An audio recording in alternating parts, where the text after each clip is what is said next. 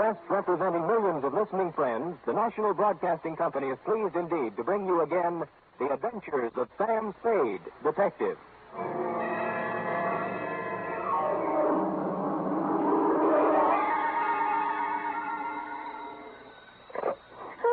Me, sweet. What number have I got? Sam Spade, Detective Agency. Well, me, sweetheart. Nothing's happened. Call me later, Dwight. The white yet. Look. I didn't know you were in town. You didn't write to me or... Effie, Yes? This is me in the flesh, Sammy the Spade.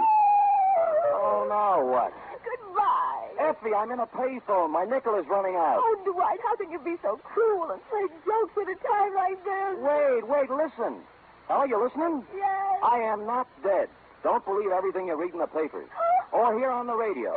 You were at my funeral. Is that what you were about to say? Yes.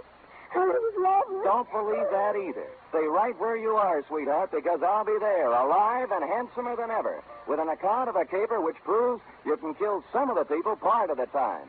My exaggerated report on the death of Sam Spade.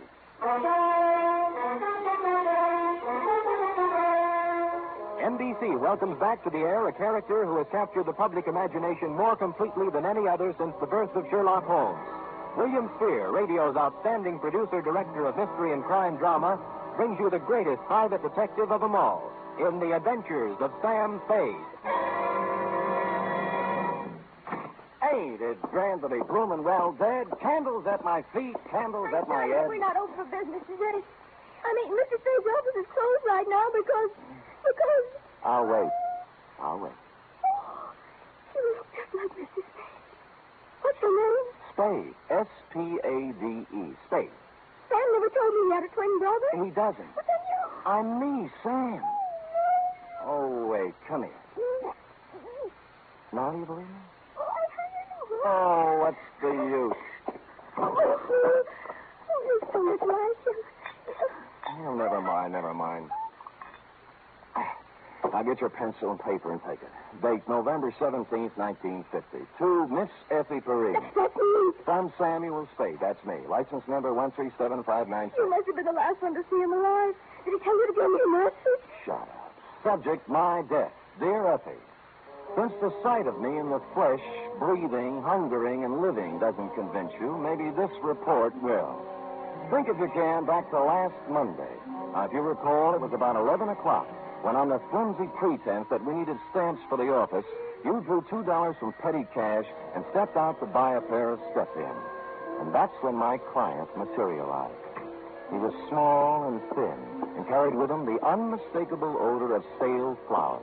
His black alpaca suit, string-bow tie, elevator shoes, and white gloves had no bearing on his conversation. Oh, dear. My name is Chester Swan. Are you sure? Yes. Well, my name is Spade. What can I do for How you? tall are you, Mr. Spade? 6 feet in my feet. Weight? 178. I always notice a man's bone structure, don't you? Oh, always. Open. Huh? Open. Let me see inside. I guess? Mm-hmm. All right. Fine. Oh, well, now that you know me this well, Mr. Swan, what can I do for you? Oh, dear. Perhaps I shouldn't have come here at all. I'm sorry, Mr. Spade. Well, really? Oh, dear. Oh, hello again, Mr. Swan. You wanted to talk to me? Yes, but I can't talk now. Mr. Spade. Still here. There. I live at 8516 Claremont in Berkeley. I'll be there tonight. Oh, dear. This time, as he made his exit, he left $50 on the edge of my desk. And so, stupid me, I was at 8516 Claremont at the close of the day. It was a small white cottage with green shutters and a white picket fence. There was a hill in back and a brook in front. The sun was beginning to set on it, and it was all very picturesque. In fact, so much so that a girl with red hair, blue jeans, purple smock, oils, and canvas was making it immortal. She liked me immediately. Here, hold this. Certainly. Like it? Oh, yeah. This is my first landscape. I'm a sprouting artist. Obvious. Makes your own? Not when I can get somebody to do it for me. Who are you? Oh, I might be a fellow artist. Don't do that. You're a liar. You're Sam Spade. I saw your picture in a newspaper clipping when I was helping Chester clean out his desk before he moved it. Oh, but You don't know an easel from a palette. Oh, but I could learn. I take it seriously. Oh, then so do I. I doubt it. You've never tried to get away, to stand off, to throw off the shackles, have you? No, I'll have to admit that the urgency of living, the pressure of merely existing, has had to... Catfish, Sam. By the way, I'm Amy Goodrich. Catfish? The world is full of unhappy people who never try to get away from it all. Well, honest, Stop it? Well, I wanted to, really. Honestly, Sam, get away from everything. Leave, dissolve.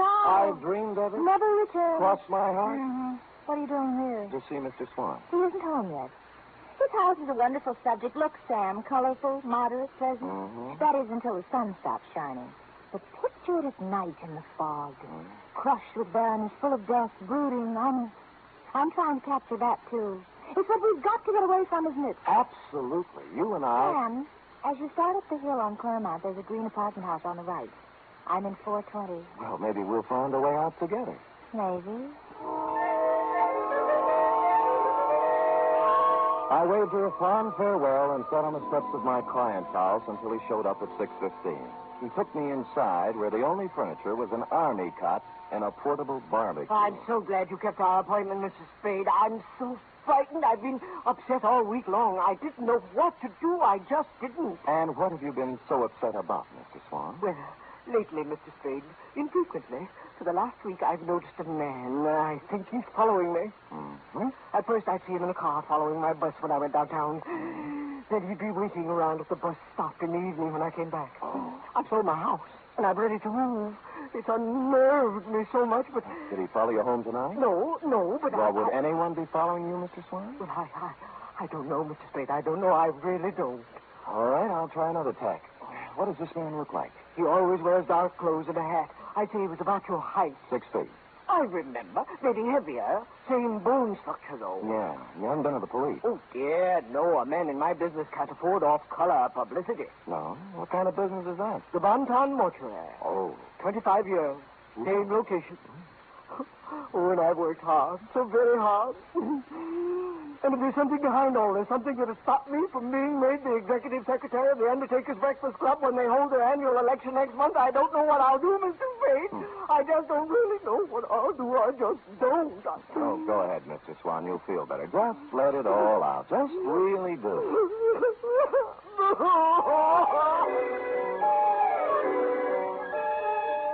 And he did. When he stopped crying, I instructed him to go about his daily habits as always and left, assuring him I'd get to the bottom of it all. I walked down to the corner ostentatiously, which is a neat trick well calculated to throw nefarious observers off the track and lull them into false security.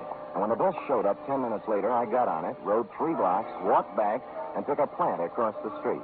A clever ruse, as you see, to invite a showdown. 2 hours later, a man about my size and dark clothes appeared over the hill and crept stealthily to the front of my client's cottage.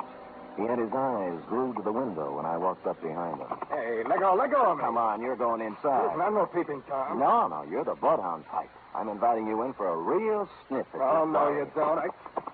Well, all right, then. I'll go quietly. No, okay, that's better. Now, we'll just walk on.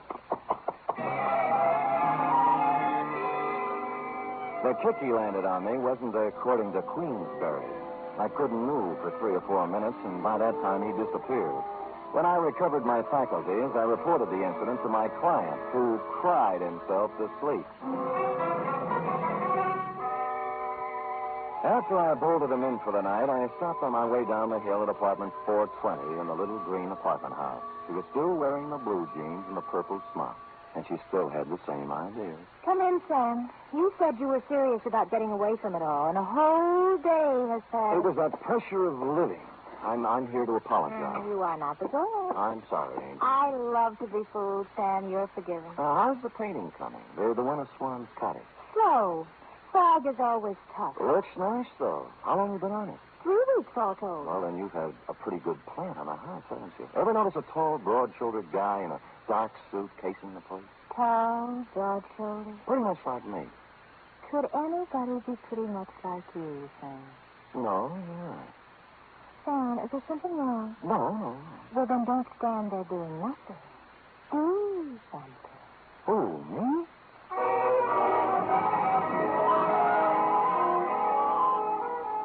Amy fixed me a small dinner which had a strong turpentine taste to it, and then we mixed oils and painted and made fudge. Next afternoon at the Hall of Records, I did a little spade work on Chester Swan. His application and permit to practice undertaking in the city of San Francisco were dated 1938. Details: unmarried, 52 years of age, graduated from mortician school in Ohio, listed one living relative, nephew, Theodore J. Swan, Toledo, Ohio. I was gathering the above information when I smelled whiskey over my shoulder, which is always good luck. It was Al Torrington, who was also in the private investigation racket in this city, and he was leaning, peering from my face to the card that I held in my hand. He got over to you, too, sir? Who got over to me, Al? Him? That Finney with the tears. What's his name? My eyes ain't so good. Swan, Al. Chester Swan, mortician. Yeah, that's him, Sam. The same one exactly. Came to my office 2 weeks complaining about somebody following him.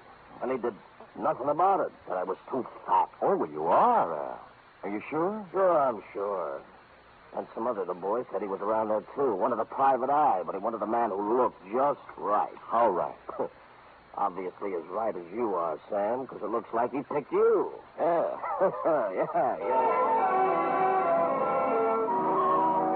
Yes, it did look like he picked me. And I thought that over, and I didn't like it.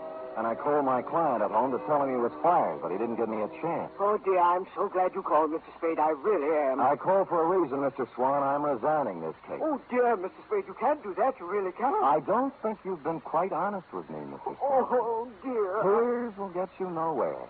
I made a routine check on your reasons for hiring me, and they don't quite fit with the reasons you gave.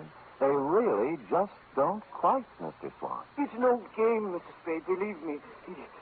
He's back tonight. Right now, he's standing beneath the lamppost outside my window, and I'm frightened to death. So please hurry over, Mr. Spade, and let's get this business straightened out. Please.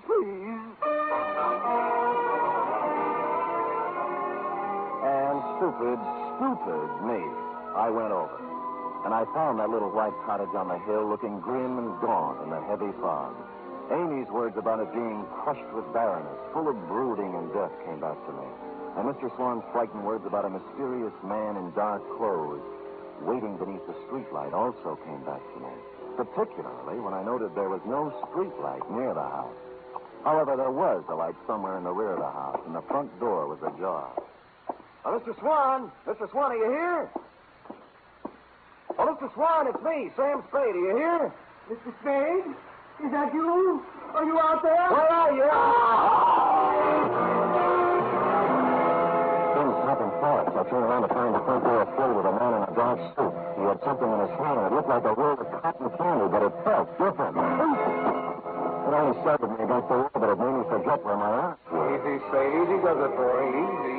He let me down to the floor gently. I could still see the lights somewhere in the back of the house, and I could hear him talking way off. Give me the needle. I can't watch. I'm going upstairs. The needle went somewhere in my left arm, but not before somebody pulled my coat off, and for no reason I could think of at the moment, also tried to pull my finger off. Well, I couldn't dwell on it. By that time, the stuff in my arm was going other places, and I was going with it, even though there was action all around me. That's all it does. No, stay away from me. Get out of here. Vaguely, somewhere, somebody was shooting Roman candles or having blowouts or playing bebop. I just didn't care at all. I just didn't.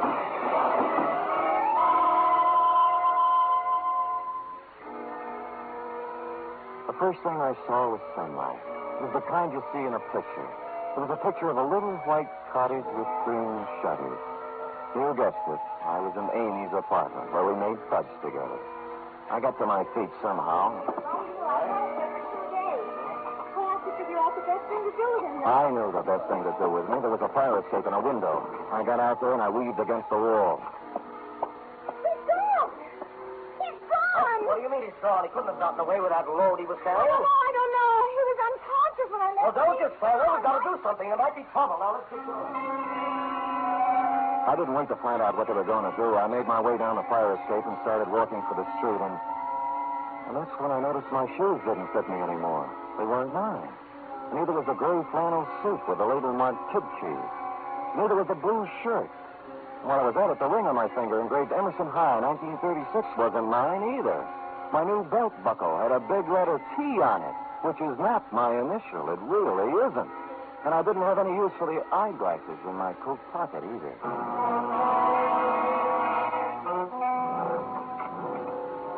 You were out when I walked in the office, Eph, but you've been there. There was a black crepe done up in a white satin ribbon hanging on the door.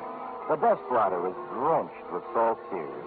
And a newspaper folded back to page 13, and I'll sue the Chronicle on this if it's the last thing I do gave me a 2-inch spread. Item, November 15th, 1950. 15? What happened to the 13th and the 14th? Detectives, perishes in Berkeley fire. I read it through once.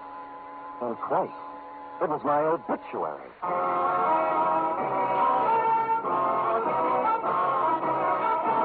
You are listening to the first in a new series of adventures involving radio's most famous detective, Sam Spade.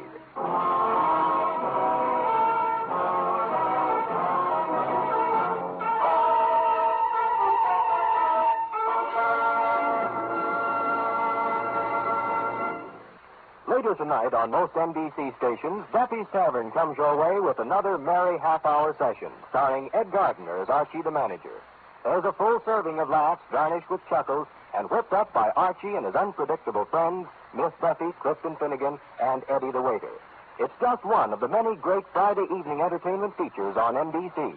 It's Duffy's Tavern, your cue for better listening where the 3 chimes always mean good times. Make it a Friday evening habit to tune early and stay late at your favorite NBC station.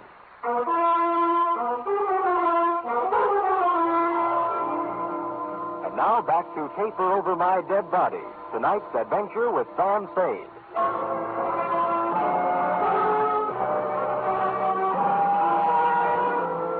I left the crepe on the door and went out to buy a new desk blotter and some more newspapers.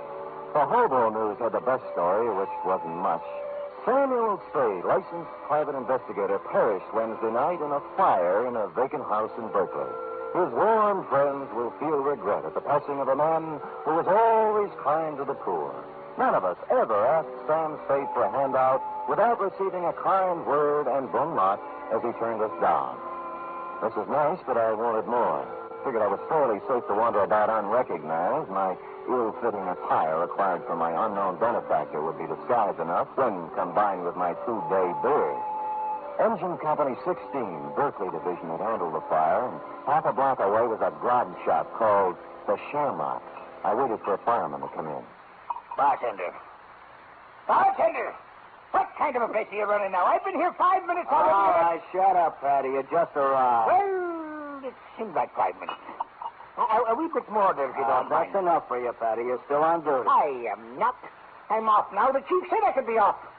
It is every day I receive such a shock to my system. You received your shock 3 days ago. And I'm still shaking, man. Oh, the sight of him was terrible. Burnt as black as the good saint's beard. All twisted and horrible in death. He was probably dead drunk and didn't know what happened to him. And were you there fighting the flames and finding him like me? Oh, it was terrible. Terrible. It wasn't that bad, and you've had your limit. And who says so? I say so. Oh, you do you? And who are you? Your brother-in-law. Well, now. Well, maybe I can spot you one time. I never drink with strangers. What's your name? O'Doolin. Well, you heard the man. Go ahead, pour. Cheers. Yeah. Hey, fireman, you had a terrible experience 3 days ago. That I did, Mr. O'Doolin. That I did indeed. I've heard it a dozen times. I'll be at the other end of 3 nights ago, Mr. O'Doolin, and we get a call to the house on Claremont is afire. Well, see, when we get there, it's about all gone. Can't understand why it has been flamed so fast. Wood. It was the funeral pyre of a man who lived in sin. Huh? A detective fellow. Sam Spade, he was identified as. Oui. Oh, one moment, fireman. I've heard fine things about him. Some of those uppity police fellows from the Division of Homicide said he was a nice fellow. But some of the boys at the fire station and myself, well, we got our own ideas about that. What kind of ideas, Fatty, me boy? What kind of good can any man be accomplishing in an empty house late at night, I ask you, Mr. O'Doolin? Oh, he was done to a turn, he was, when I burst in the door with me axe. Saved Satan the trouble. Charge. Empty whiskey bottles scattered all about. Sin, O'Doolin, sin. he'd gone to sleep with a smoke and cigarette that set the whole place off. Vice rampant.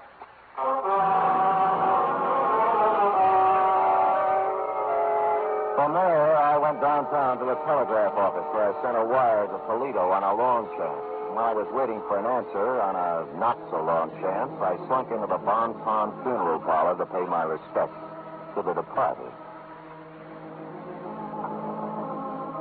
I stood in the back of that dimly lit chapel and scanned the scene. 3 of the boys from homicide were there, blowing their noses. 2 chorus girls I thought had long since forgotten me were there in black, deep V-necks. My insurance man was there, looking awful worried.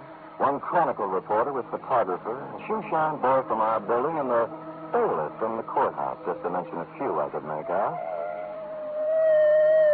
And you were there, Effie, up front near a closed casket. I made out a bowl of flowers from robbery detail. It said, "Goodbye, Sam." Maxie from the city morgue was the only one who looked at ease. All right. Does anyone wish to, you, miss? Many called him Sam, but I called him Sam. And this is last papers.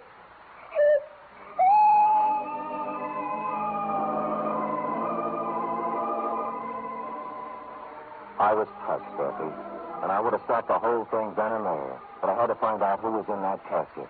I reeled out the front door with tears in my eyes and slid around to the back door and into Chester Swan's private office. And there I made a phone call and got an answer to my telegram, which caused me to make another call to his bank. By that time, most of it was right in place. A search through his desk revealed nothing, and a safe standing in the corner the same. But then my answer walked right in the door. Oh, Sam, darling, I was so worried when I found you'd left there. I saw you at the funeral, and I thought you'd be here. And the guy was with you? Was he worried, too? Oh, dear him. That was Dr. Jesslyn. Sam, you'd been out for 2 days, and I didn't... Oh, Sam, you sweet. You got away from it all. You've escaped, darling. Yeah, they're burying me right now. I'm dead. It's so wonderful, Sam. Only one thing. Where do you fit?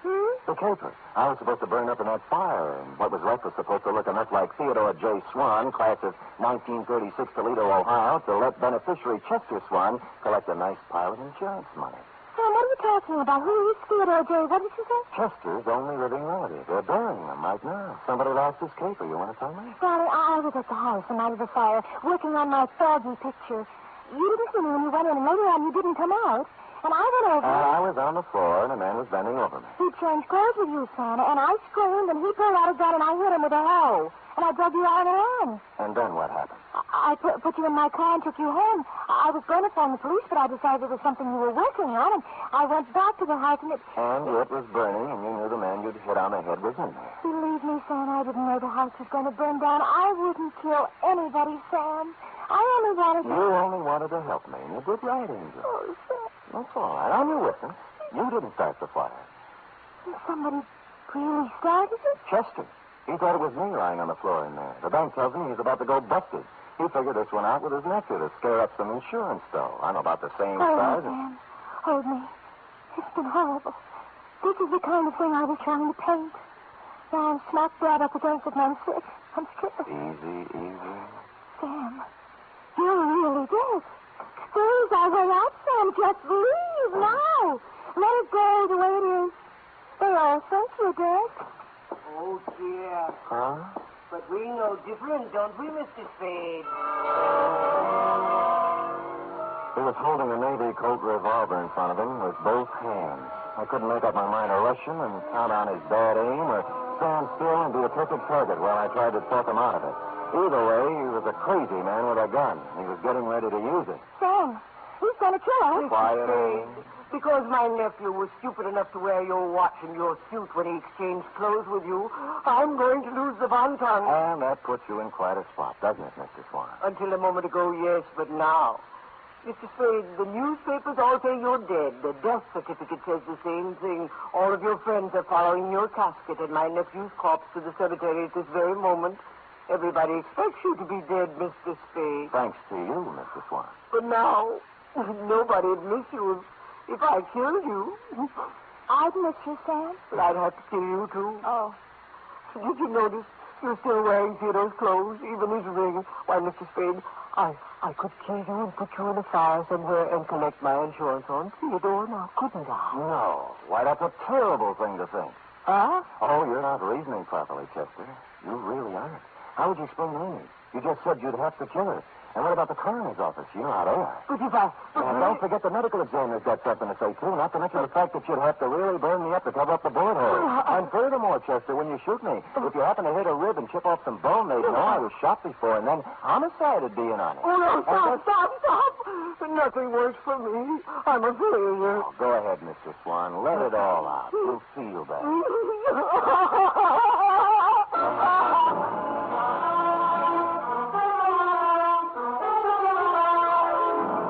And he did.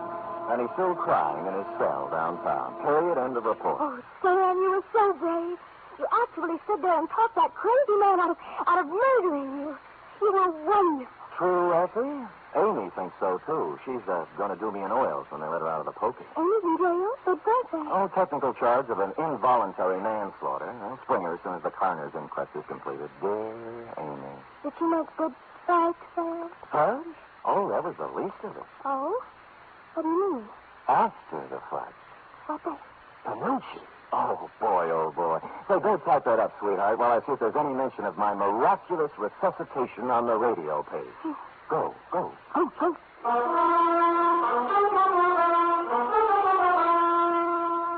There certainly is a mention of Sam Spade on the radio page for Friday. Sam Spade is one more in the list of great shows to join up in NBC's Parade of the Stars. Have you heard The Big Show? This Sunday, The Big Show comes your way once again on NBC. Listen to just a few of the star names who will be appearing this week. Bob Hope, Jimmy Durante, Perry Como, Jose Ferrer, Mindy Carson, Eddie Cantor, Meredith Wilson and his orchestra, and many, many more. And, of course, your MC once again will be the lady who invented the snappy retort, Tallulah Bankhead. Yes, it's The Big Show. It's big in music, big in drama, and big in comedy. Be sure to hear The Big Show Sunday.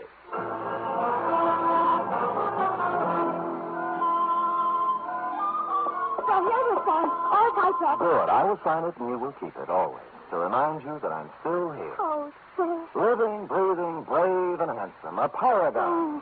Sam, what will you do about the mail? The mail? What mail? Where? All the letters and postcards and telegrams and all that came in when people thought you... Oh, way over here. But what did it touch you? Oh, there's been enough tears tonight, eh? Oh, Sam, it's so good to have you back. Will you be the same as you always were? Well, I'm going to try. Because then you can't help but be, like they say, the greatest private detective of them all. We'll see. Good night. Good night, sweetheart.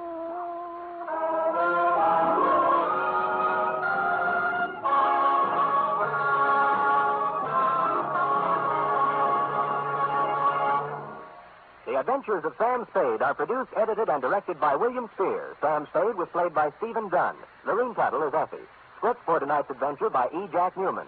Musical scoring by Lud Gluskin, conducted by Frank Worth.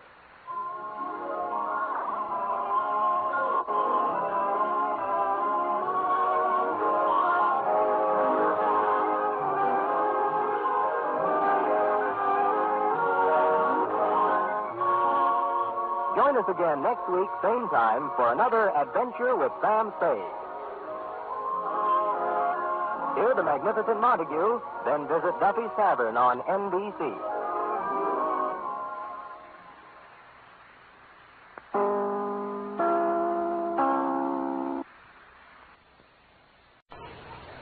The National Broadcasting Company presents The Adventures of Sam Spade, Detective.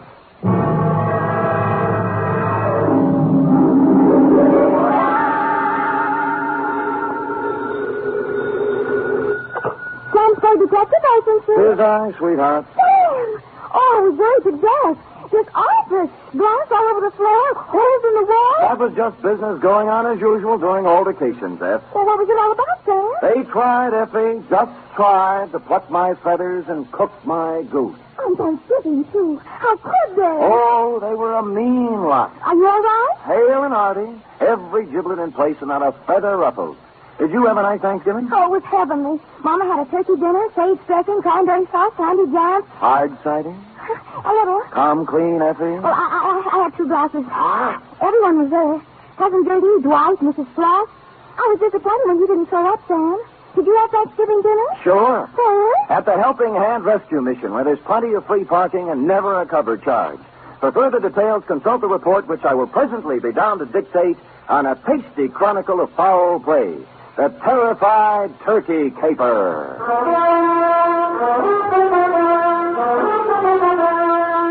For NBC, William Spear, radio's outstanding producer-director of mystery and crime drama, brings you the greatest private detective of them all in The Adventures of Sam Spade.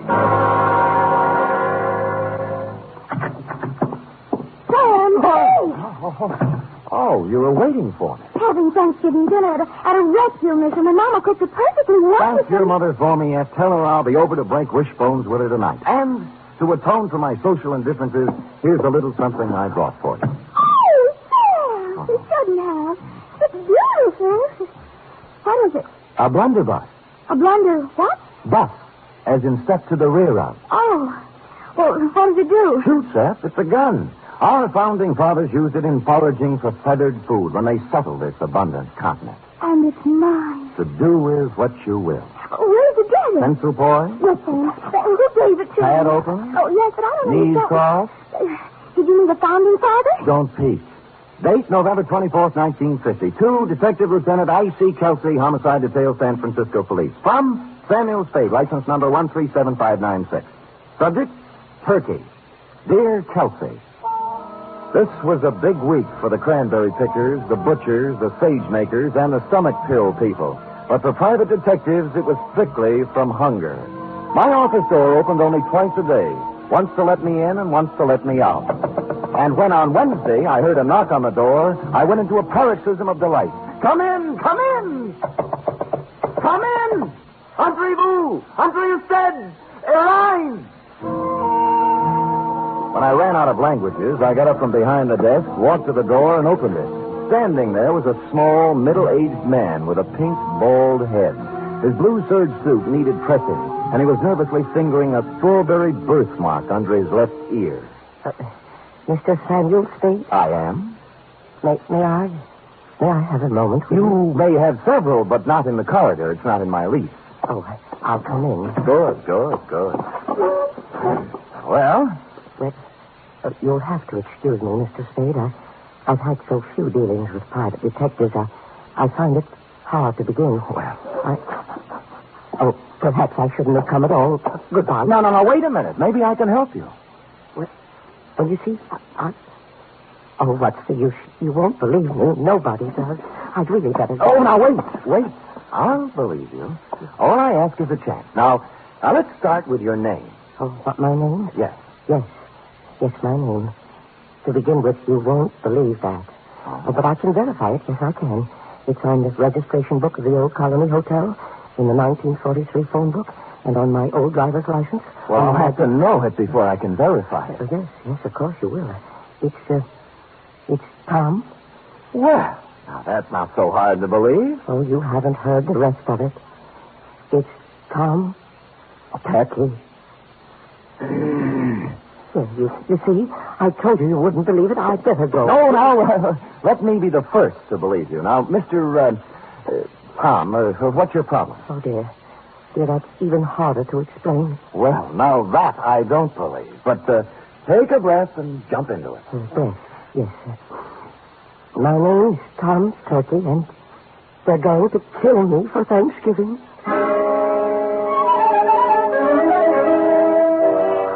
Well, I had asked for it, and I had gotten it. And I sat back wondering who had gone to all the trouble to play this funny joke on me. I was looking at my hand to see if there was any itching powder on it where he'd shaken it when my phone rang. I lifted the receiver, swung around in my swivel, and gazed out onto the street. It was Al Cuccio calling, a private eye whose reputation was shadier than a mushroom cellar. Hiya, Spady. Al. Haven't seen much of you lately, Spady. You have to get together. Yeah, well, so long. Wait, I'll tell you why I called. I've had a pest in my office, keeps coming back. Thinks he's a turkey somebody wants to dress.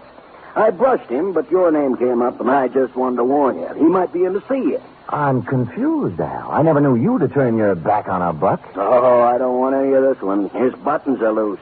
My advice to you is to bounce him. Well, we've never traded advice before, Cuccio. Why now? Well, After all, we're in the same racket. If we can't help each other... Oh, sure, Al, sure. I appreciate it. Give me a ring. We've got to get together sometime. Yeah, when I get a free night, we'll Jimmy parking meter. Yeah, we...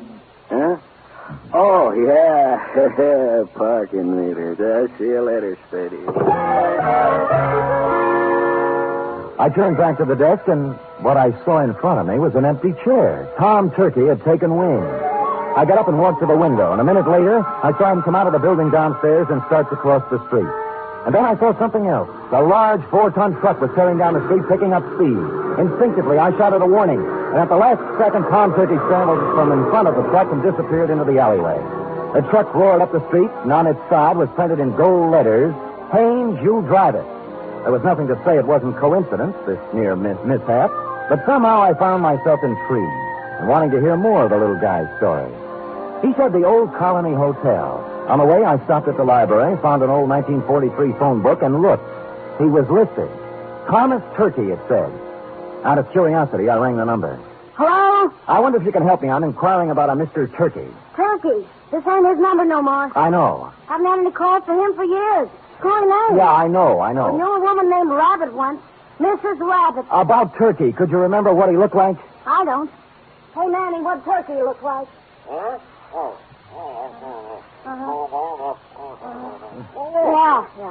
Small man, around 50. Nice fellow, Manny says. Strawberry under his left ear? Strawberry under his left ear, Manny?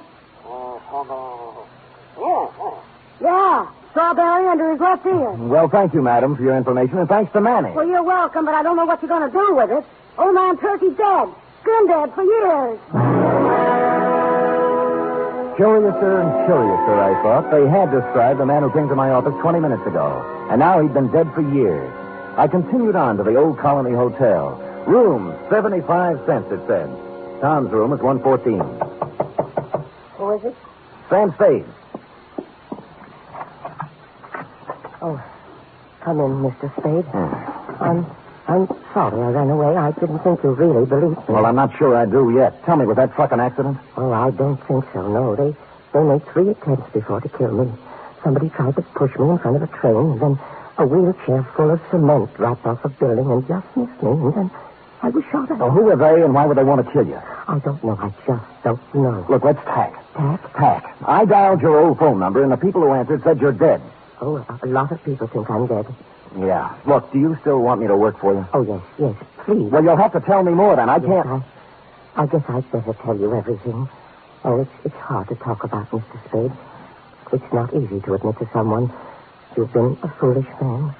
You see, I just turned 50. I was quite tired of the life I'd led. Proper, dull, and unfruitful, except in money.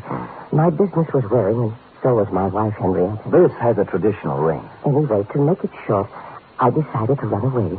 One day I drove to work. I parked my car in the middle of the Bay Bridge where the suicide note left it and disappeared. Where did you go? Oh, all over the world. I took a job on a boat. I did. On a boat. And then I settled in Sao Paulo, Brazil, under another name. Now you're back. Why? Well, maybe I got lonely. Maybe I got wiser. Maybe I felt I paid enough for my mistakes. Let's just say I'm back.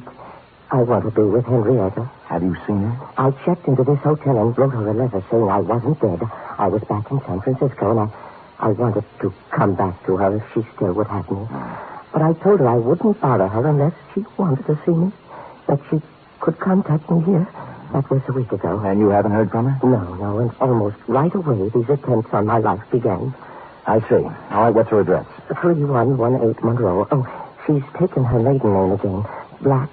Henrietta Black. Well, come on, let's go. No, I'm not going to see her until she asks me. Well, look, you're going to my apartment. Nobody will bother you there. And you're going to see Henrietta? That's right. Oh, thank you. Thank you, Mr. Spade. You do believe me. I think I'm really ready to face the world again now. I deposited Tom in my apartment with instructions to open the door for no one but me, and then I proceeded to 3118 Monroe in the high-rent district. I was ushered through a comely portico by a Japanese maid who told me to wait in a study heavy with mahogany. In a moment, 2 people came in. The woman wore a black dress, silver pendant, flat shoes, and a complexion the color of apple meat. She was Miss Henrietta Black and/or Mrs. Tom Turkey. The man turned out to be Leander Luce, the lady's attorney, business manager, and canasta partner. You say you have something important to discuss with me, Mr. Spade. I do. I hope you don't mind my asking Mr. Luce to be here. Not at all. Well, Mrs. Turkey, I just talked to your husband, Tom. Mr. Spade, if you please. I say something? a rather feeble attempt at comedy, Mr. Spade. Well, I wasn't trying for a laugh. You are Mrs. Turkey, aren't you? I was. You undoubtedly still are. I'd expected to hear another one of these cruel jokes about my name. At Thanksgiving time, Mr. Spade, someone was always going to stuff Tom, baste him, dress him, slice him. This season, they're going to kill him. They are not going to kill him. He is already dead. He's not dead, Mrs. Turkey, and you should know it. I should. Yes, he sent you a letter saying he was back in San Francisco and wanted to see you. Mr. Spade, this has gone absolutely far enough. Not quite. What about the letter? I know of no such letter. I see. Well, thank you for your time. I'm sorry I bothered you. Oh, you used bad judgment in coming in the first place. Yes, maybe you're right. There was falsehood in this someplace, Lieutenant, and it stuck out like a fat girl in slack. The only thing to do was to go back to my apartment, get Tom Turkey, and confront Mrs. T with her husband in the flesh. But when I got back to my apartment building, I spotted in rapid succession, 1, an ambulance, 2, a police car, and upstairs, outside my half-open apartment door, I spotted 3, you. I've been expecting you. What's going on, Chelsea? Yeah, serious, Sam, serious. Who's that bald-headed man moving around the apartment? That's McCracken, the new medical examiner. Checking a stiff on your rug. I stepped around you, Lieutenant, and pushed the door all the way open. I saw McCracken kneeling over the body and a couple of men from homicide taking photos. I moved into the room feeling nothing good. A little guy had given me a job, and while I was yakking with his wife, somebody got to him. And in my apartment, where I'd stashed him. McCracken stood up, and I looked down at the body. Then I looked again. Who I saw wasn't Tom Turkey at all. It was the late Private Eye, Al Kuchel.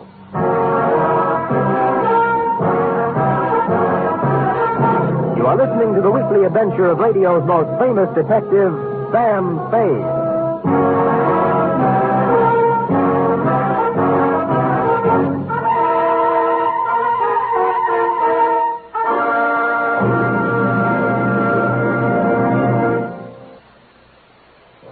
You Friday fans of Sam Spade, there's mystery on Saturday evening, too, on NBC. Tomorrow, the man called X sets out on another mission of danger and intrigue in some far-off corner of the earth. Herbert Marshall stars as the man called X, a man without a name who travels the world over protecting his country's interests. He lives by his wits, and his business is danger. He's the man called X, tomorrow over most NBC stations. For top Sunday listening, it's another broadcast of The Big Show on NBC. This Sunday, your stars include Fred Allen, Jack Carson, Mindy Carson, Ed Archie Gardner, Ed Wynn, and many, many more. And Tallulah is your MC as usual. This Sunday, it's The Big Show on NBC.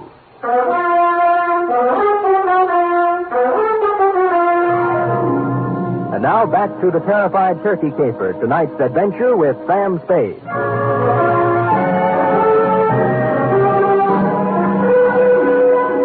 While the men from homicide were taking pictures, etc., you and I, Lieutenant, were going round and round on the question, if I didn't kill the man found in my room, who did? And you were sufficiently impressed with my insult, Chelsea, not to hold me for the murder. We bowed to each other, and I left. Thinking back to the truck that had almost run Turkey down, I went to the Haynes U Drive truck rental garage.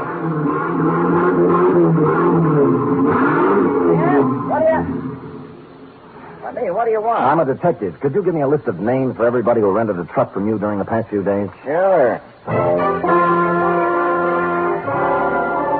He handed me a big registration book, and I read every name for the past week. For the first 5 days, they all seemed to be nice, normal, abnormal names. And then, under the rentals for the day before, was the name of John Smith. John had given his address as 7200 Kearney.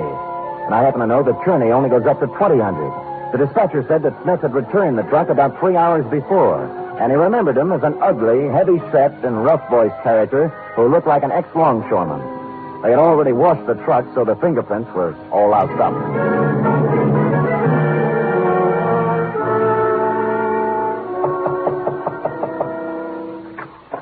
Well, it's Mr. Spade again. Look, I'd like to speak with Miss Black, if you don't mind. Come in. Come in. Thank you. This way, into the den. Right. Well, I was sure you'd look into this affair a little more and realize that it was just a blind alley. A hoax of some kind. Where's Miss Blank? Oh, she's upstairs lying down. The whole affair has upset her, and she asked not to be disturbed. I think the wisest course of action for you, Mr. Spade, is just to let the matter drop. You can't let a murder just drop, Mr. Lewis. The police wouldn't hear of it. Huh? Murder? Who? An unfranked private detective named Al Cuccio. Well, what does this have to do with Henrietta Black? Al Cuccio called me earlier today and said that Tom Turkey was a crackpot, a little man with delusions. He tried to top me off taking his case. He sounds like a perceiving man. Well, he didn't perceive ending up in my apartment with a bullet in his head. Well, that's too bad, but I still I don't left see... Tom Turkey in my apartment for safekeeping, and when I returned, he was gone and Cuccio was dead. Well, that explains itself, obviously. This detective knew that Tom Turkey was a phony, and Turkey killed him. It can figure that way, and a number of other ways. Mr. Spade, I have no desire to sit here trading subtleties with you. As yet, no one has demonstrated that the real Tom Turkey actually exists, alive. Now, until you do have something more concrete and less mythological, Miss Black requests that you do not come around opening up old wounds. You've made an eloquent point. Just tell me one thing. If I can. When did Tom Turkey disappear? I mean, what month, what day? It was, 1943, November. But I'm not sure of the exact day. I think it was in the third week. Could it have been on Thanksgiving? Very possibly, very possibly. I returned thoughtfully to my office and did a little rapid mental arithmetic and came up with the number 7. From November 23rd, 1943 to November 23rd, 1950 was 7 years to the day. And I pondered this. What did the number 7 mean to the life or death of Tom Turkey? I had just hit upon the answer and was crying Eureka when my office door opened, unlocked, and a visitor came in unannounced. He was ugly, heavy-set, and looked like an ex-longshoreman. I waited to see if the voice checked. You, Spade? Who shall I say is calling? Yeah, Captain John Smith. And here's my calling card. The first bullet grazed my shoulder and tore the padding out of my coat. The second bullet hit the water cooler and it crashed over, water and all on top of me. Where the third bullet hit, I wasn't sure at the time because darkness came rushing through my head like a freight train.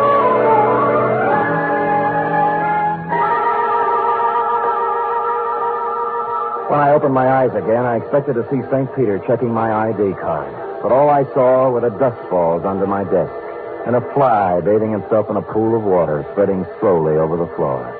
There was blood on my hand, but it came from a glass cut. I was in shambles, but alive. Captain John Smith had shoved off, obviously thinking his bullets had done their work.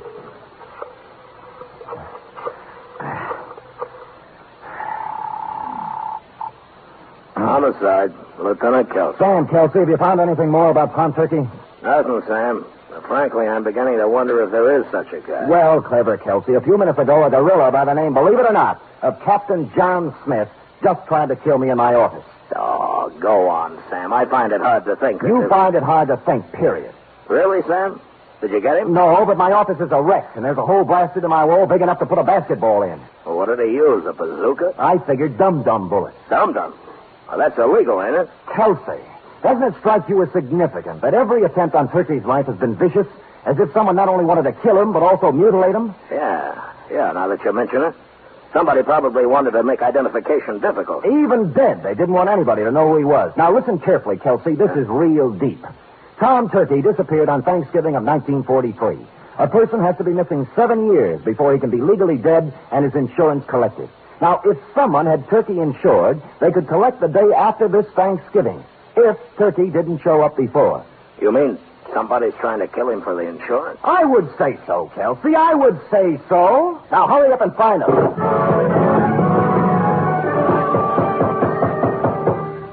When I put down the phone, I heard a heavy pounding. For a minute, I thought it was in my head, until I turned to face the door, and standing there was a small pilgrim with bandy legs in black stockings, pantaloons, white-collared coat, and stovepipe hat. Hallelujah! He wore silver buckles, and what he was pounding on the floor was an 18th century blunderbuss. Hallelujah. Have I got the right place? Oh, offhand, I'd say so. If you're looking for Captain John Smith, he just left. Pocahontas is expected any minute. Now, don't you go trying to confuse me. I'm too thirsty. What's on your mind? Well, I'm looking for a fellow named Dan, Oh, I'm so thirsty I forgot. Sam Spade? Yeah, that's it. There. Oh, you broke your water bottle, huh? Yeah. Good. That stuff's poison anyway. Hallelujah. Hey, say, do you happen to have any hard cider around? Fresh out. Oh. And I'm kind of thirsty, you know. Any type of corn squeezing? Here, try this, Dad. Yeah. Good, huh? Oh. You like that, huh? Oh.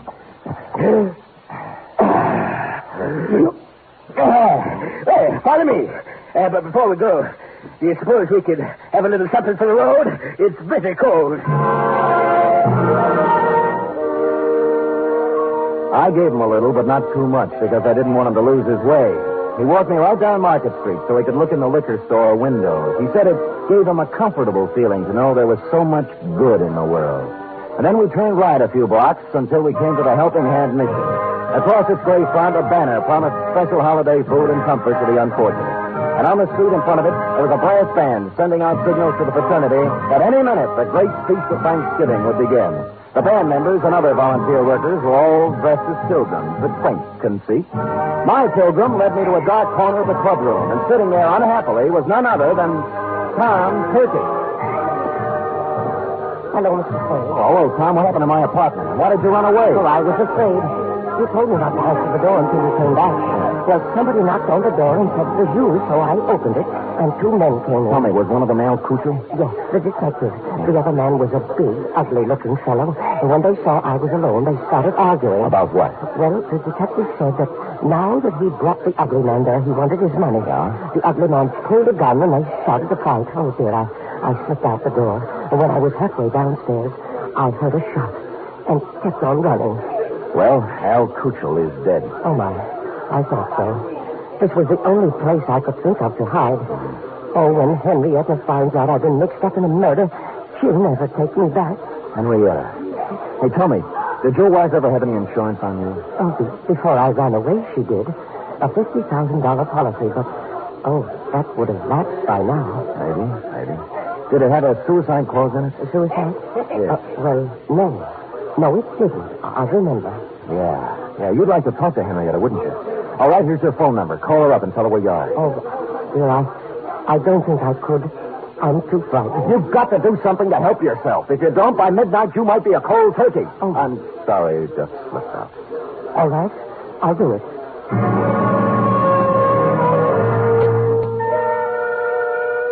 Well, he went and made the call. When he returned, he said that a man had answered who said Henrietta would come down and pick Tom up. He didn't want to wait, but I sat on him. The pilgrim brought us a dish of turkey dinner, saying he couldn't stand food himself, and we munched a spell. In a little while, a limousine pulled up in front of the mission with someone in back whom I couldn't see. The chauffeur stepped out and came in inquiring for Tom Turkey. It was Captain John Smith himself. When he saw me, a look of shocked surprise came over his unhandsome face. Hoping to catch him off balance, I drove at him. It was the liveliest thing that has happened at the Helping Hand Mission in years, and we had a good house, too. Money was even changing hands. When I heard the odds starting to go against me, I realized I'd better come up with something. Here, use this, partner. And I did. The bandy-legged pilgrim shoved his blunderbuss right in my hand. And I swung. Smith dropped like pheasant on the wing. I looked up. The passenger from the limousine was just coming in. What's the meaning of this? It means, Leander Luce, that you're not going to carve Tom Turkey up for your Thanksgiving insurance policy. Hallelujah. Drumstick, anyone?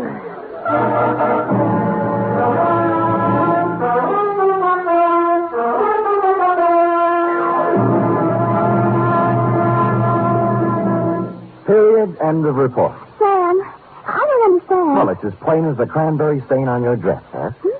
Luce, as Henrietta's business manager, had her power of attorney. And secretly, he kept making the payments on Tom Turkey's insurance policy. Oh, and then he'd collect for Henrietta and keep the money himself. Effie, sometimes your lightning mind frightens me. Now, go type that up. 3 chimes mean good times on NBC. There's fun and laughs with the chimes later tonight when Ed Gardner stars in Duffy's Tavern.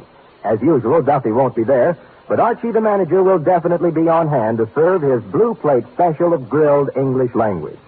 This Sunday, the big show comes your way again, Tallulah will be your hostess, and the stars include Fred Allen, Jack Carson, Ed Wynn, Meredith Wilson, and many, many more. It's The Big Show, Sunday on NBC.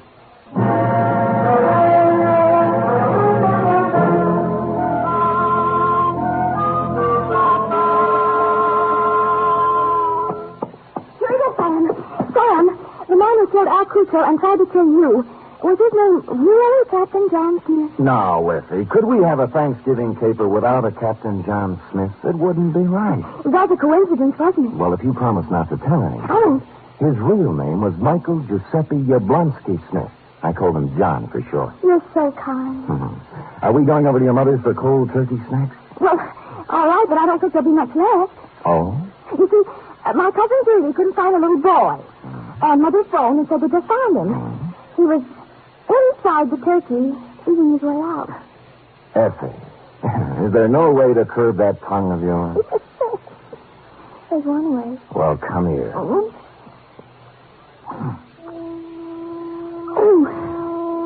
good night, Sam. Good night, sweetheart.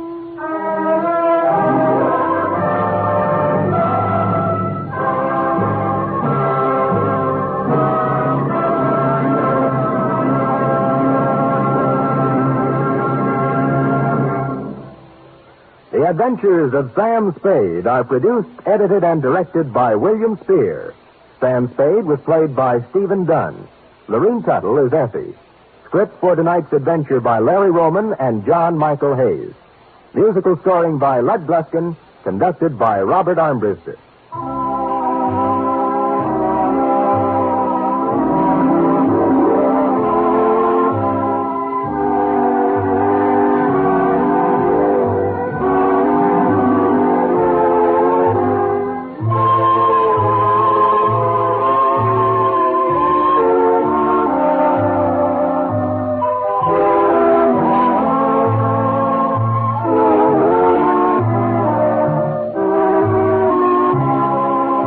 Join us again next week, same time, for another adventure with Sam Spade.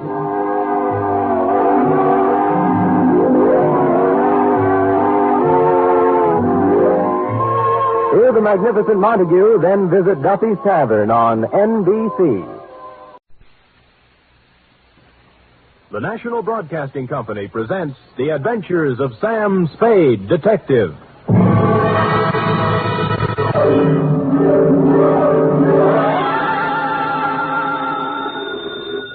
Sam Spade Detective Agency? Me, sweetheart. Sam, would you mind telling me where you are? Not at all, Effie, not at all. Let's see. I'm at the ill-rigged Dana Rab Etile Seagrog. I don't understand it, Sam, but I think I caught the word grog. Oh, you're shrewd, Effie. You see, I'm on the inside, and the lettering is printed on the outside. Now, if you'll wait, I'll go outside and read it the right way, and then come inside and... Never mind, I've already guessed.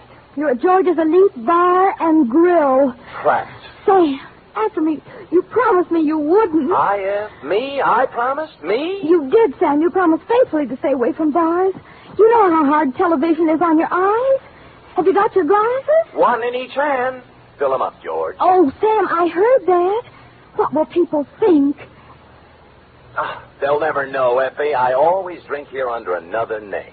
Oh. Just a little of the hair of the dog that bit me, Effie. But don't worry about me. Although it's true I have been dogging it and have been hounded from tree to tree, I am frisky as ever and will be in to unleash my canine chronicle, namely the dog-fed caper, or he who lies down with dogs gets up with murder, or, condensed for easy reading,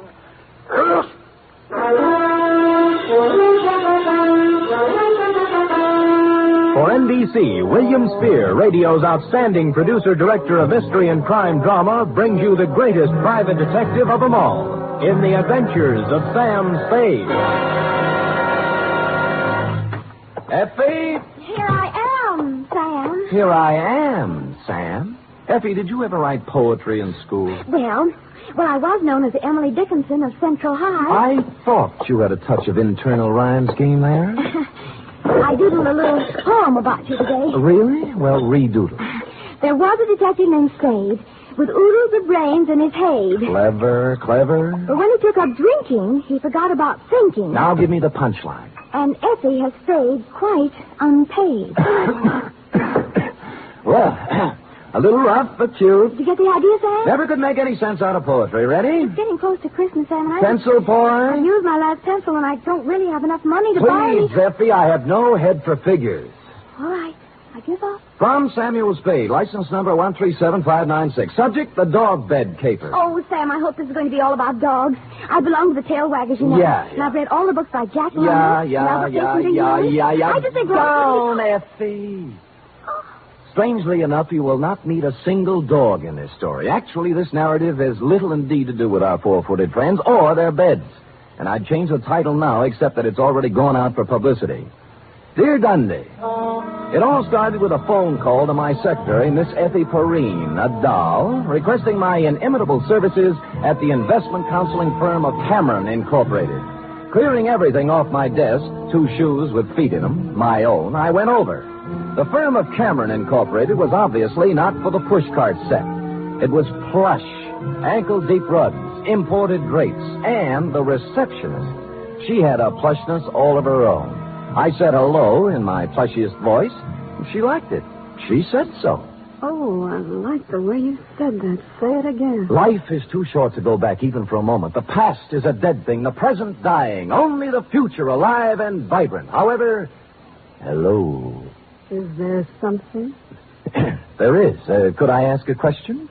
Why not? I will rephrase the question. What time do you stop working this evening? Around 6. Care to have... Why not? There's a little bar around the corner, okay? Why not? Why not, indeed? Bring your own money? Well, come anyway. Your name? Celeste. Mine's Sam Spade. Who's Mr. Briggs? He called me. Major Briggs? Why, he's our chief accountant. I just happened to have my door open. Did I hear someone inquiring about me? This is Mr. Spade, Major Briggs. How do you do, Major? It's a pleasure to meet you in person, Mr. Spade. I'm the man who called you, you know. I'm grateful, sir. Now, what is it I can do for you and Mr. Cameron? Oh, it's not for me that I called. I haven't a worry in the world, and it's Miss Cameron. Oh. Old Cameron's been dead for many years now. I see. Whatever she wants, Mr. Spade, do a good job. We are all counting on you. Will you please announce Mr. Spade, Miss Roberts? Certainly, Major. If you'd excuse me. Nice to have met you, Major. Miss Cameron? Yes? Miss Spade's here. Send him in, please. Go on, Sam. Have fun. Think I might? Why not? That girl had the most beautiful double entendre in town. Well, to get on, Adela Cameron was a career woman, around 29, although the tailored suit made fine detective work difficult. No makeup, severe hairdo, and in spite of all this, chic. In fact, as we shook hands in a most businesslike manner, I had the feeling that something warm might well spring up between us. Something like a warm mutual dislike, maybe. But something. Most men simply cannot be told anything in confidence. They gossip. That's a switch. I don't appreciate your humor, Mr. Spade. I accept your apology. I will tolerate you because of your reputation. All right. I'm going to give you a very difficult job to do. Miss Cameron. What is it, Major? I'm sorry to interrupt you, but Courtney Pierce is on the phone. Mr. Spade, this is Major Briggs, our chief accountant. We've already met. Mr. Spade. Now, Adela, Pierce wants us to unload his short-term governments and buy American cattle. He's dividend crazy. AMCAT's declaring one in January, and he wants it. Well, let him do it. Well, I just want to protect your interests. You know what will happen to AMCAT after February. They'll drop 10 points, and he'll blame us. I went through this with your father when you and Greg were... That's right, Major. Well, tell him we advise against it. But if he persists, ask him for a release in writing. That's what I thought you'd do. That's the way your father would have handled it. I just want to protect your interests, my dear, that's all. I know. I just want to protect your interests. But don't worry about it. You know, we're not children anymore. All right, my dear. Where were we? Oh, you were giving me a difficult job. Oh, yes. Here is the business address of Mr. I.J. Barco. He's a wealthy manufacturer, a client of ours. I want you to find out everything about him, especially anything unsavory. Sorry, I don't do divorce or blackmail cases. Mr. Spade, this is not a divorce investigation. All right, what is it then? Why do we want a client shadowed, I believe is the expression? That's it? Because we believe he is investing money through us for some racketeers. If that were true, we would, of course, have to drop him. But we don't want to lose his business just on suspicion. I see. Find out anything you can about him. I'll give you $50 a day in expenses, 1 week guarantee. Will you consider the job? I have considered and taken the job. By the time I'd reached the door, she had already forgotten me and was hard at work on some papers. Outside, I planned to dally a few moments in idle chit-chat with Celeste. But before I had the chance, I was accosted by a husky young chap whom I'm afraid was a Princeton man. What were you talking about in there, Spade? Oh, you have the advantage, sir. Who are you? Gregory Cameron. Now, come on. What was Adela telling you? Well, if you step to one side, you can walk around me and ask her. Look, don't pull that cagey private detective routine on me. I pack a little weight myself. Well, pack it somewhere else, sonny. I asked you a question. I expect an answer. There's your answer. Any more questions? He didn't feel much like talking then, and I was so irritated I walked out without saying goodbye to Celeste. When I reached the street, the white-haired old gentleman, Major Briggs, hurried out behind me. Mr. Spade, please don't think too badly of that boy. I've known him from the cradle. He's in a difficult emotional state. Yes, sure. As far as I'm concerned, Major, it never happened. You're a kind man, Mr. Spade. I could tell that when I first saw you. You're just the sort of man Miss Cameron needs. Well, I hadn't looked at it that way. If you require anything, don't hesitate to ask me. I've been with this company 40 years before those two children in there were born. And I know how difficult life can be at times. I just want things to go well for them. I'll do my little part, Major. Bless you, son. Bless you.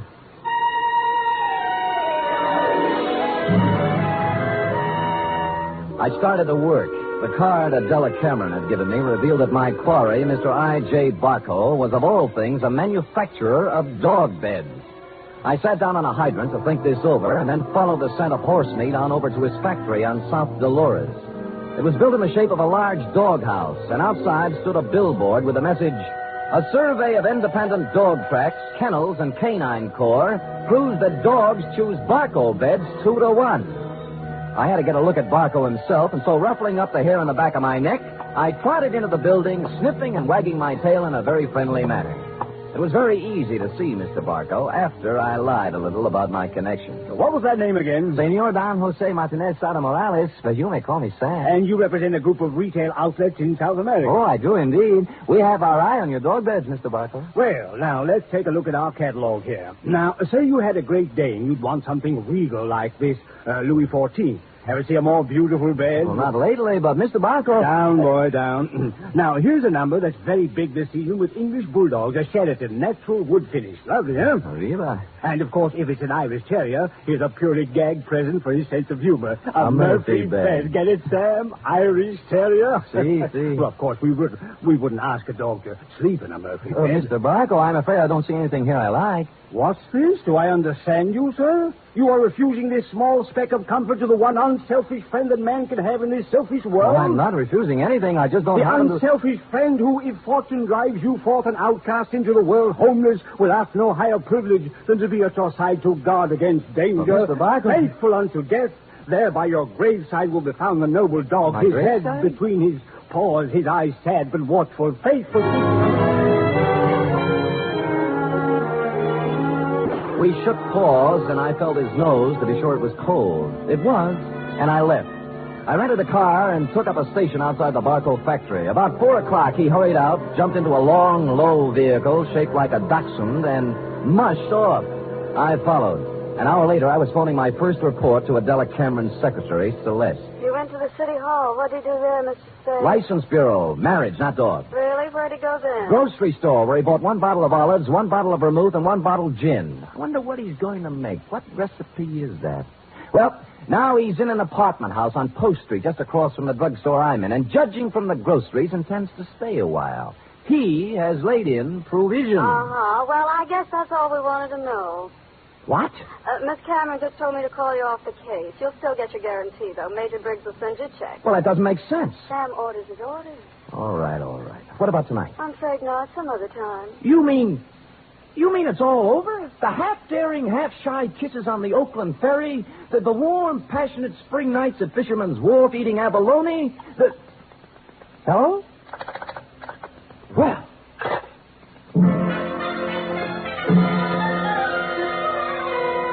Puzzled, as who wouldn't be, I walked slowly back to my car. But before I had a chance to get in, I saw I.J. Barco hurry out of his apartment house. But he didn't enter his car. He came right for me. Spade! Spade! Just a minute, Spade. So sorry, my name is Don Jose Martinez Morales, yet. Don't kid me, Spade. I'm not as stupid as I acted today. Huh. Look, I know why Adela Cameron is following me, and you don't. And you'll never find out, any more than the other 4 detectives did. I was the 5th choice? Well, I shall speak with my agent about this. I'm going to tell her in person that this foolishness has to stop. If it doesn't, she'll live to regret it. One more thing. I presume you're going to follow me. Well, I'm turning right on Market and heading out to 1217 Ridgewood Place. You shouldn't have any trouble.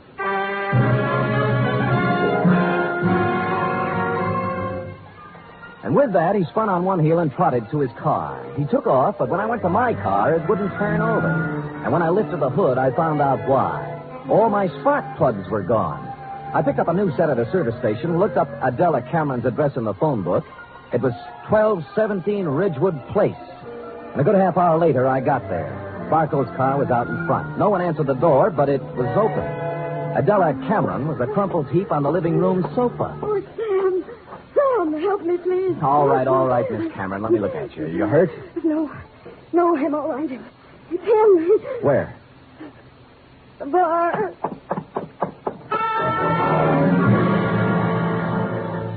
I hurried into the bar and was met with a strong odor of scotch. A bottle of it had been broken, and holding the neck of the bottle in one hand was I.J. Barco. He was on the floor, his hands slowly opened. The glass rolled out, and he died.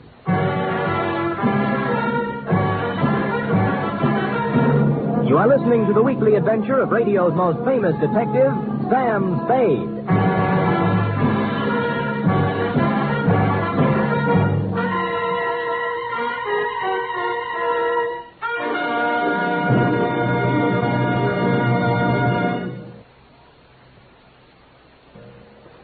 Act 2 of tonight's Sam Spade in just a moment. Meanwhile, here's news of other goings-on on NBC. There's no doubt about it, it's the big show. Not just any big show, but the big show. Brought to you every Sunday night over most of these NBC stations. An hour and a half of the very best in comedy, music, and drama. Your stars this Sunday on the big show include Fred Allen, Margaret Truman, Douglas Fairbanks, Danny Thomas, Mindy Carson, and many more. All presided over by the glamorous Tallulah. No wonder it's the big show. Saturday night on NBC means mystery with the man called X. A man without a name who travels the world over on missions of intrigue and peril. Herbert Marshall stars as the man called X tomorrow and every Saturday evening on NBC.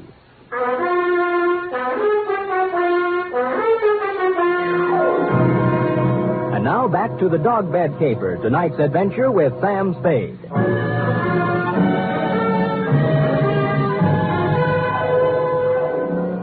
It took 3 bullets in the chest to finish off I.J. Barco. He'd apparently been standing there pouring a drink. Barco broke the bottle as he fell.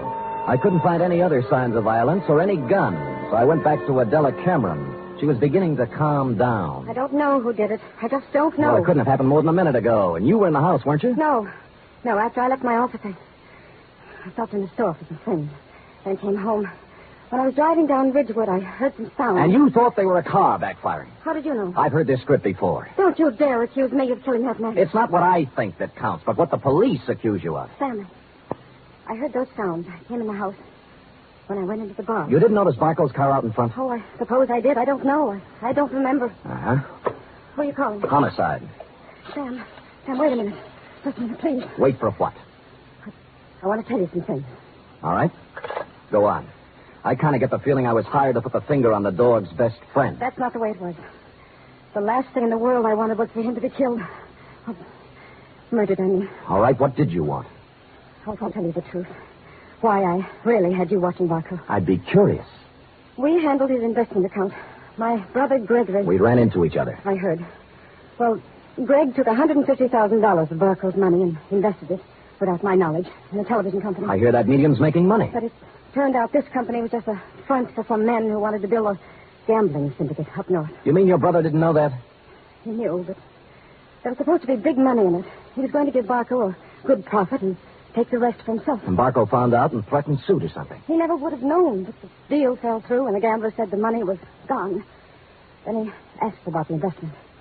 What could Gregory and I tell him? What did you? Unfortunately, the truth. We said we'd make up the money with interest, but He only gave us 90 days. We couldn't get it by then. So you didn't shoot him. Your brother did, eh? No, Sam, no. He couldn't have. I know Greg. He'd have more sense. In my brief meeting with him, I didn't think he had any sense. Just one more thing before I call the police. Sam, don't call them. Help me get him out of here. Somewhere. No dice. Sam, don't let my whole life be Stop it. You set me on Barco to find some blackmailing material, yes? Yes. And then why did you suddenly call me off the job tonight? I didn't. Your secretary said you did. I didn't tell her anything of the sort. Can I have that phone now?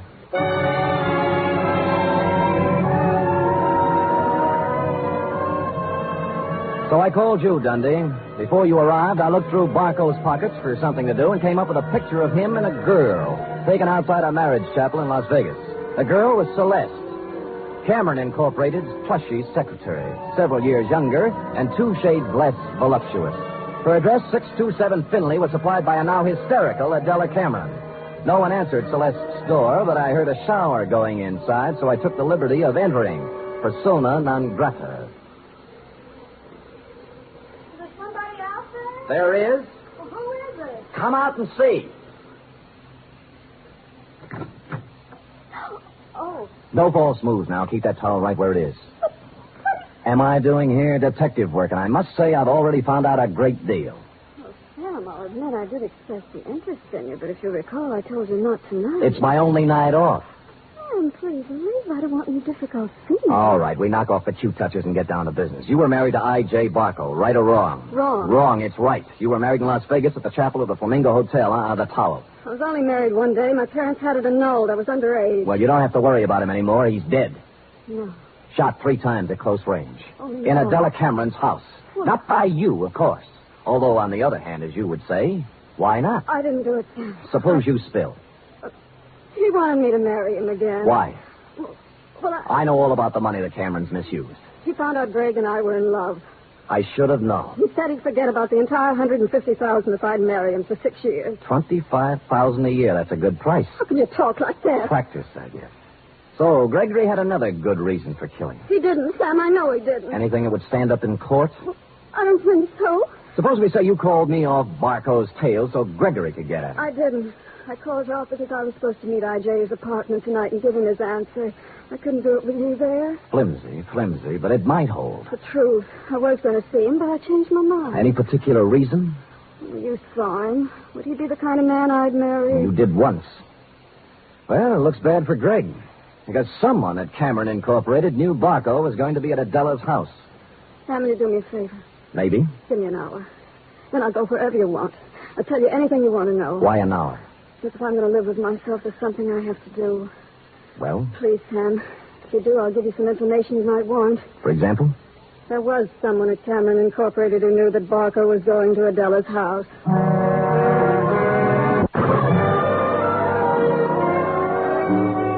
She must have known I was going to wait outside and tail her, but she didn't, because without once looking over her shoulder, she emerged from her apartment house, slithered into her car, and led me directly down to the railroad station. She met a man in the waiting room, threw her arms around him, whispered something in his ear, and they hurried out to track 7.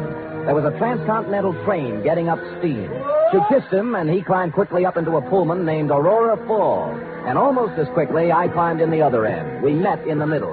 What are you doing here? I came to take you off the train, Greg, before you made a big mistake and left town. Now, look here, Let's not Spade. go through the intercollegiate tough talk again. Are you coming off, or am I going to carry you off? You're going to carry me off?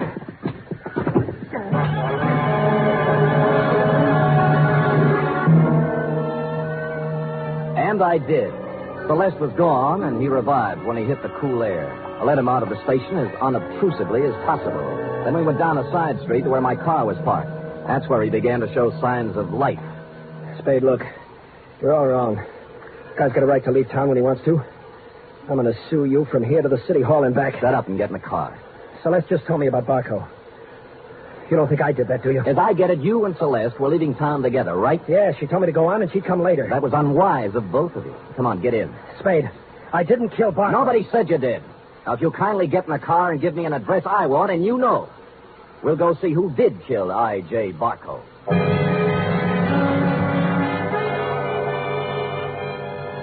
He gave me the address I wanted and said I was crazy. I told him why I wasn't, and he began to see the reason of it.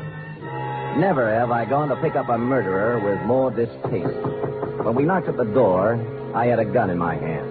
but it wasn't necessary. Oh, come in, Mr. Spade. I knew you'd be along sooner or later. I don't like what I have to do, Major. Major, it can't be true. It just can't be. Come in, Gregory, my boy. Come in. A little Madeira first before we start to talk. Madeira? How can you talk about wine when a man's accusing you of murder? Oh, I don't think it's so unreasonable, Greg. After all, I did kill the unfortunate Mr. Barco, and this might be the last Madeira I shall ever have. Mr. Spade. Thank you, sir. Greg? I don't want any wine. Spadey's out of his mind, and so are you. I'm afraid not, Gregory. Oh, that was a vintage 1900 Madeira you wasted, Greg. Twice as old as you. Stop it. I'm sorry about what happened, Greg. I would have spared you and your sister this unhappiness if I could have. But destiny was against us all. You knew he was going to Miss Cameron's house, didn't you? Yes. Just before I left for the bank with the weekly deposit, he called for Miss Cameron, and I took the call. I told him she was gone, and he said he was going to her house. It was to be an ultimatum. The money in 24 hours or exposure. But you didn't have to... Kill him? Certainly not. It was a crime of passion. I take the weekly deposit to the bank every Friday, and I always carry a gun. Silly me carrying a gun. Never had to use it, but the bonding company requires I carry it. Well, I went directly from the bank to Miss Cameron's house. I wanted to help her face Barco. Was she there? Oh, no, Mr. Spade. She'd apparently stopped downtown to do some shopping. So I faced Barco alone. I asked him point blank to give these young people more time, but he just laughed at me. He said the only time they'd get would be in jail, so... It happened. Well, I hadn't intended to, but I became angry. Suddenly found the gun in my hand, and the thought crossed my mind, my life is just about over, and yours, Greg, is just beginning. It was easier to pull the trigger than I would have realized. Oh, Lord. More Madeira, Mr. Spade? Thank you, Major, but no. Well, allow me to present the bottle to you as a gift. I'll get my hat and coat. Greg, my boy, I'm sorry. You're sorry. Major, I wish I'd never been born.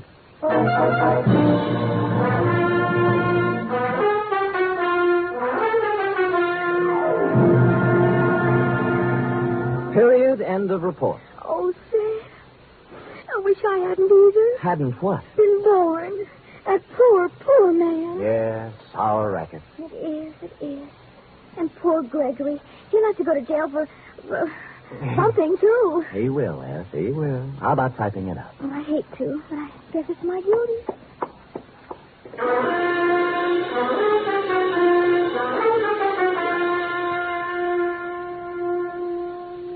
Three chimes mean good times on NBC. There's no cover charge at Duffy's Tavern. Just keep your dial on this NBC station this evening as Archie the Manager, played by Ed Gardner, and his remarkable friends serve up another Blue Plate special of grilled English language, fresh laughs, and whimsy a la mode. Another Friday fun favorite is The Delightful Life of Riley, starring William Bendix as the beleaguered Chester A. Riley.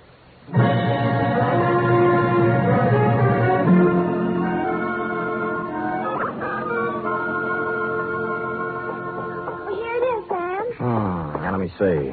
Uh-huh. Murder is all in place. Gunshots indicated. Dundee's grammar edited. My astuteness emphasized. Yeah, you've learned your job well, Effie. Oh, I'm glad you're pleased, Sam. Wait a minute. What's this? What? P.S. Dundee, hands off Celeste Roberts. She's mine. Effie, what's the meaning of that? Well, you are going back to see her, aren't you? After the way she threw herself at you, no? Do you think she's my type of woman? Oh, Sam, I think every woman's your type. Every woman but me. Now, Effie, come here. Would I have you working in this office if you weren't my type? There's not. Well, then let that thought be your comfort. The world can have all the Celeste Roberts it wants as far as... Oh, I can't go through with it. You see, Sam, you can have her if you want to. But in the end, I know you'll come back to me. I never doubted it once. Oh, Sam, you don't know how much you mean to me. Yes, I do, Effie. 3 weeks back salary. Oh, you. Good night. Good night, sweetheart.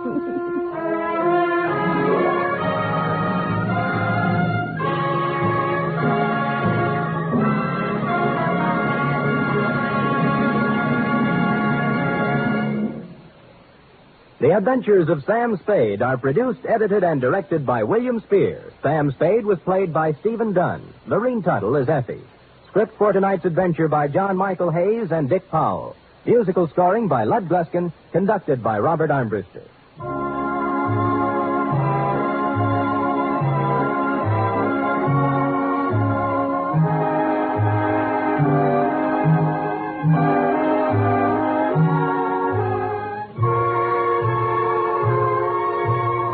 Join us again next week, same time, for another adventure with Sam Spade. Hear the magnificent Montague, then visit Duffy's Tavern on NBC.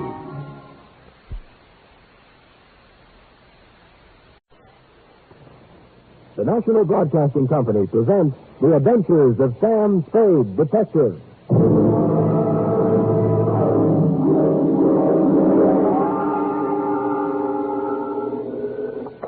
Sam Spade, Detective Agency? Me, sweetheart, bounce along Spade. Bounce along, Spade. The only cowpoke in the West with so much daylight between him and his saddle, the California Limited, can pass under without ever slackening speed. Sam! I'm rough and I'm tough and I'm ready, gal. I'll outshoot, outride, and outcall any man in boots. Or barefooted either, as a matter of fact. Choose your weapon. What's come over you? Where have you been? Where the air is warm and the women are warmer, if then the end comes swift and sudden. Oh? I took Horace Greeley's advice, sweetheart. I went west. Where? But, Sam, are we already got... Keep your reins tight, gal. I calculate to bowleg my way through the door, garbed in my 12-gallon hat, my buckskin shirt, my worn Levi's, and my twin six-guns with extra-large hammers to dictate my report on the dry gulch caper. Or they went that away.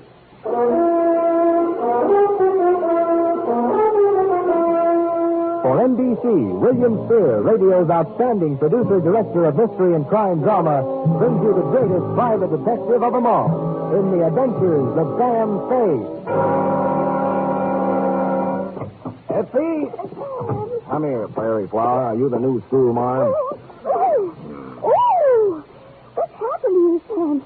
You're so strong, so real. For real? Not only that, so beat, Effie. So absolutely beat. Oh, is there anything I can get you?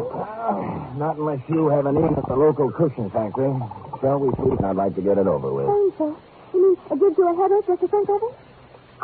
It's not my head that I was referring to. You ready, little partner? Ready, sir? Date, fill it in, to Lieutenant R.C. Halliday, robbery detail, San Francisco Police Department City. Firm Samuel Spade, license number 137596. Subject, a Wild West caper, or Hopalong Cassidy can have it.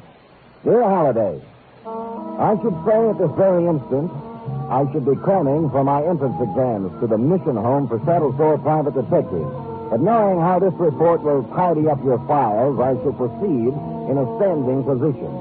It was late yesterday afternoon when, for me, the bells tolled. That was when I first heard the purty voice of the girl of the Golden West. Mr. Spade, you are Sam Spade, the detective. 7 days a week, 24 hours a day. Who? Mr. Spade, I'm calling about my grandfather. You don't even know who I am, do you? I cannot tell a lie. I don't, ma'am. My name's Penny Brewster, and I hope I can tell you the story before Grandfather comes to phone. The story? Yes, you see. Oh, here he comes. Play along with him, Mr. Spade, please. And remember, you're not Sam Spade, the detective. You're Marshal Spade of the California Rangers. Marshal? Wait a minute. Yes, and you must look the part. In a blue serge suit? You'll think of something. I know you will. I've heard private detectives are terribly clever. Well, I... Marshal Spade? That's right. Buck Brewster talking. Yeah? Penny says you're the straightest shooting pokey since Billy the Kid. T-Rex? Huh? Oh, sure. T-Rex, Buck. T-Rex. Things you and the horse fly along like you was one. T-Rex? Buck, at one time or another, I've taken a flyer on every nag in the game. Trotters included. Then you're my man, Marshal. Get up here fast. The shooting's liable to start any minute. We have a bad connection on this phone. I thought you said the shooting's liable to start. I ain't got no time to waste on useless palaver, Spade. Just get up here. I'll paint the whole picture when I see you. Get up where? Where are you? Why, in Dry Gulch. Where else would I be? Well, where is Dry Gulch? Take the main trail north out of town till you spot the Oak Circle. Then bear right. Yeah? I'll go down now and leave a change amount to the circle. How far would you say this circle is from San Fran? Oh, about a half day's hard ride, I reckon. Half a day's out. Look, Buck, I don't think I'd better. I'm out of condition, you know. I haven't been riding lately. Oh, sure, that ain't what my purdy granddaughter tells me. Purdy, eh? Half a day's hard ride. About 20 miles, huh? I don't remember any time along there. Don't worry about the time, Marshal. It's here. Just get in the saddle and get to loping. You're sure there's a town there? Please, I ain't got time to argue geography with you. Now, listen. Them $50 gold pieces clinking together, and I got a whole cellar full of them. Are you coming up here? Buck, tell him to take to the high hills. Sam Spade rides again.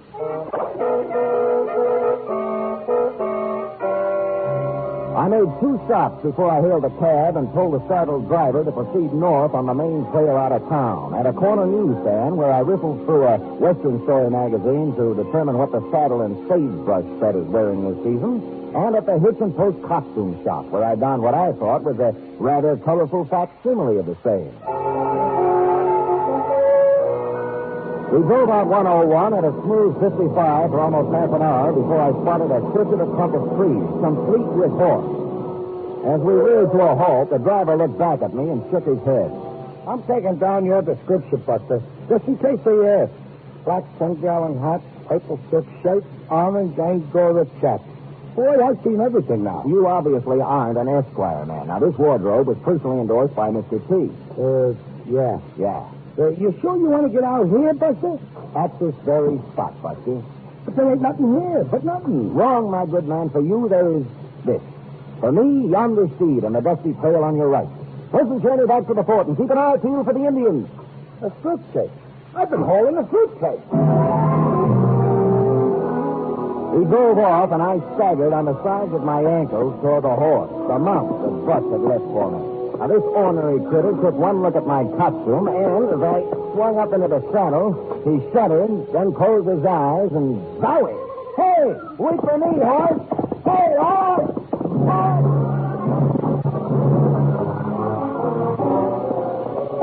It was approximately 7 miles later, and I was beginning to feel better because I was paralyzed from the waist down, that we passed past a sign that read, Dry Gulch City Limits, Beware of Flying Lead. And then came Dry Gulch proper. Ramshackle buildings lined its solitary, dusty streets. Roofs sagging, walls leaning crazily inward. There wasn't a human being in sight. Dry Gulch was a ghost town. We clumped past the Golden Spur Cafe, Whitey's Tonsorial Parlor, the Lone Ace Gambling Casino, and Gherkin's Saddle and Harness Shop, all deserted, before my horse plowed to a halt in front of the Red Dog Saloon. I dismounted and hobbled in. Inside, the Red Dog was a spider's paradise. Cobwebs covered everything. A Jesse James wanted poster tacked on a wall. An 1835 calendar bearing a picture of Stan Houston. Even a bottle of red eye standing on the bar. I was washing the trail dust out of my throat when a familiar object on a shelf behind the bar caught my attention. I shoved the bottle hastily away from me and rapidly blinked my eyes. But what I'd seen was still there. A brand new oak tape television set. And then somebody shoved another familiar object right into my ribs. For your sake, I hope you're Marshal Spade. The same, and also for my sake, I hope you don't have a nervous trigger finger. Mighty careless, Marshal, drinking with your back to the door. Let me look you over. Turn around. At the load. All right, Buck. There we are. Well, why in tarnation are you rigged out like that? Well, perhaps these aren't my best colors, but, how about the shooting you spoke of? What's the trouble, Buck? Oh, it's that low-down snake Blackie Tolliver, Marshal. Blackie Tolliver? Oh, you must have heard of Blackie. Here, this is him here. Blackie Tolliver, sought for the robbery of the Cattlemen's National Bank, Oklahoma City, June 25th, 1894. Rough ornery cayuse. But he left. We crossed trails first when he pulled that job. Me being a sheriff in 94, it was up to me to chase him down. But he wrangled himself a pardon. Slippery snake. And then? Well, 4 years later, I hit Tombstone, all trying to settle down. Even had a little family all picked out, but it never happened. What did? Oh, that creeping, crawling Blackie Tolliver sweet talked her into leaving town with him. Your girl ran off with Blackie? To get hitched in Dawson City. Then he stranded her there, sick and broke. I burnt the letter getting to her when I heard. But I was too late. Oh, I'm sorry, Buck, but that's a long time ago. Well, I vowed I'd get that sidewinder. I chased him all over the West. But if you couldn't catch him, then 3 days ago I seen him again. Here in Dry Gulch? No, on TV. What? Yeah, some program was telecasting about a new bank opening in Frisco. And there, big as life, was Blackie right on the TV. You could recognize him on television? Amazing. And you know what he was doing there, Marshal? What? Blackie Tolliver, who's held up more banks than I've got fingers and toes, was the guard in that bank. You mean he pulled a switch, huh? Trailing with the law now. Quick as the TV was finished, I read him a letter. I challenged him to a shootout here in Dry Gulch where no one could interfere. And as soon as he shows up, I'm going to cut him down. Well, what makes you think he'll show? Well, 2 of his gang was skulking around yesterday looking to lay out for him. You mean 2 of his gang? How do you figure that? Well, it's simple. I sent him that letter when Nene shows up. The first humans to set foot in Dry Gulch in 10 years. Yes, sir. Now, if Blackie's got a gang, I might need some help, see? That's where you come in. If things get too rough, you're going to step in and swing the tide. Me? Why, I haven't swung a tide in years. Penny!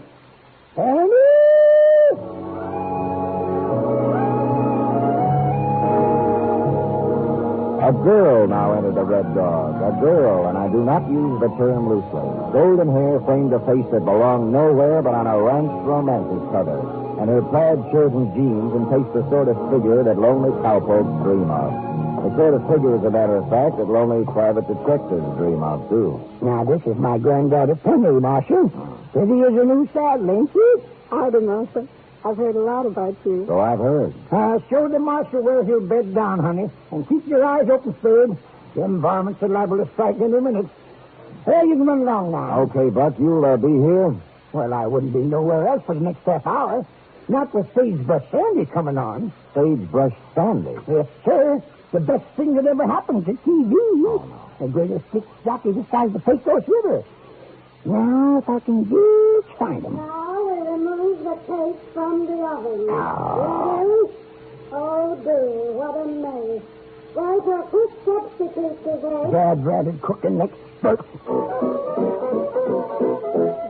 Oh, Dixieland.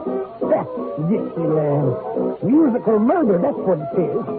And San Francisco police have no clue to the whereabouts of 2 armed gunmen who late this afternoon forced the guard to open the doors of the Park State Bank and escaped with a suitcase full of currency. Dixieland, bank robbers. They're in Tarnation Sagebrush Sandy.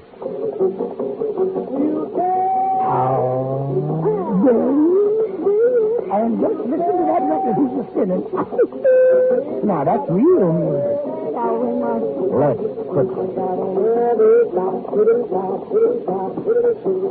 I take it Sagebrush Sandy's program doesn't do anything for you? Well, let's say the fresh air does more. I'm glad you stayed, Mr. Spade. For a minute, I was afraid you were leaving Dry Gulch. Where were you? Outside the window you were trying to reach. You mean you heard all the things Buck said then? Uh-huh. We came in here. Oh. This is the Overland Hotel. You're not worried about your grandfather? No, Mr. Spade, there's nothing wrong with him. He's been like this ever since I can remember. Oh? Well, here you are. Not the Fairmount, exactly. Oh, charming. About Buck. Grandfather's a very old man who's trying desperately to live in the past. That's why he bought Dry Gulch. You mean he bought the whole town? Lock, stock, and barrel. It was, a dream he'd had for years come true. A chance to live out his life in the sort of surroundings he loved. And Blackie Tolliver, the demon bank robber who came back on television the other day. I've heard about Blackie Tolliver since I was so high. This showdown with Blackie is all Grandfather talks about. And when it doesn't happen, there'll be no living with him. Unless he can be convinced Blackie was just too scared to face him. And I'm to convince him? Why me? Who could convince him easier than Marshal Spade of the California Rangers talking to him man to man? Oh, I see. Well, look, I can't take his money for this. Say, just for tonight. Tomorrow you can leave and forget the whole thing. You will help me. Won't you, Sam? Her face was only inches from mine and getting closer every second when the silence of Dry Gulch was shattered by shouts and the sound of pounding feet. I crossed the room and peered out into the twilight. A man was running through the Red Door saloon toward the hotel, but nowhere near fast enough. All four of the shots that lanced out from the Red Dog caught him directly under my window. He staggered drunkenly and then fell face up in the street. As I looked down at him, two thoughts were inescapable. A, his was the same face Buck had shown me on the poster, so there was that Blackie Tolliver. And B, whatever game Penny's grandfather was playing right now was apparently one he was playing for keeps. You are listening to the weekly adventure of radio's most famous detective, Sam Spade.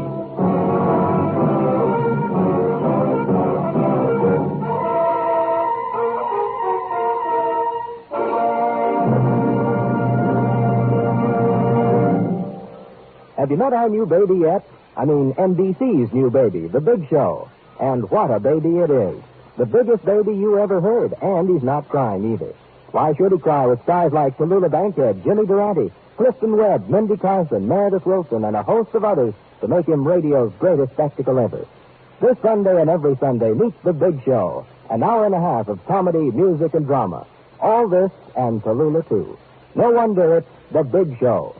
And Sunday evening over most of these NBC stations also means Theater Guild on the air.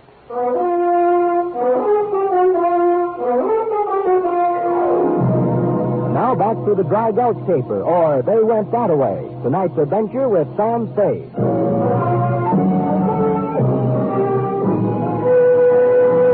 Blackie Tolliver was still alive but unconscious when Penny and I reached him moments later. His forced breathing was the only sound to be heard along Dry Gulch's single street. Wherever Buck had gone after the shooting, whatever he was doing, he was quiet as a mouse. I examined Blackie as best I could in the dusty light. He was wearing a Park State Bank guard uniform, and it was soaked with red. He needed medical attention fast. You guys, Sam, they'll call it murder, won't they? Let's not talk about that now. Won't they? What else could they call it? Blackie didn't have a prayer. He isn't even carrying a gun. But grandfather just... Oh, Sam, what are we going to do? Right now, we're going to get Blackie to a hospital. That means we'll need horses and some help. There's no one to help us. Well, there's Buck. You saddle the horses, I'll find him. If we're taken to a hospital, we still might die, and what are we gaining? If we didn't, no one would ever know that Grandfather... Penny. I'll saddle the horses. Sam, please don't hate me for what I was thinking. I carried Blackie to the hotel porch and did what I could to make him comfortable. Then I started looking for Buck. Buck's TV set was still on when I reached the Red Door, but it was playing to a dark, empty house. I turned away to continue my search, and then I stopped. The music tearing at my eardrums was pure Dixieland. Musical murder, as Buck called it. I checked my watch. 6:23. Only 23 minutes since Penny and I left the saloon. That meant Sagebrush Sandy still had 7 minutes to go. I could see Buck taking a powder after dropping Blackie, but I couldn't see him forsaking his beloved Sandy for Dixieland before he did it. I was wondering who had switched channels when I saw what I'd missed before. A sliver of light shining under a door at the back of the room. I cat-footed my way across the Red Dog and had almost reached the door when, for the second time since my arrival in Dry Gulch, I felt a gun barrel pressed against my spine. Don't stop, Snoop. Just keep moving right on through the door. I'm sorry, sir. I can hardly hear you with that music. All right, so we can turn it off, the music. Thank you. Thank you. Now? Now move. Well, you insist, but I can only stay a moment. Okay. What happened? I thought the population of this town was the one. So did I. I got rid of the old town, but on the way back I ran into this G. Apparently the census taker's overlooking him. It only proves you can believe no man. We are given positive assurance the place is deserted, yet traffic suddenly becomes unbearable. Well, perhaps I was being over-friendly, gentlemen. We Westerners get carried away now and then. Now, if you'll excuse me... Hold it, Snoop. Yes, friend. You have just arrived. Well, really, boys, it's far past my usual bedtime. So you sleep in tomorrow. Sit down. Leave us chat. There were several things in that candlelit back room I could have chatted about. I could have told Al Perino, short, swarthy, and one of the best-known bank boys in the business, that I'd recognize him as soon as his friend herded me through the door. Or perhaps mentioned the currency stacked high on the table before him. each packet held together by a paper binder with the words Park State Bank of San Francisco stamped very neatly on it. Now, suppose you tell us about what you're snooping around for. Gentlemen, this is all a grievous misunderstanding. I merely happened by to remind you of the annual rodeo to be held at Devil's Elbow this coming Saturday. An innocent, friendly gesture. Tell us more. A most colorful event, the rodeo. Bronco busting, covered wagon races, wild steer roping, and anyone can enter. Now, perhaps you would be interested? Me? Why, I haven't roped a wild steer in almost a fortnight. Your friend, perhaps? Heaven alone knows how long it's been since I roped a steer. I busted a bronco. Well, it was just a thought. Well, hold it. Please. I'm most unhappy that we misjudged you, friend. Oh, it's nothing. Every call can't be a happy one. You already make me feel worse. I feel we owe you something for at least thinking of us. Don't you, Corky? Yes, indeed, Al.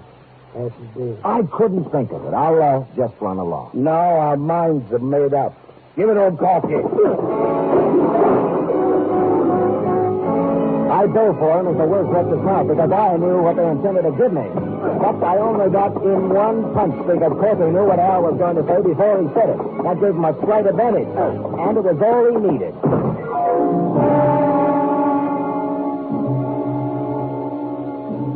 When I came out of it, I was lying in total darkness, and I wasn't alone. Oh, that blasted varmint. She wouldn't let it loose and get my hands on it. Varmint. Let me loose. Just a minute, Buck. I'll give you a hand. There you are. Hey, how'd they get you, Buck? Oh, I was watching the TV, and I heard a car, and then Blackie and them two that were skulking around yesterday drove up, and they walked right into the Red Dog as if they was in the stairs. Who was carrying the suitcase? Blackie was. And the others was walking along behind him with their guns drawn, protecting them, so I couldn't get to them. Oh. So I sneaked around to the front of the Red Dog, hoping I could surprise them. Well, it was me that got surprised, though. Well, what happened, Buck? Well, they was in the back room, and Blackie was hollering about a double cross and a fair cut. And that's their kind of talk. And then the door busted open, and he came tearing out across the room with that little critter right behind him. That'd be Al Torino. He's the one who got Blackie. He what? Got Blackie. You mean that wall-eyed critter's been messing around my range? Remember we heard on TV about the Park State Bank being knocked over? These are the boys who did it. Well, I'll be your... And Blackie was the hostage that announcer fellow was talking about. He was the bank guard, and they took him. No, Blackie was in it, too. The inside man. He had to be. You think Blackie opened them doors for him without any persuasion, eh? I'll give you odds on it, Buck. And they didn't just happen to pick Dry Gulch as their hideout, either. Blackie must have suggested it after you wrote and told him you were up here all alone. You didn't know it, but you were handing him a perfect hideout. Yes, but why would one of his own gang drop Blackie? Torino and the other one apparently figured a lot of money for 3 would be even more for 2. Yeah, Hey, listen to that. Oh. Them varmints are fixing to pull out. Come on, let's go get him. I'm right with you, Buck. Hey, hold up. Hold up, you bushwhacking dudes. Hey. Oh, dad rat, it's too late, Marshal. There they go, tearing down the back road. Is there any way we can cut across country and head them off? No, not afoot we can't, and by the time we saddle up some ponies, they'll be gone. It pains me to even mention this, Buck, but I sent Penny to do just that some time ago. You did? Yeah. Well, what are we waiting for? We galloped up draws, down canyons, through streams, over cliffs, and across deserts. And the only place on me that felt good was my head, where Corky had sacked me. And finally, Buck, riding ahead of me, pulled his pony to a halt and waited for me to catch up. Somehow, I slid south off my horse's neck and was back in the saddle again when I drew abreast of him. Well, we ain't going to have to trap them dudes after all, Marshal. Huh? No, Cripple Creek done it first. Cripple Creek? The driest creek in the west. It crosses the road up ahead a piece. And right now, them critters are sitting hub deep in sand. Come on, let's start riding circle. Riding circle? Indian style. Oh. Round and round the car till we pick them off. Oh, no, Buck. We're going to handle this my way, and it won't be on horseback. Huh. What fancy plan have you got? None. It's very simple. We leave the horses right here. You get as close to them as you can along the road, and I'll circle around behind them. Now, don't show yourself until I go after them. You got it? Well, all right. But I still think circling's better. I left him there and dodged from bush to boulder to tree, working my way to a position behind Al Torino and Corky. I had just reached a rock formation that overlooked the road right over their car and slipped my .38 out of its hiding place beneath the purple silk shirt when I realized that Buck wasn't going to do things anyway but his own. I shoot city-side home taps. Make your play! You'll fight, Ralph.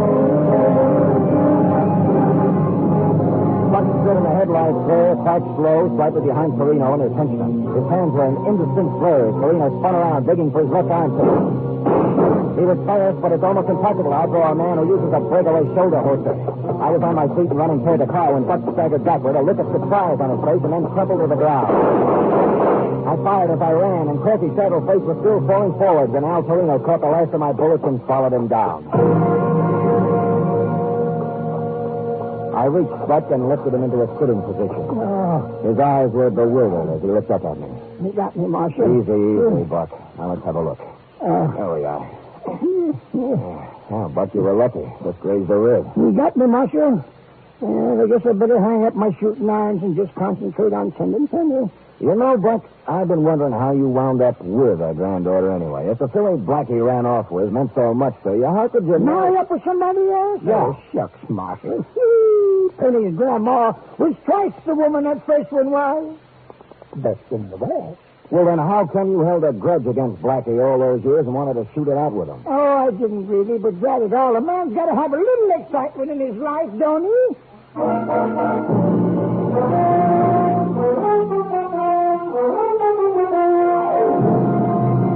Third end of report. Sam.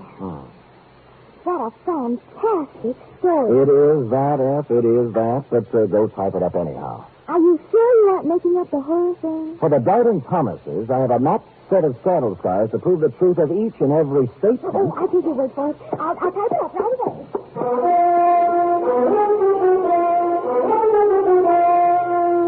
Three chimes mean good times on NBC. There's no cover charge at Duffy's Tavern. Just keep your dial tuned to NBC later as Archie and his delightful friends cook up another mad and merry session at that remarkable restaurant, Duffy's Tavern. This Sunday, the big show comes your way again on NBC, the best in comedy, music, and drama, with unpredictable Tallulah as MC, Jimmy Durante, Clifton Webb, and many more.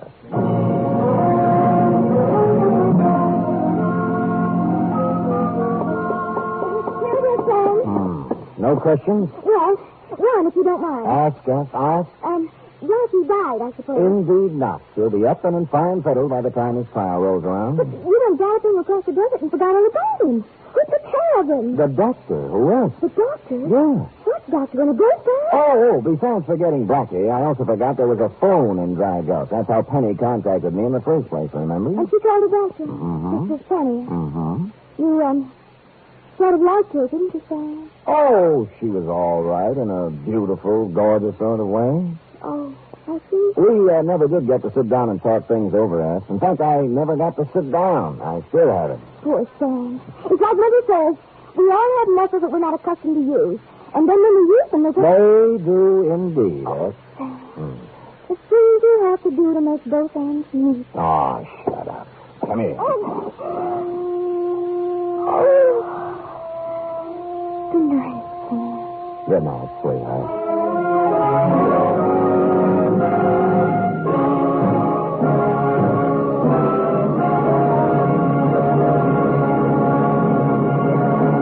The Adventures of Sam Spade are produced, edited, and directed by William Spear. Sam Spade was played by Stephen Dunn. Lorene Tuttle as Effie. Wally Mayer was Buck. Script for tonight's adventure by Don Terry. Musical scoring by Led Bleskin, conducted by Robert Armbruster.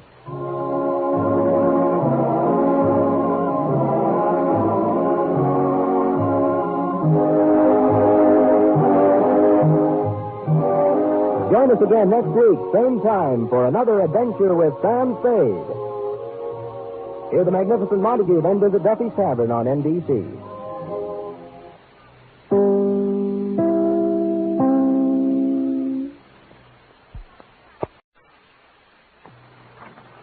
The National Broadcasting Company presents The Adventures of Sam Spade, Detective.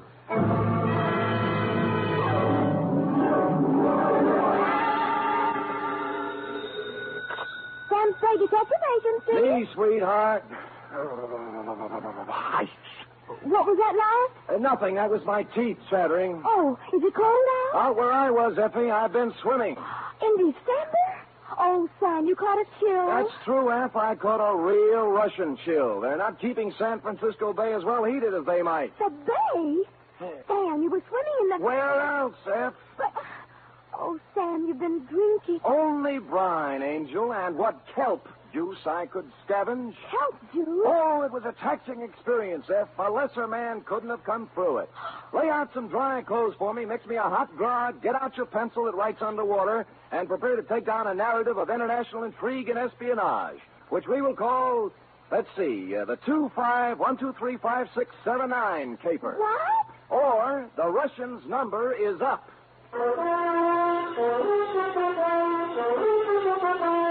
NBC invites you to listen to the greatest private detective of them all, as William Spear, radio's outstanding producer-director of mystery and crime drama, brings you The Adventures of Sam Spade. Effie! Here I am, Sam. I was just calling the janitor to see if he could turn on some more heat so you could... Oh, you're not so very well. Well, I had a dry martini on the way over. Dr. Ames called you a few hours ago. Dr. Oscar Ames. Did he? That was nice. He was worried about you. Wanted to know if you'd been found yet. He said you two were on a ferry boat and that he just stepped in to have a cup of coffee, and when he came back... Yes, Effie, yes. Well, can't keep the FBI waiting. The FBI? Well, who else? You don't think I was playing around with kids on this caper? Oh, no, Sam. I knew they were grown-ups. I'll take it down, then. And this one, your Uncle Sam was working for his Uncle Sam. They fill it in. 2 Federal Bureau of Investigation, Washington, D.C. Care of J. Edgar... Oh, no, that'd be too much. Well, why not? From Samuel Spade, license number 137596. Subject, Boris Kargamensky. How do you spell that, Sam? Kargamensky, K-A-R-G... No, I don't mean that. I mean Boris. Oh, I should have known. B-O-R-I-S. Dear Sir, last night I let my secretary off at 5:30 so that she could go and do some Christmas shopping, although I've told her repeatedly that all I want this year is money.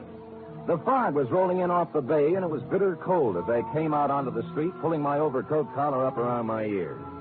Seemed like the night for spaghetti. A wonderful spaghetti dinner and some pleasant Italian hospitality down at Mama Pizza's restaurant on the Embarcadero opposite the ferry building. So that's where I went. But Mama Pizza had more than hospitality on her mind when she met me at the door. Sam. Oh, I'm so glad to find you. I'm just calling you out. Well, what's the trouble, Mama? Someone been stealing ravioli? Please. It's my cousin Tony. They tried to kill him. Oh, what happened, Mama? Come on, Sam. You eat with us, our table. I'll make Tony tell you. He's gonna feel so good, but he can talk all right. You're gonna see. She led me to the back of the restaurant to the table where the family generally sits. Her daughters, Angelina and Patty, were there with plates of food in front of them. But they weren't eating any of it. They were staring in awe at the man who sat next to him. He was small to start with, but he was even smaller, hunched down in his chair miserably, staring, unseeing, into a glass of wine. On the table in front of him was a battered old concertina. The top of his head was swathed in a clean, new bandage. Sit down, Sam. No, Sit down. This is my cousin, Tony Calucci. Tony, my good friend, Mr. Spade. Hello, Tony. Hello. Go on, Tony. You tell Sam what's happened on you. Sam, you have your dinner at the same time. Yeah. Don't forget. Tonight you're going to be my guest. What do you like to eat? Well. Calatini, cacciatore? Well, I don't care, Mama. What's that on your plate, Angelina? You gonna eat that? Well, pass it over. And waste not, want not. That's what I always say. Now, what happened on you, Tony? Well, I'm on the boat, see. Yeah, what boat? The ferry boat, Oakland ferry boat. Don't you never hear my music on the boat? Ah, you play the concertina on the ferry ride. Sure, but no more. Huh? Tonight on the 6 o'clock boat. Oh, boy. Tonight on the 6 o'clock boat, what? I'm a play inside the first by the sandwich place, and everybody say, "Oh boy, Tony, you good, you play good, play some more." 10 cents here, 5 cents, 2 quarters even. Then I go up the stairs. Oh boy. Oh, boy. And? Then I go out on the deck. It's a very misty, foggy back. I can't see nothing. Now I'm very happy. I feel like I play some more. So I'm a walk away back and up and down at the deck and I make a music, see. And then all of a sudden, I hear somebody say something to me. I can't see nobody. Now I hear him. What do you think he said to me? What? What? Cospedor. Cospedor? As in bar? Cospedor. Well. So I'm say back to him, Cospedor. I still can't see nobody. Then I hear him say, "Is that you play Boris?" So I get mad. I say, no, I don't play Boris, I play Pagliacci. Tosca, Trovatore. Ma I don't play Boris. That's a foreign stuff. I see. Then I'm sorry I say that because this fellow, he sounds like he's foreign. So I'm just going to say, look, Mr. Oh, boy. What, Tony? What? Patron! I get a hit on the head, smash the patron. I fall down. I'm bleeding. I drop on my concertina. My head's got a big hole on the top. I let out a big yell. Then I'm a blackout. Oh, boy. People come running around and good luck. There's a doctor on the board. They carry me down the stairs and he fixes me up. Otherwise, I'm a die for sure. Well, what did it feel like? What did he hit you with? Well, it feel like a baseball bat. But the doctor, look, here's the doctor now, just to come in. Hey, Doc. The doctor looked in our direction when Tony called and strode over to the table. A big 6'3" blonde guy in the Joel McCrae, Gary Cooper tradition. You had to like him right away. No bedside manner to this doctor, although he could have had as much of it as he liked. He was all business and no kidding. I thought I told you to go to bed and stay there. Well, Doc, I just You want may to... have a concussion, Tony. I'll be back here in an hour, and then we'll take some x-rays. My name is Sam Spade, doctor. I'm a friend of the family. Oh, Ames. Dr. Oscar Ames. How are you? Yeah. Dr. Aitken, can I get you something to eat? No, thanks, Mama. Smells wonderful, but I haven't time. Oh, I'll have a cup of coffee, maybe. Sure. You want some and make a tonic go to bed? Yeah. Go on now, Tony. Go lie down. I'll be back, and we'll check you over. Get some rest in the meantime. All right, Dr. Ames, I don't know. X-rays, the whole thing. I don't know how I'm going to pay you. Never mind that. That's why we charge our Nob Hill patients a little extra, so we're able to do something like this once in a while. This will be on me, Tony. You're good kind of man, Doctor. I don't know what to say. You go on and lie down, Tony. You're embarrassing the doctor. All right. Screwy thing, this one, isn't it, doctor? Sure is. Here's for your coffee. Oh, thanks, Mama. Yeah, sure is. Homicidal maniac, looks like, Mr. Spade. Oh. Spade? Sam? Are you the detective? Yeah, that's right. Well, I know about you. You did something for a colleague of mine. Murphy? Dr. Raoul Murphy? Murphy? Yeah, I did a job for him last summer. Yeah, he gave you a great send-off. Said, what is all this tonight down here? Detectives? Police? Police? How do you mean? Well, I think they were police. 5 or 6 plainclothes guys. They were waiting here on this side when the ferry pulled into the slip. They're still there holding the boat. I just left them. Well, what were they doing? Talked to all the passengers as they came off. Asked us for identification. Mm-hmm. Hey, what do they think about Tony's little experience getting knocked on the head? Oh, they were mighty interested, naturally. Especially when I told them how I thought the wound had been inflicted. Which was? Gun butt. Gun butt, eh? Wow. I'd say so. Lord knows I saw enough of those in the war. The Russians used to club prisoners over the head that way to save ammunition. And then fling the guys into the river. Oh, hey, I've got to go. Take that dreary ride again. What, the ferry? Yeah, I've got a patient over in Oakland. Had to come back over here to pick up some serum. Phoned my nurse, and she met me just out here. Well, nice to see you, Sam. Oh, tell, what's his name, Tony. Hey, wait a minute, Doc. I've got nothing to do. I'll ride over with you. A little air won't do this dinner any harm. We crossed the street, went into the ferry building. Everything was normal enough for the main waiting room where I stopped to buy cigarettes and a pocket flashlight. But outside on the dock where the Oakland boat was waiting to take off, there were a number of extra characters whom you wouldn't think would have chosen a dismal, chilly night like this for waterfront lounging. There wasn't anybody I knew, and in any gathering of plainclothesmen, local variety, I generally spot 1 or 2 familiar faces. Dr. Ames and I got aboard, followed by 3 of these gentlemen. The broadest one, who was built for endurance, exchanged pleasantries with us as the boat moved out into the water. Hello, Dr. Ames. I see you didn't miss the boat, like the old saying. No. Oh, you're one of the fellows I talked to before when we landed. Yeah, that's right. I don't think I got your name. Connolly. Connolly, this is Mr. Spade. Yeah? Would that be Lieutenant Connolly or Sergeant, maybe? That's Connolly. No special title. How's the little fella doing, Doctor? Colucci? Tony? He's under care. He, talk anymore? Say anything interesting? I didn't talk to him. Mr. Spade here did. Oh. Really? Really. What do you have to say? Well, you see, I'm an old friend of his family. What he told me was in confidence, and I really have to know a little more about who I'm telling his secrets to. I see. Spade, your name was? Still is. Nice to meet you, Gospodin. Gospodin? Means nothing to you, huh? It might. Gospodin sounds like another word. Somebody might think you said customer. That's very funny. Yeah. Are you going to stay out here on deck? We haven't made up our minds. Is that okay? Ought to go inside, have a little coffee at the snack bar. It's comfortable. Ride's over before you know it. Out here, it's foggy, wet, and miserable. Well, I'm going in. I'll see you later. Goodbye, Doc. Well, maybe he's right, although I must say he's not my favorite man in the world, Mr. Conley. It is strictly pneumonia weather out here on deck. Shall we go in? Not just yet for me, Doctor. I think I'll stretch my legs a little. Doc, tell me, where was it that Tony got caught? On the upper deck, I know, but which side? He was turned around now. Starboard. Just about directly above where we're standing. Yeah, right. Don't point, Doc. Our friend Connolly and his boys are on their way out to sea. No, they went back in. You think they're as mysterious as they seem? Oh, definitely that.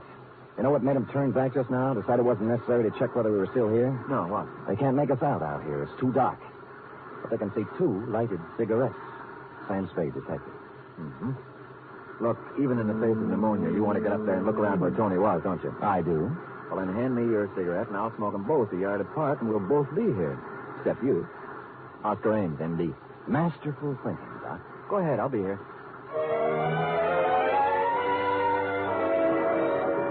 So I trod the slippery stairs to the upper deck. The fog was as wet as rain. I couldn't see any more than inches ahead of me with my flashlight. Finally, I stopped about amidship and looked down over the rail.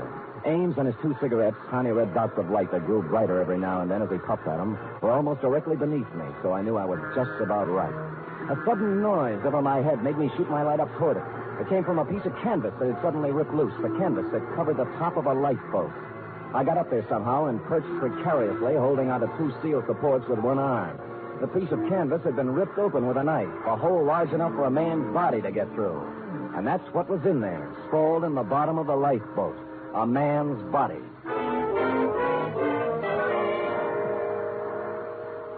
He'd been stabbed in the neck. This was the man who had slugged Tony. Or so it seemed, because the gun was still clenched in his right hand, barrel reversed. There's nothing in his pockets, just a handkerchief and $2 in change. But my flash caught a speck of something white in one of his shoes. There was a bit of paper with 2 typewritten lines on it. I let myself down to the deck, rubbed the circulation back into my arm where I'd been holding on, and prepared to read the note. And that's when my flashlight went dead. I groped about, cursing them for not checking their batteries, until I found a faint, ghostly glimmer of light overhead, out over the edge of the ship on the outside of the rail. I climbed over, steadied myself against lurching, and lit a couple of matches. It said, International Postcard Shop, Geary Street, SF. Greeting card for Boris. I put the bit of paper in my pocket and turned to climb back over the rail. And then something came at me from the flash. It caught me full in the center of the forehead. And as I staggered, came again like a block of wood right on the top of my head. It made it burn with sudden fire. Tiny points of light glittered in the blackness, came rushing toward me and grew larger, and I fell crashing over the side.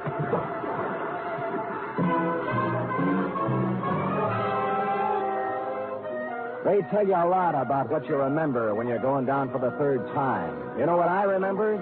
I remembered that Gospodin is Russian for comrade. Sam Spade, detective.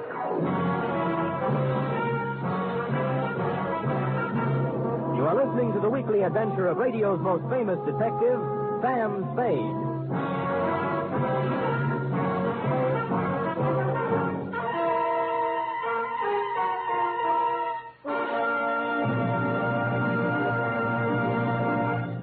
Imagine the greatest names in stage, screen, and radio. People like Bob Hope, Rosalind Russell, Meredith Wilson, Frankie Lane, and many, many others. Imagine an hour and a half of the very finest in comedy, music, and drama. Imagine all this rolled into one wonderful program, presided over by the distaff dynamo, Tallulah Bankhead. Well, NBC has the program. It's The Big Show, heard every Sunday night over most of these stations. All this and Tallulah, too. No wonder it's The Big Show. And Sunday evening also means Theater Guild on the air. This Sunday, Theater Guild presents Boomerang, starring Kirk Douglas.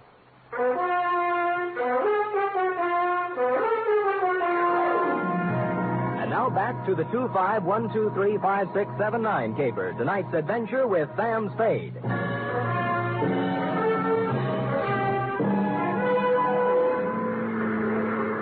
I found myself mechanically keeping afloat somehow and trying to get out of my overcoat. My eyes burned. I felt heavy and large, as if I'd swallowed gallons of water.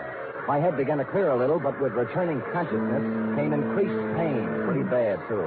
From out of the misty blanket, from every direction, in a dozen different keys, from near and far, foghorns sounded. I knew that by now the current had swept me out of the path of the Oakland ferries.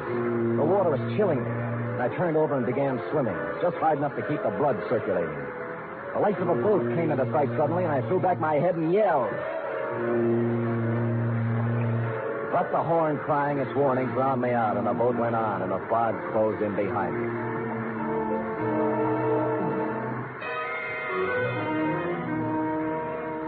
And then I found myself full of a strange and wonderful weariness. The water wasn't cold anymore. I was warm with a comfortable, soothing numbness, and I knew what to do.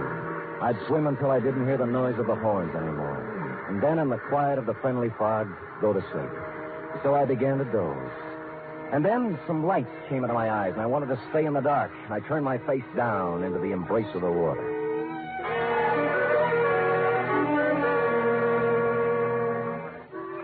And then I wasn't where you'd expect at all. I was lying on a baggage truck that was moving. People were crowding around, walking beside the truck, staring at me.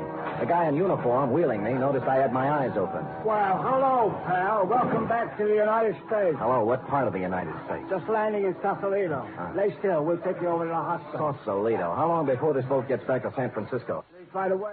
Well, hey, I'm going with... Hey, wait, sir. You ain't in no condition. Thanks, I'll be okay. Half an hour later, shivering and shaking in my wet clothes, keeping my mouth clamped tight so my teeth wouldn't sound like a dice game, I climbed into a taxi at the ferry building and went to my apartment. There I swallowed half a pint of whiskey and rubbed myself with a coarse towel until my skin was sore.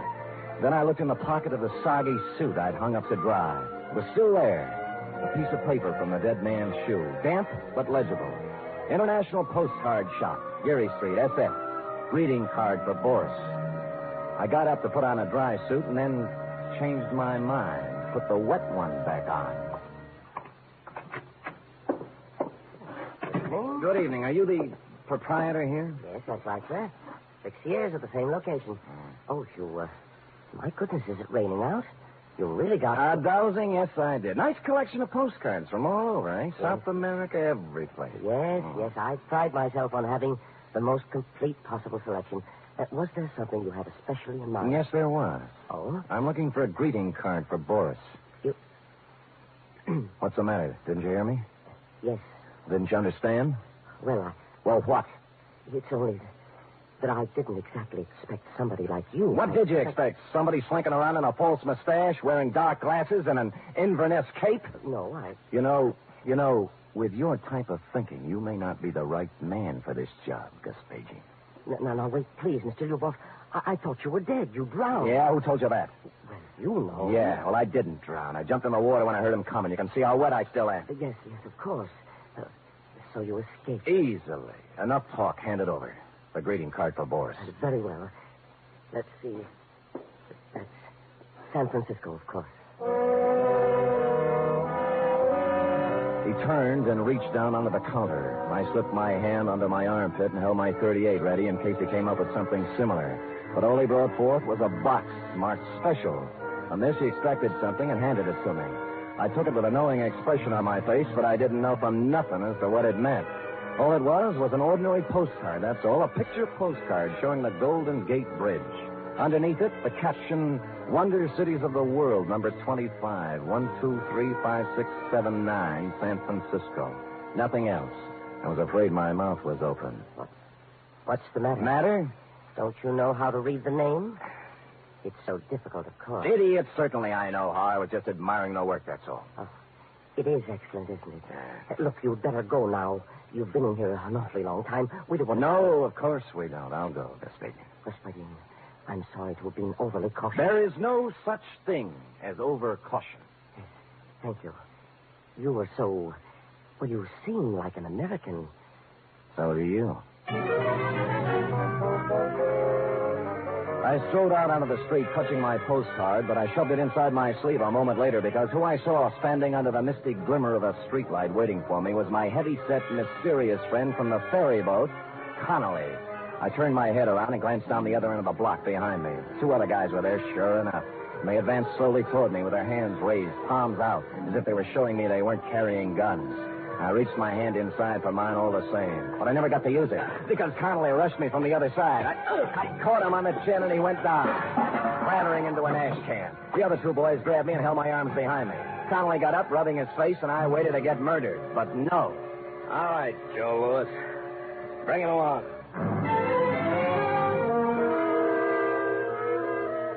And so they did.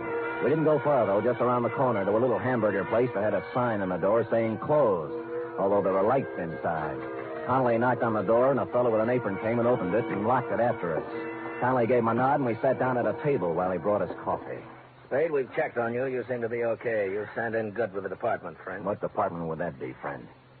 This department. Huh? FBI. Oh, ho. Now, maybe you can help. Anyhow, we don't want you going around making a noise and messing it up for us, so here it is. I'm all ears. Did you ever hear of a man called Boris Kagaminsky? No. Well, not many people have, even in Russia. Boris Kagaminsky is the top Soviet agent in America. He's the head man. He organizes and runs everything for them here. I see. Now, he came to this country 7 years ago and vanished. We've been trying to find him ever since. False passport, of course. That didn't help. There's nothing anywhere on Kagaminsky. No pictures, not even in Russia. No fingerprints, nothing. Every lead we had, dead end. And then we got word last week. Go ahead, drink your coffee. Oh, I'm too interested. We got word last week that another agent, an unimportant little guy named Lyubov, was on his way to San Francisco and that he would definitely have to contact the big gun. Something to do with the Chinese war business that only Kagaminsky is big enough to handle. Well, our man tailed Lyubov all the way out here, and then he lost him. The Oakland ferry. Well, that didn't bother us very much. He called us, and we were waiting on this end. But in pulls the ferry, and no Lyubov. Lyubov was a dead man on the lifeboat. Right. He must have been up there waiting to be contacted. Yeah, then he heard Tony and his concertina, thought this might be it. Then when he realized he'd made a mistake and uncovered himself, he conked Tony on the head. Right. Yeah. And his Soviet contact got scared of investigations on the boat following Tony's hue and cry and stabbed Lyubov. So, now we're back where we started. Every passenger on that ferry was okay. What's that you're looking at? Picture postcard. Found a message on Lyubov about the International Postcard Shop and a greeting for... Hey, a greeting for Boris. Boris Kagaminsky. Now, let me see that. I bulldozed the guy in the shop to let me have it. Looks like nothing. It's just a picture. But he said he said I could read the name. Give me it. Golden Gate. Oh, these numbers. Wonder Cities of the World. Number 251235679. Hey, wait a minute. What? Print out the guy's name, Boris. All right. B-O-R-I-S. Leave a space. K-A-R-G-A-M-E-N-S-K-Y. Now, put numbers, wait a minute. The top number is 9. Yeah. All right, put 1, 2, 3, 4, 5 over Boris, and then start again. 1, 2, 3, up to 9 over Kagaminsky. Yeah. So? All right, now what's the postcard? 2, 5, 1, 2, 3, 5, 6, 7, 9. Okay, what's 2? 2 is, O. 5. S. O-S. Now, Kagaminsky. 1. K. 2, 3. A-R. O-S-K-A-R. Well, I guess we know the rest of it. 5, 6, 7, 9. A-M-E-S, correct? Correct. Oscar Ames. Dr. Oscar Ames. What? I was just thinking. He was worried about me catching pneumonia.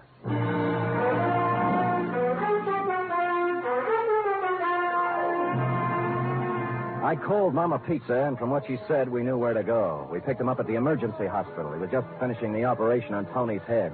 We watched him through the glass, and the other young doctor standing alongside us said he was one of the greatest surgeons they'd ever seen. When he unrolled his gloves and took off his operating mask, he looked up and saw me, alive, and the other boys with me. His scalp tightened for just a second, and then he smiled. It was when he reached into his bag that we rushed him, before he could get the little red bottle to his lips. Period. End of report. Oh, Sam. A spy story. Yes, it was, F. Everything. A chase and being thrown in the water and mysterious people and a code message. Well, that had kept you awake, Angel. Sam, Hmm? what is it like not to want to be in America? Not to want to live the way we do in America? Yeah, I can't imagine, sweetheart. I can't either. Sam, about Dr. Ames. Yeah? Do you think that, the way you described him and all, do you think you made him sound too sympathetic? Well, I described him as he was, that's all. But will anybody think that Well, you know, he was attractive. But you missed the whole point, didn't you? Spies don't go around wearing monocles and talking with heavy accents and acting like spies, not the good ones. It's the attractive, lovable, trustworthy strangers that are dangerous. Now, if you'd met Dr. Ames at a party somewhere, you'd be out with him in a nightclub right now, cooing over a drink and giving him the plans for the Brooklyn Navy Yard. Sometimes I can't... Get mad, Sam. I don't even know where Brooklyn is. Lucky for our side. You don't hate me, do you, Sam? Oh, come here. Oh. Now, does that answer your question? Completely.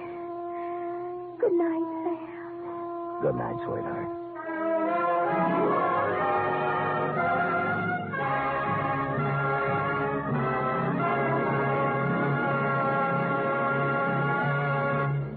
The Adventures of Sam Spade are produced, edited, and directed by William Spear. Sam Spade was played by Stephen Dunn. Lorene Tuttle is Effie. Script for tonight's adventure by William Spear. Musical scoring by Lud Gluskin, conducted by Robert Armbruster. 3 chimes mean good times on NBC. There's no cover charge at Duffy's Tavern. Just keep your dial tuned to NBC later as Archie the manager and his delightful friends cook up another mad and merry session at that remarkable restaurant, Duffy's Tavern. This Sunday, The Big Show comes your way on NBC again, an hour and a half of the best in comedy, music, and drama, with guests Bob Hope, Martin and Lewis, Rosalind Russell, Frankie Lane, and unpredictable Tallulah as MC. Go ahead. Tell them about the thing. Oh, yes. Sam Spade and Effie asked me to remind you about The Thing. The Thing for kids for Christmas. You know, The Thing can be anything you think an underprivileged child would like for Christmas. In your town, there are civic groups who are cooperating with this Thing for Kids campaign. Send your new or used toys to the collection centers in your town and help make some child's Christmas brighter. It'll make you happier, too. Thank you.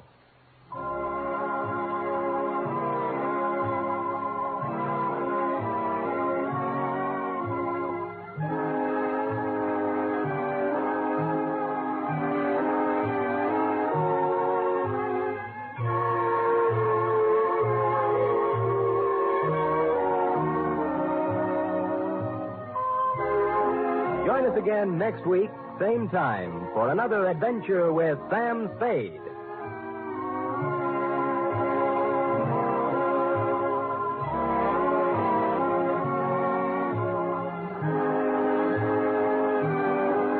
Enjoy the magnificent Montague, then it's Duffy's Tavern on NBC.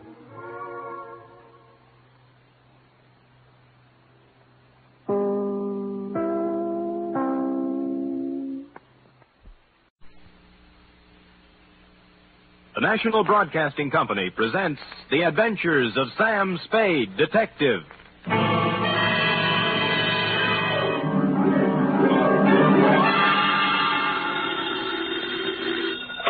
Sam Spade Detective Agency. Me, sweetheart. Merry 29th of December. You too, Sam.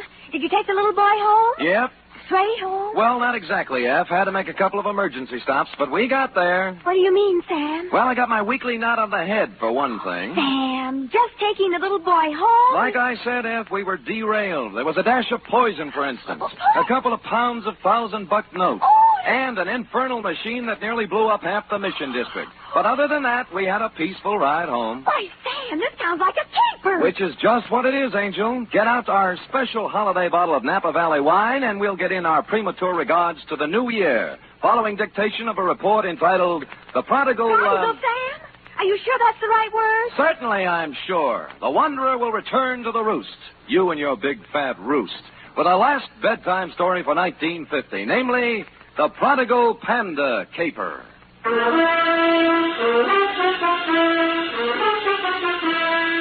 For NBC, William Spear, radio's outstanding producer-director of mystery and crime drama, brings you the greatest private detective of them all in The Adventures of Sam Spade. Effie! Miss Perrine! Coming, Sam, coming. I've been looking in the dictionary. Huh? Sam, you've fallen into the trap. Again? Prodigal. Here, now, see? Prodigal. Given to reckless extravagance. It doesn't mean wandering at all, see? People think just because the prodigal son wandered that you're... What are we talking about? Oh, the prodigal panda caper. How can a panda be given to reckless extravagance? Well, let me see. Oh, here. Definition 3, prodigal. Yielding abundantly, luxuriant. A panda? You mean one of those black and white? Oh, right. See note below. It says, you ready for the note below? Where's my pencil? Oh, all right, then. Tell me. To... Master Roebuck Dozier, 2318 Delaney Street, City. From Samuel Spade, license number 137596. Subject, the prodigal... panda caper. Right. Dear Roby, I had spent a relatively pleasant day running down a case of slow pay in North Beach and, flushed with success, had returned to my office for a final check of the file. Underwood Helen, Usher Roderick, Barton Dolly, where the... Oh, Spirits Holiday.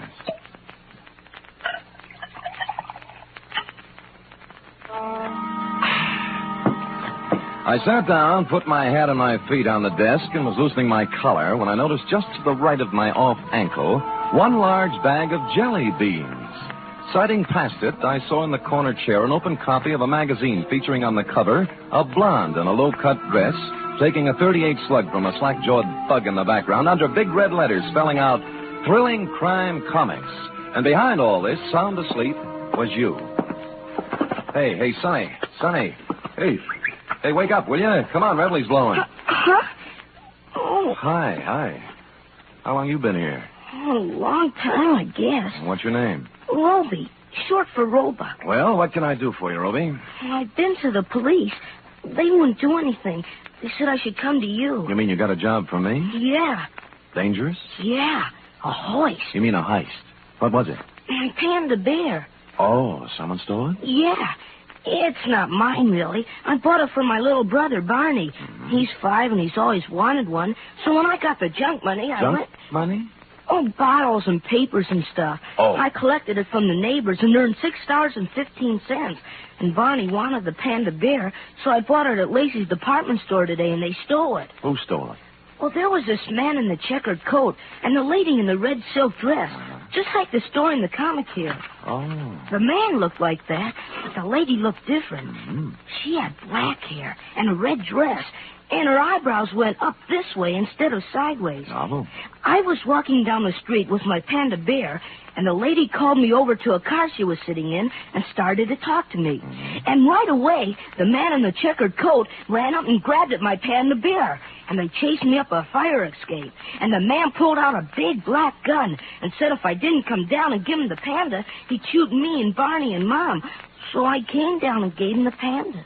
Well, that's quite a mouthful. Oh, excuse me, Roby. Hello? Sam? Yeah, Dundee. This is Dundee. Oh. Sam, there's a little fella about 8 years old on his way over there. No, he's here now, Lieutenant. What's the deal? He gave us quite a story. Well, how'd it go? Now, we took it down. I got it right here Good. somewhere. Let me see. It's about a man in a checkered coat and a lady in a red silk dress. Yeah. Oh, here it is. Quote, I was walking down the street with my panda bear, and the lady called me over to her car. Okay, Dundee. He hasn't changed it any. We got hold of his mother. Runs an elevator in the Rust building. Good. She says he reads too many comic books. You better send him home. Okay, Lieutenant, thanks. Come on, Roby. You're going to send me home? Lieutenant Dundee called your mother, old man, and You don't believe me either. Oh, it's not that, Roby. It's just But I can't go home without the panda bear. What do I tell Barney? I promised him. My own brother. Oh, he's home now, waiting? Yeah. Well, tell you what I'll do, Roby. You let me put you in a taxi and send you home, and I'll take the case. You'll get my panda back? You wouldn't be at all surprised. So if Barney's face hits the floor, just tell him Samuel Spade Incorporated's working on it. Only one thing. Huh? I haven't any money left. Oh, you got jelly beans, haven't you? Yeah. Okay, you can pay me off in jelly beans. Now, come on now, let's find a taxi. Which we did, Roby. Like the psychology books said, I didn't discourage the child imagination, but I did try to tout you off thrilling crime comics and onto Alice in Wonderland. This, I could see, would take some doing. It was almost closing time when I got to Lacey's, but I talked my way past the man at the door and hustled up to the 6th floor and the toy department.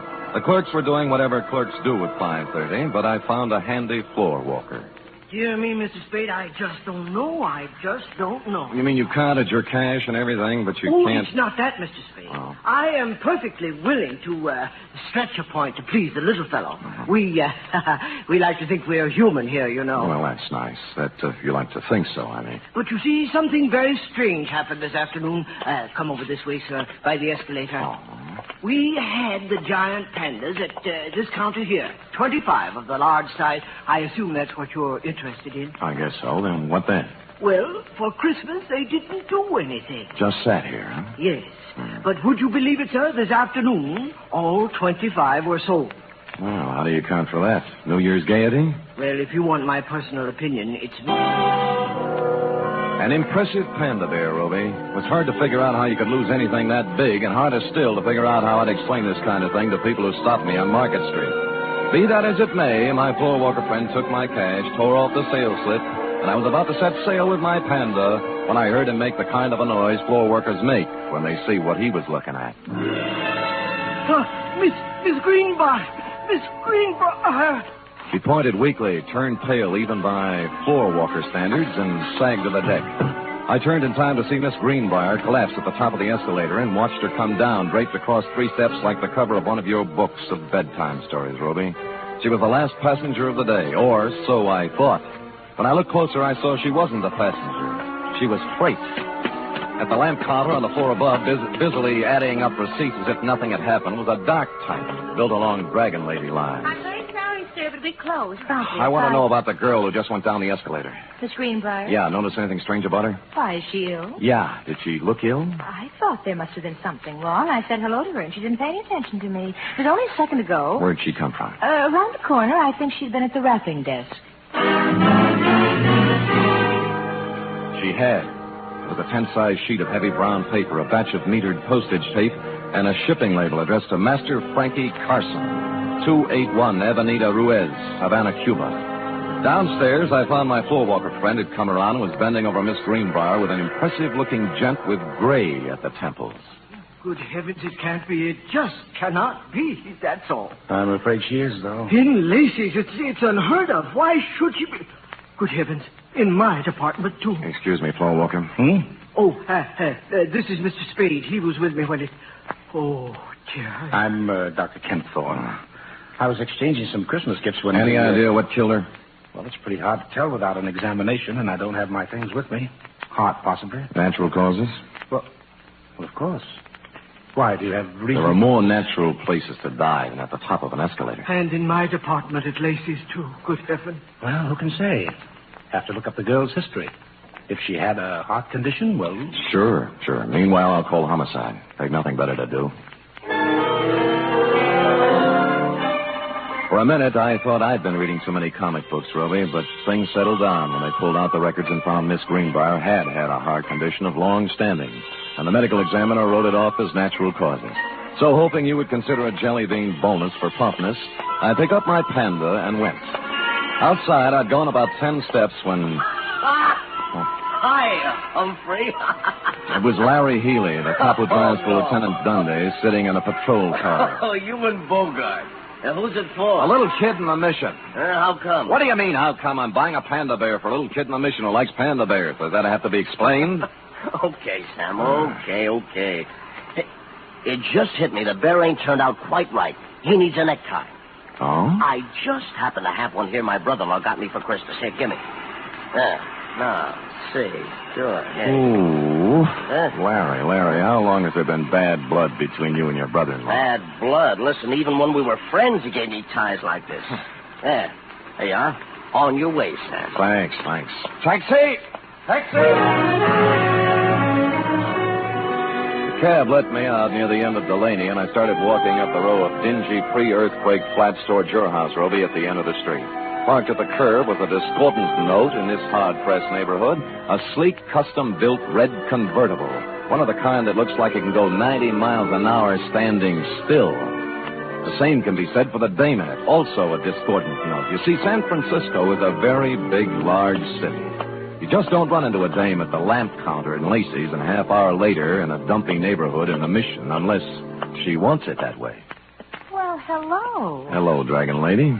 Oh, silly. You must sell a pass of the lamps. The car? Mm-hmm. But don't try and explain that now. Just tell me why you followed my cab. Follow you? Why, Mr. Spade. Come on, what is it? You're embarrassing me. I know. Since that moment at the lamp counter, you can't get me out of your mind. Well, that's a perfectly normal reaction. No, it's not that. It's... Oh, dear. The panda bear. You want it in the worst way. You're kind of attractive as men go, Mr. Spade. Could you give me a light, please? Sure.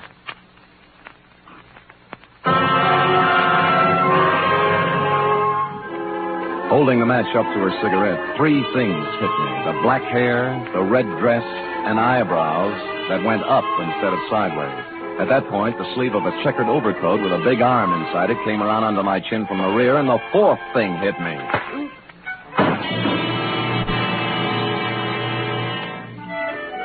How long I dwelled in Panda Land, I don't know, but it was real nice while it lasted. I was a panda, too, I remember, and I was going somewhere with a big overstuffed private detective under my arm when a lady panda batted her big brown eyes at me and began pulling my nose. She seemed to have a very, very high voice. Wake up, Mr. Spade. Rifle is blowing. I call Lieutenant Dunley, Mr. Spade.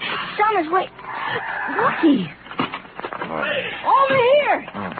Good, Christopher, Sam. What happened? Well, it was this way, Dundee. I was walking down the street with my panda bear, and the lady called me over to the car she was sitting in and started to talk to me. And right away, the man in the checkered coat up and whack.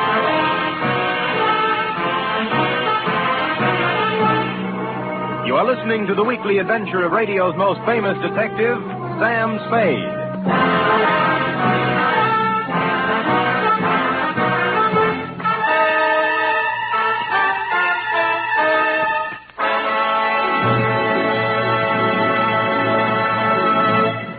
Van Heflin stars this Sunday in State Fair, another outstanding 60-minute production by Theater Guild on the air.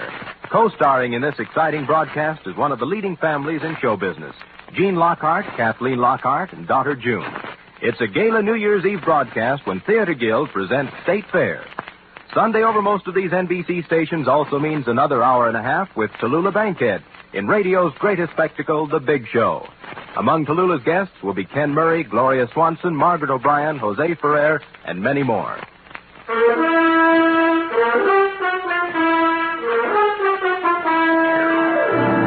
Now back to the Prodigal Panda Caper, tonight's adventure with Sam Spade.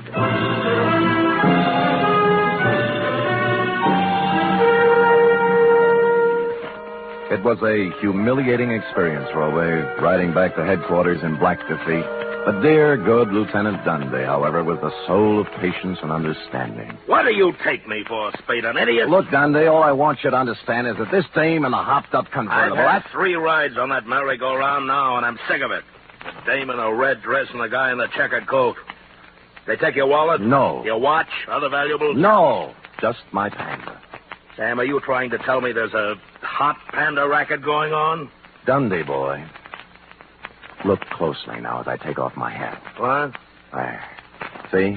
Now, as you know, my head ordinarily does not come to a point. But this protuberance was made by a gun butt, not by imagination. Oh, someone slugged you. I believe that, Sam, but this panda bear... Dundee. Yeah. What? Yeah. Yeah. You were saying something about my panda bear, Dundee. Yeah, maybe I ought to take it back. That dame at the store this afternoon, the one who sold him? Miss Greenbrier. Yeah. I just finished the post-mortem. No heart attack. She was poisoned.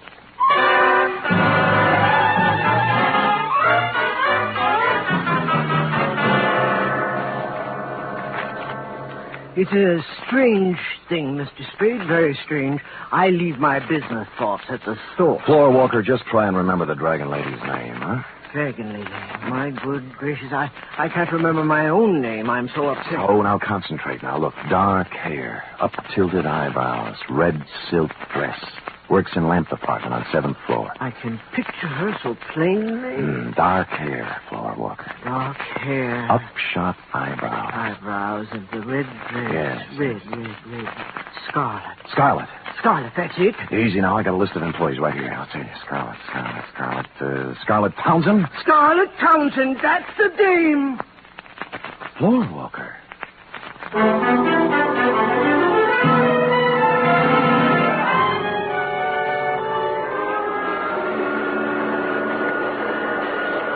Scarlet Townsend. Yeah, she lives here, right in this room. Move out. Today. Well, I'll come. Oh. I said, how come, landlady? What's she move? Me! Oh! I tried to keep her on the right track, but at her age, you can't tell them nothing.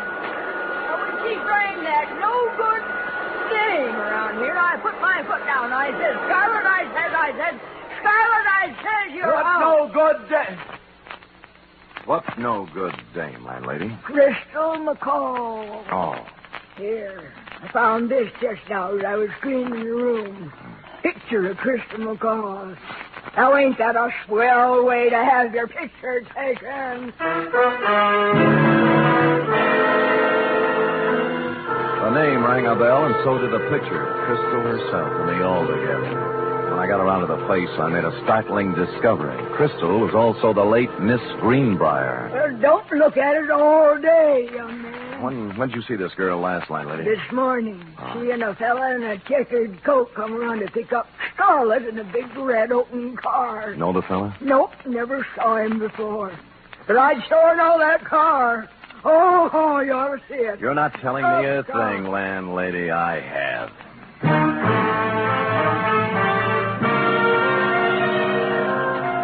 In Los Angeles, I'd have been dead, but San Francisco is not a convertible town. I found a free phone and began calling the dealers, figuring a bright red custom-built convertible is something you remember, whether you see it or sell it.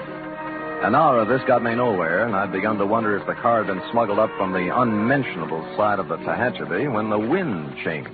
Sold the yellow one a while back. Thanks, but near misses don't count, friend. But the buyer had it painted red. Special job. Well, you're improving. Who's the buyer? Kim Thorne. Dr. Kim Thorne? Right, Dr. Jules Kim Thorne. Lives on Motley Drive in Burlingame. That's the only red one I know. Great. That's the only red one I need.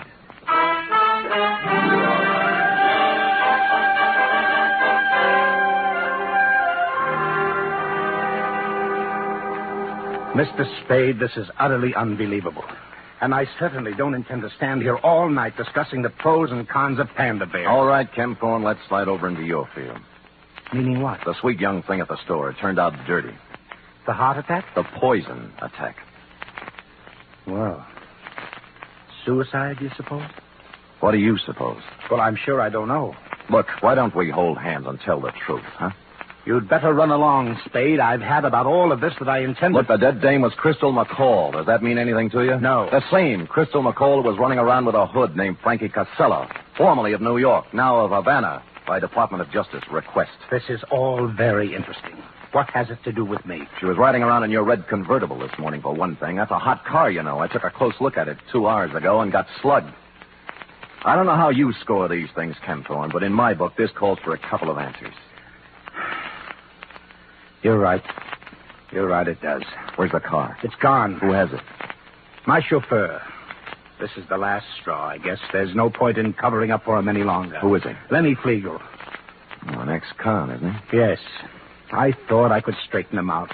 He's been missing for 2 days this time. He just took the car and left. I knew he had something to do with that girl in the toy department at Lacey's, so I went there today. I guess I was too late. You think Flegel killed her? I don't know. I don't know. Where did you see the car? Near the end of Delaney Street. What's the license number? 49H822. Oh. I'd better report it stolen. If you need me to testify, please... Feel free to call. That I will, Dr. Ken Thorne. Bye.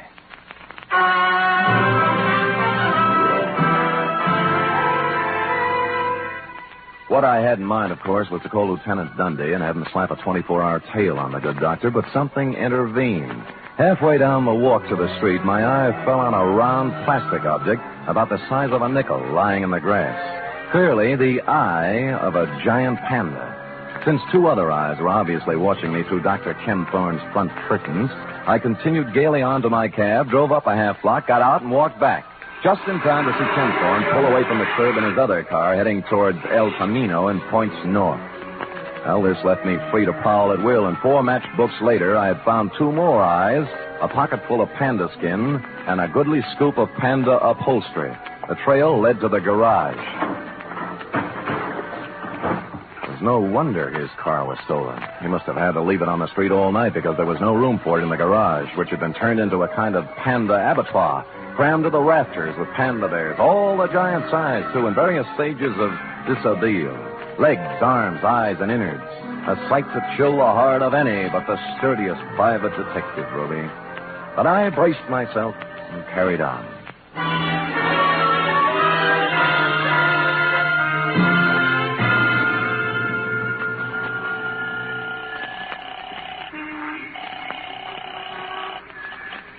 Homicide, Dundee. This is Sam, Dundee.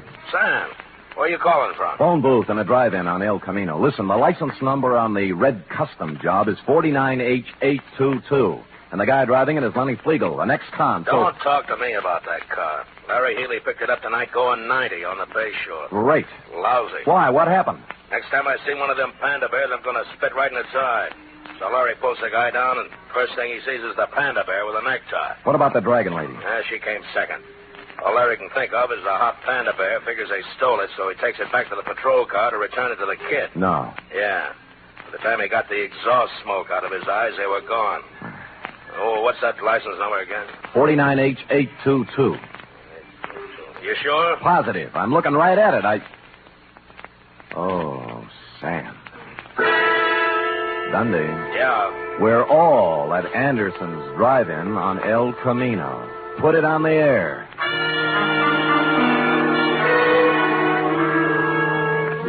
Which just shows you how slow I can think, Roby. The red job was staring at me with its big chrome eyes outside the plate glass window. Flegel and the dragon lady, bless them, were having a Saturday night blue plate displayed attractively on the tray racks hung from the car doors. I sidled out of the phone booth and through the kitchen, thereby coming up on the car from behind. More coffee, honey? No, we better get going. Oh, plenty of time. Mind if I join you, Flegel? Huh? He reached and I pushed, and instead of his gun, he came up with half a hamburger. It was too harsh a light for the dragon lady to operate effectively, and by the time Larry Healy and the prowl car pulled up, they decided to do it the easy way. You all comfy back there? Lovely, Larry. Flegel? Dragon lady? Shut up. What about the red job? What are you going to do with it? Larry? Oh, and count it till the lawyers are through talking. Sam, you want to go by way of Delaney Street? Yeah. Okay. Why Delaney Street? Larry delivered the panda. Huh? Sure, to the kid, Roby Dozier. We'll have to go and pick it up. Lenny. Yeah. What's it worth, Flegel? 50,000? 100? The little kid's got it? Yeah. Oh, Carcel will be disappointed, Flegel. With the tax force watching both him and Crystal, it looked like a safe way to get some of his dough out of the country club. Wasn't my idea. I hated him. I did 8 years for him, Spade. I could have killed him. Shut up, Lenny. I don't care anymore. The heck with it. Look, it wasn't me. The guy who's running things for him here is Dr. Kempthorne, but Crystal had the dough. He killed her. He took her to lunch today, and he... Go ahead, Lenny. So he poisoned her. Then what? She fixed up one of the pandas. He didn't know which. Stuffed it with bills, 80, 100,000, I don't know. Anyway, you'll find the money in the red car under the back seat. Under the seat? What are you talking about? It's in the panda. The kid's got it. Look, why do you think I'm telling you this, you stupid flatfoot? I fixed that thing for Carcel myself after we took the dough out. What, kid? It's got a bomb in it.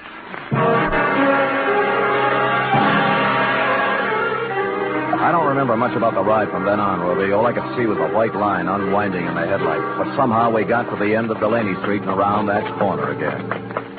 Roby! Roby! Over here, in the alley. Roby, you hurt? No, just resting. Where's the panda? Well, I'm through with pandas, and so is Barney.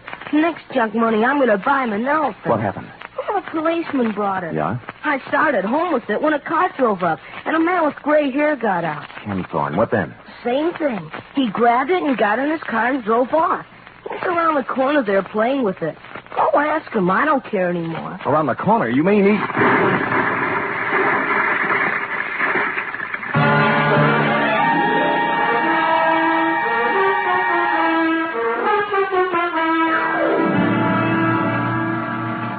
Period. End of report.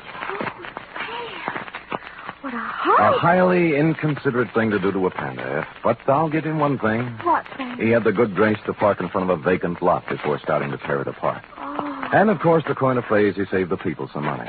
And now, if you're a good, efficient girl and run that through your infernal machine, who knows what I'll have in store for you when you're through. No, Jelly Bean, still work is done. Now, scoot, scoot, scoot.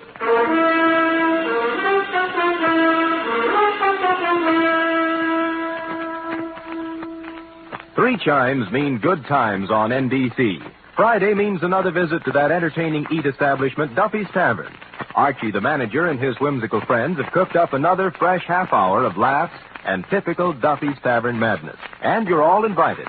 There's also another delightful adventure with Chester A. Riley, played by William Bendix, tonight on The Life of Riley. Keep your dial set to NBC for the very best in radio entertainment.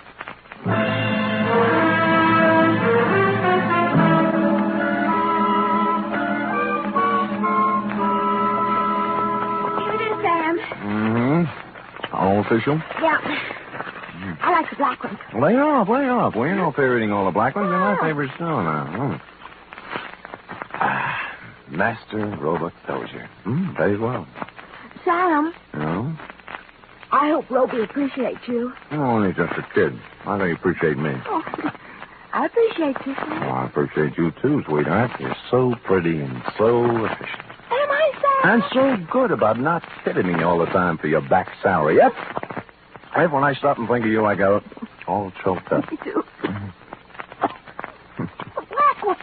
Come here. Huh?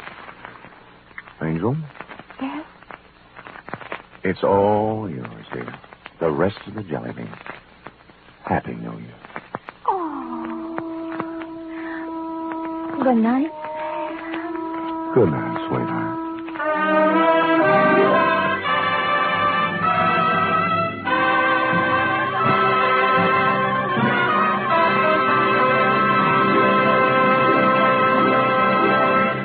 The Adventures of Sam Spade are produced, edited, and directed by William Spears. Sam Spade was played by Stephen Dunn. Doreen Tuttle is Effie.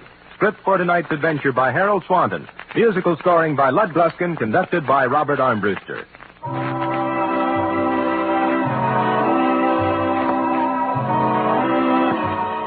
Join us again next week, same time, for another adventure with Sam Spade. Enjoy the magnificent Montague, then Duffy's Tavern on NBC.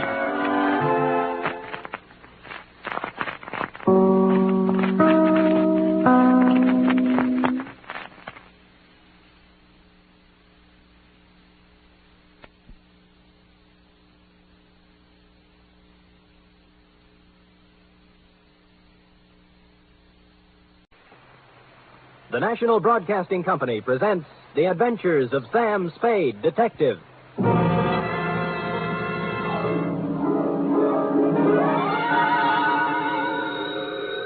Sam Spade Detective Agency? Me, sweetheart. Sam, where have you been? I don't know what to tell them. Tell who? The reporters, everybody. They all say you're the first private detective in the history of San Francisco to get rich honestly. Uh-huh. Oh, Sam! When I think of all the back salary I'll be getting, the fur coats... Easy, girl, easy. Prepare yourself. Sam? Yep. You mean... The $50,000 is not available to employees of the network or sponsor, which unfortunately I happen to be. Sam!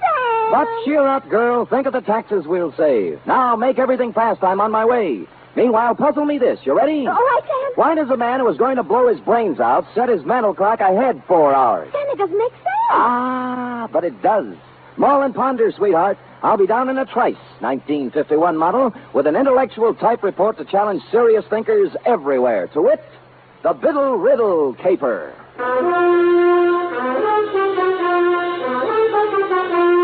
For NBC, William Spear, radio's outstanding producer, director of mystery and crime drama, brings you the greatest private detective of them all in The Adventures of Sam Spade. All alone by the microphone. Pizza. Effie? Sam, I just can't get anywhere with this. Never kick on the third down, cherub. Give it another No, try. it's no use, Sam. I'm mentally through. Well, you know best. I just give up. Sam, Huh? what are those funny little bumps on your cheek? Go ahead, guess. Smallpox? Cake? You get more. Look like little waffle marks. That's what happens when somebody hits you with a microphone, sweetheart. Now, if you look closer, just above the marks, under my eye, Oh, yeah. clearly and distinctly, in reverse, of course, the 3 letters of a network known far and wide for its hospitality to unemployed private detectives. You mean? Shh, not here, girl. Poise the pencil. Who knows? A sponsor may be listening. Ready? Yes, sir. To Mr. Tracy Abbott, Drake Carlton Hotel, copy to Dundee at Homicide. From Samuel Spade, license number 137596. Subject, the Biddle Riddle Caper. Dear Tracy. It had a nice conventional start, this one. A nice conventional phone call telling me to drop up to room 402 of the Drake Carlton around 3 in the afternoon. But when I got there, I found that over the nice conventional number on the door was hung a temporary sign reading Olympic Radio Productions. Tracy Abbott, editor, director, and producer. Bidding farewell to the nice conventional part, I made bold to enter the door. Abbott, 5'8" of solid Hollywood, was waltzing with what I took to be a musician, composer, or some such. We open cold, Bunny, like this. Now, Killer at Large. Bang in with the theme. Bum, bum, bum, bum, bum, bum, bum, bum, bum, bum, bum, bum, bum, bum, bum. A great big wonderful chord there, Bunny. Check. Check. And then the teaser. Quote. Don't go away, you out there. Stick right close to that radio set of yours, because the next half hour might put $50,000 in your pocket. Yes, $50,000 will be paid by the sponsors of this program for information leading to the arrest and conviction of a killer at large. Tonight, that's it, sustain the chord. Yeah. Tonight, the murder, tremolo. Tonight, the murder of Carol Stevens. Then, da-da-dee-bum-bum-bum-bum-bum-bum. Check. What's that? Cymbal crash. Do it again. Don't need it. Check. Check. Big, wonderful, lush. That's the word, lush. With scope and sweep and power. I got it. Well, I'll get as lush as I can with 8 pieces. Scope, sweep, importance. Gotta sound important. Check. Check. Oh. I'm Sam Spade, Mr. Abbott. Ah, yes, Spade. Glad to see you. Please sit down. No, on the other hand, you'd better stand up. No time to lose. You have 24 hours to find a man for me. Well, that's pretty short notice. Mr. Spade, Killer at Large is real. Oh. We keep a sensitive finger on the pulse of the people. Well, that's nice. We deal in real facts, real people, real crimes, and real criminals. Check. Just how do you do this? How do you accomplish all this on the radio budget of today? Now, you see before you, Spade, the mechanical marvel which makes this possible, the tape recorder. You're familiar with the tape recorder? Oh, more or less. Check. Tomorrow night at 9 p.m. PST, with the aid of the tape recorder, we shall reconstruct one of San Francisco's more sensational, unsolved crimes. The murder of Carol Stevens. You mean the burlesque dame 3 years ago? 2 years, 8 months, and 29 days. You remember much about it? Well, let me see. She turned up dead on the floor of her apartment, didn't she? Check. Victim of the well-known blunt instrument. In this case, a bronze bookend carrying the bas relief of Abraham Lincoln. Much ado. Headlines by the yard. A parade of witnesses, but no arrests, period. Fine. Now, what about me? Our show, Spade, is made up of the simple, honest, spontaneous statements of the witnesses themselves. We're set on this one except for one man. The most important one in the case, of course. Oh, who's that? Jimmy Biddle, the doorman at the Broadway Burlesque. At the time the Stevens girl was killed. Oh. Knew her, some say he loved her. Top suspect until he came up with an alibi. Our advance men have combed the city for 2 weeks trying to find him, but no luck. So he's blown town. That's what I thought until this morning. You mean you've heard from him? I heard from someone who said he was Biddle. He also said he knew who killed Carol Stevens. And he wanted the $50,000. Right. I mean, check. Oh, fair enough. Well, that's what you advertise, isn't it? Not to people who hang up when you get curious. If it was Biddle, I've got to record his story. I want him here by 8 tomorrow night. Check? Well, since you keep bringing it up, check. Yes. You can make it out for $100. At Homicide, I cased the files on the Stevens thing. San Francisco's answer to the Black Dad. A cheap killing of a cheap dame in a cheap apartment that used a lot of expensive newsprint. She'd taken her last turn under the blue spot around 10:30, left the theater, and hustled straight home, because at 11 sharp, according to the neighbor across the hall, someone had tried the Abraham Lincoln bookend on Carol for size. She hit the floor just as the 11 o'clock news came on. Biddle's alibi had to be good, and it was. It came, as a matter of fact, from the greatest little alibi factory in town. Biddle was drinking old fashions with Joseph P. Norgard, the well-known criminal lawyer at the time of the killing. So I trotted over to Norgard's office on Market Street, found him tied up, and settled down in the waiting room next to a gimlet-eyed youth in a neon-striped suit who looked like he made a living sticking up crap games. He was filing his nails. Buddy. Yeah, buddy? You sure you're in the right office, buddy? Positive, buddy. I just thought I might save you some trouble, that's all. Sam Spade, ain't it? Hey, you're a smart kid. I try hard. I still think you'd be wise to blow. Now, this is quite a turn you do, buddy. Study nights with Richard Woodmark. Sam, I told you I want to save you a bad time. You're a nice guy. Thank you. Must be a lot of things you can do around town to make a buck without coming here. Now, why don't you lift it out of that chair? I'm not going to do it, Mr. Norgard, and that's final. I'll get with you later. Bye, buddy.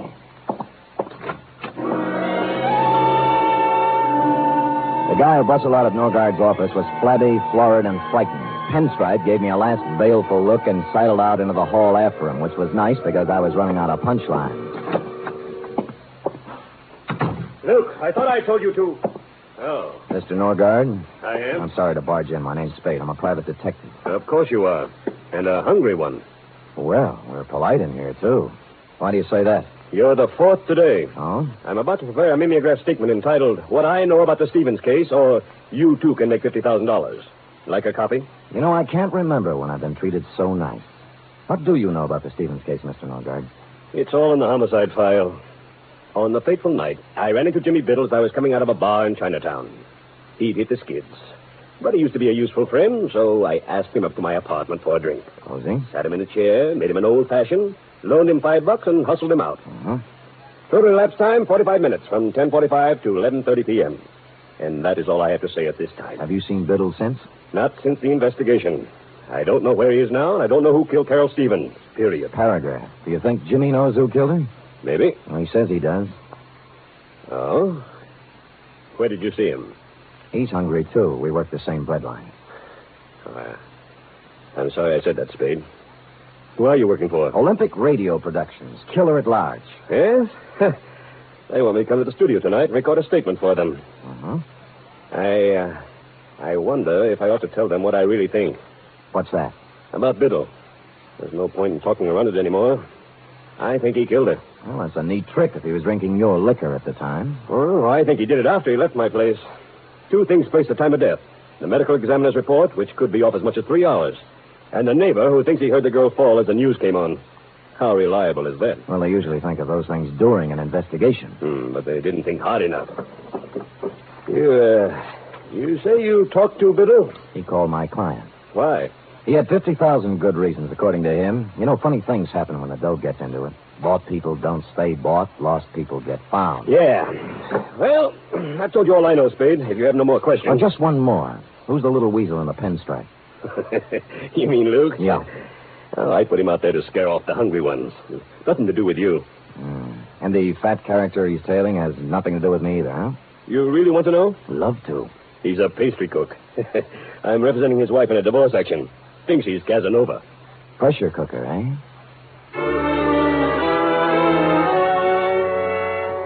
Shoving Norgard, Pinstripe, and the flabby pastry cook in the look-up later section of my hat band, I took off for Biddle's last known address, a boarding house on Pacific Avenue. There I held hands with the landlady long enough to learn that, A, she hadn't seen Biddle since a few weeks after the murder, but B, when last heard of, Biddle had gone on from the burlesque dame to something even more extremely female. According to the landlady... Name's Rosalie.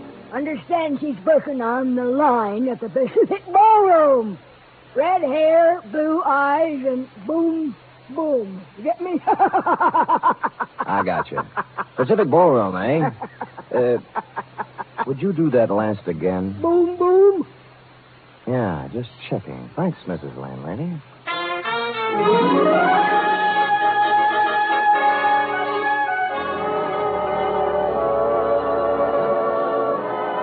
Hello? Hi. Am I the lucky girl? Well, you look like your name ought to be Rosalie. Oh, you're psychic. Got your tickets? Here, let me know when they're used up, huh? Don't worry. Hey. You know you're a pretty good dancer? Arthur Murray, class of 1906. Only I didn't come here to dance. Oh. I'm looking for Jimmy Biddle, you know him? Yeah, I know him. You a cop? Not exactly. Oh, what's the difference, cop or no cop? You'll find him one of these days. Where? In the bay, maybe. Or the morgue. He knows it. That's the funny part. He knows it, and he can't do anything about it. It's got him. Rosalie, baby, look, I know. That's enough about Jimmy. Let's dance, huh? That's what you're paying for, isn't it? Well, come on. Where is he? You're wasting your time. I won't sell him out. I'm through with him, but I won't sell him out. Ah, here's your ticket.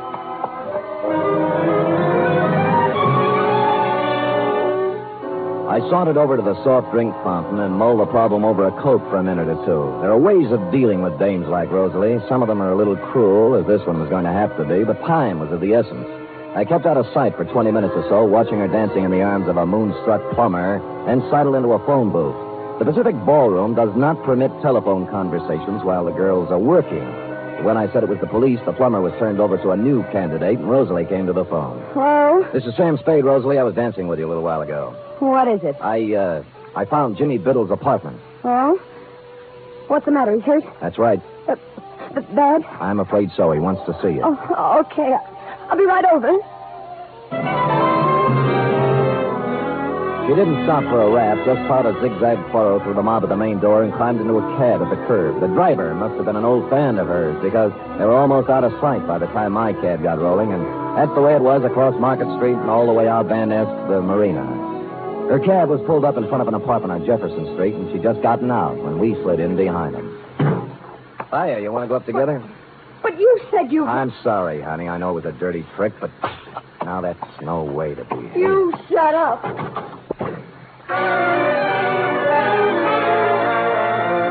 The gold card holder by the doorbell listed the tenant as W.R. Smith. Mr. Smith was evidently not home.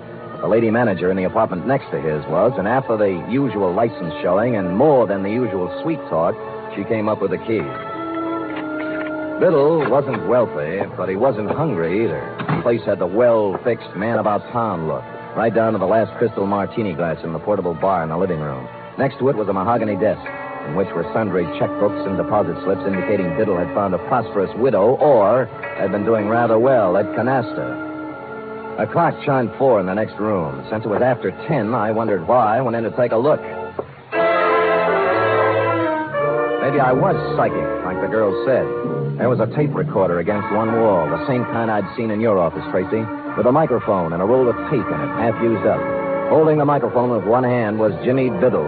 In the other hand, a .38. He wasn't hurt, as I'd told her. He was dead.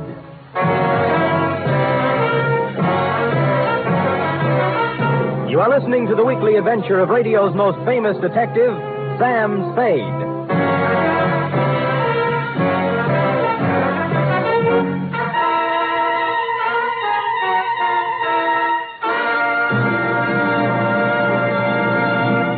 This Sunday, there's another outstanding production by Theater Guild on the air. It's a 1-hour adaptation of the thrilling tale of intrigue in post-war Vienna, The Third Man.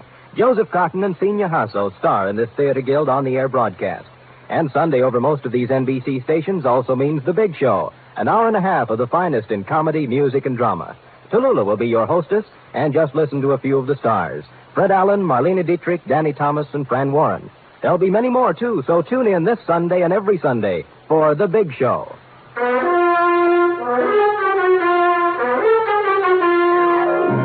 And now back to the Biddle Riddle Caper, tonight's adventure with Sam Spade.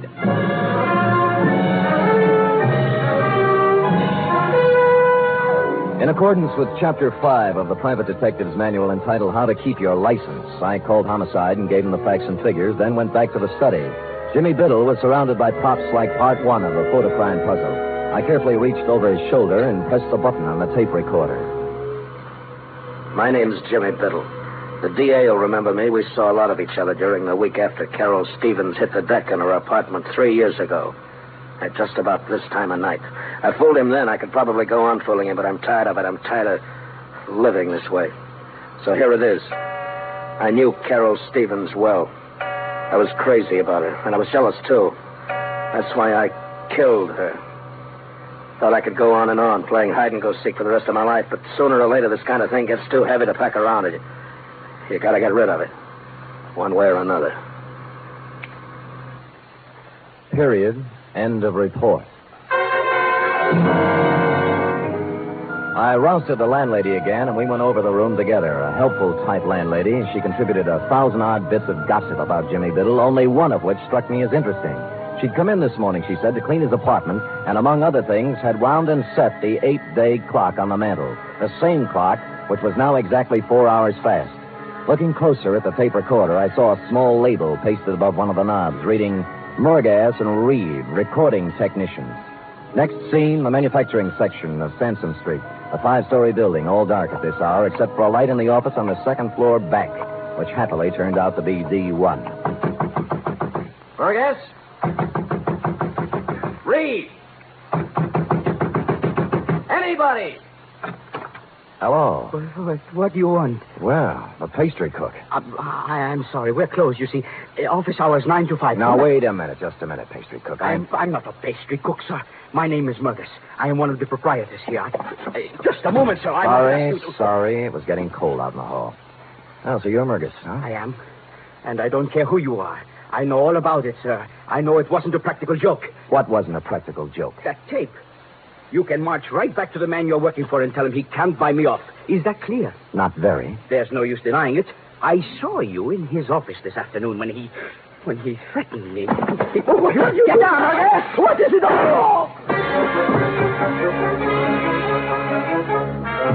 I crawled out on a fire escape in time to see my buddy in the pinstripe suit hit the bottom. The alley, praise be, was blind at one end, so Luke took off toward the street.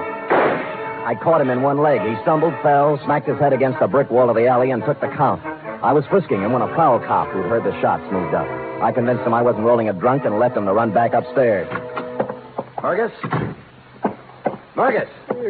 Here.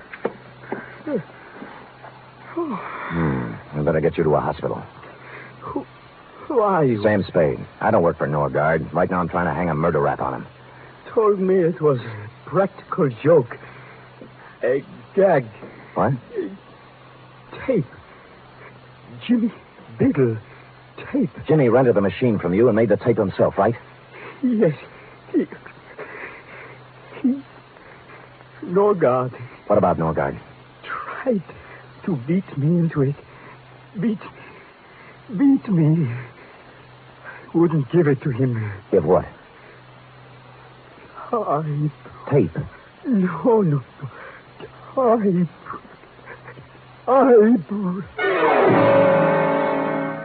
He tried to point to the desk as he passed out, and so to this already bubbling stew, we had a crucial typewriter.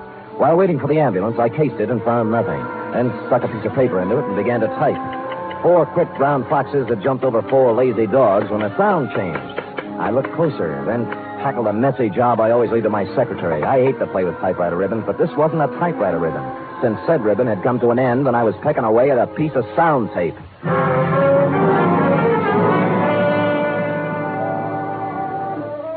Come on, Rosalie. No, I don't want to talk. Look, come on. My feet are even more tired than they were an hour ago.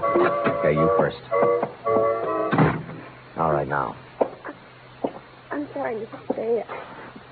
I thought you were lying when you said Jimmy was hurt. Look, let's not go into that now. He was blackmailing Norgard, right? I don't even know who Norgard is. You knew Jimmy was shaking someone down, didn't you? I never knew where he got his money. I just knew it was dirty money.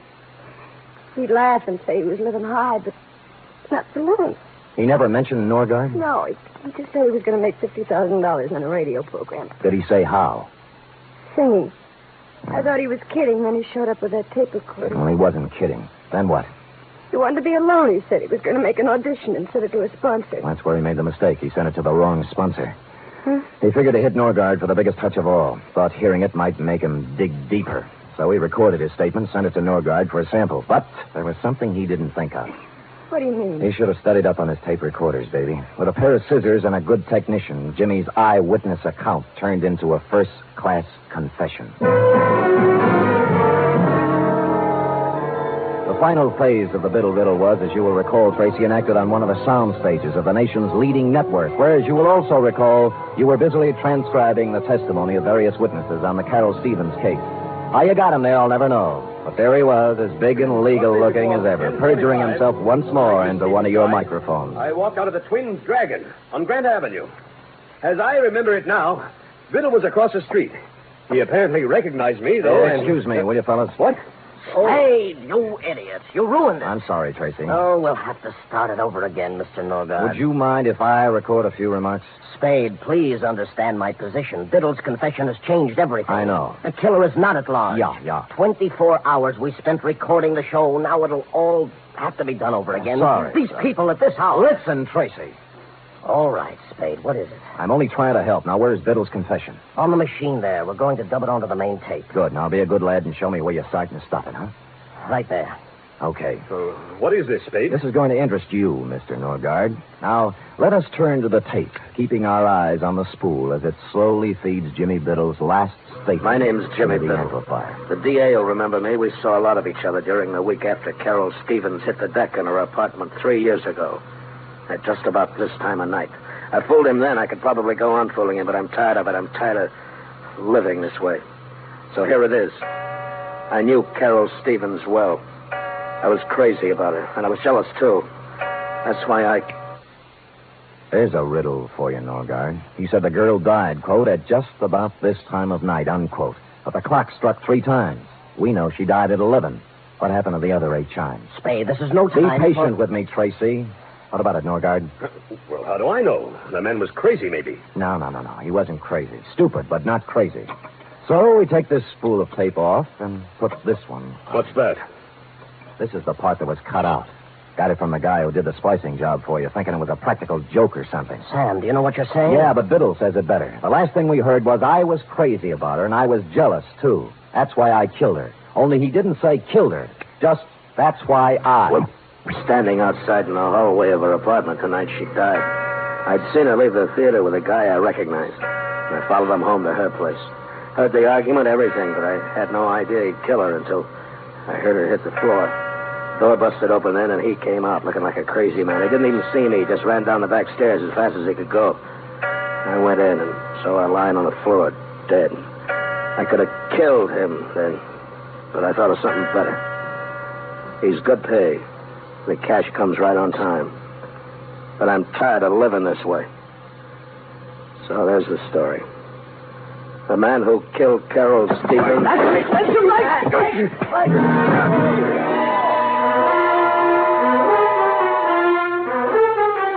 This is as far as Biddle got, since Norgard had grabbed a stand mic and slammed it into the recording machine. In the rhubarb which followed, he also slammed it into my face, which is why I carry the imprint of the nation's #1 network just below my right eye. So that's about the crop, Tracy. Norgard and Pinstripe now lie cheek by jowl in the jail hospital trying to think of an honest lawyer who'll defend them. While you, Tracy, with a 3rd round of interviews before you, are considering tossing out Carol Stevens and doing the shooting of Dan McGrew. Period. End of report. Sam, how unfortunate. Unfortunate? You never got to explain about the clock. It was 4 hours fast. Why, sweetheart, that's self-explanatory. The clock said 4, you see? But it was 12. Biddle have been dead an hour, which makes it 11. Carry 1. Subtracting 4 from that leaves 7. 7. And assuming he'd been there an hour before that makes 6.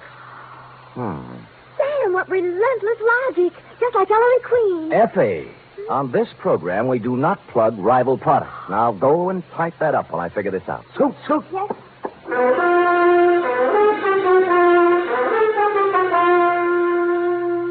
3 chimes mean good times on NBC. There's mystery and music every Saturday on NBC. For Mystery Tomorrow, Herbert Marshall stars as the Man Called X.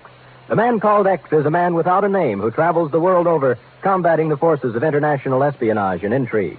For Music Tomorrow, your hit parade brings you the top tunes in the land, played by Raymond Scott's orchestra and with vocals by Snooky Lanson and Eileen Wilson.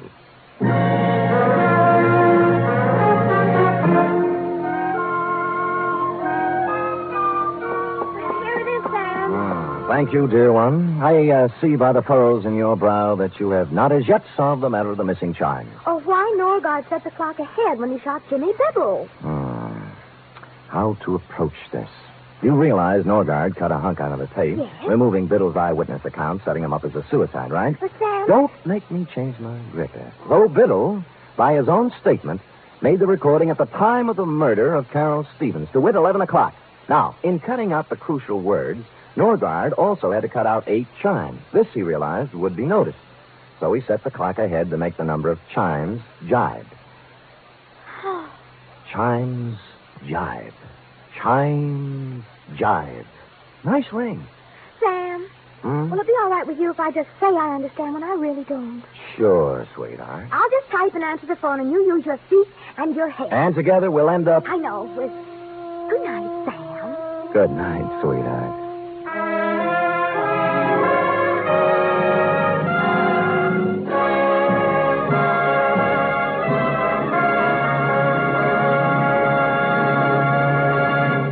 The Adventures of Sam Spade are produced, edited, and directed by William Spear. Sam Spade was played by Stephen Dunn. Lorene Tuttle is Effie. Script for tonight's adventure by Harold Swanton. Musical scoring by Lud Gluskin, conducted by Robert Armbruster.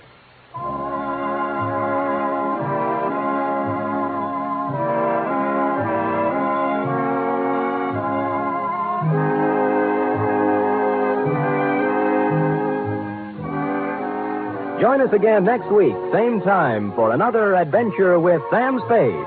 Enjoy the magnificent Montague, then Duffy's Tavern on NBC.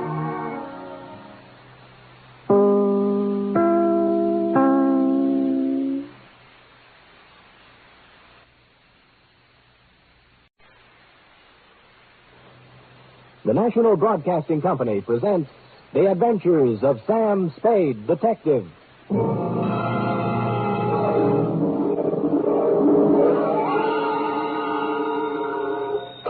Sam Spade Detective Agency. Me, sweetheart. Sam!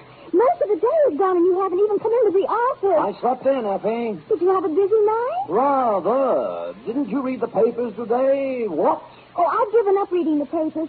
They're so full of bad news lately. Well, they're especially full of bad news today, Effie. What happened? Oh. Did your bowling team lose again? Effie, I'll thank you not to mention my bowling team in public. It's just a matter of getting a little exercise. And it didn't lose, it won, even without me. It only seems to win when you don't play on it, Sam. Effie, don't forget your position. Sorry, Sam. Anyway, how do we get on this bowling kick? We're supposed to be talking about something else. About last night. Oh, yes. Well, this one has more than local complications. Intrigue, foreign correspondence, dirty work on a grand scale. It's international in scope.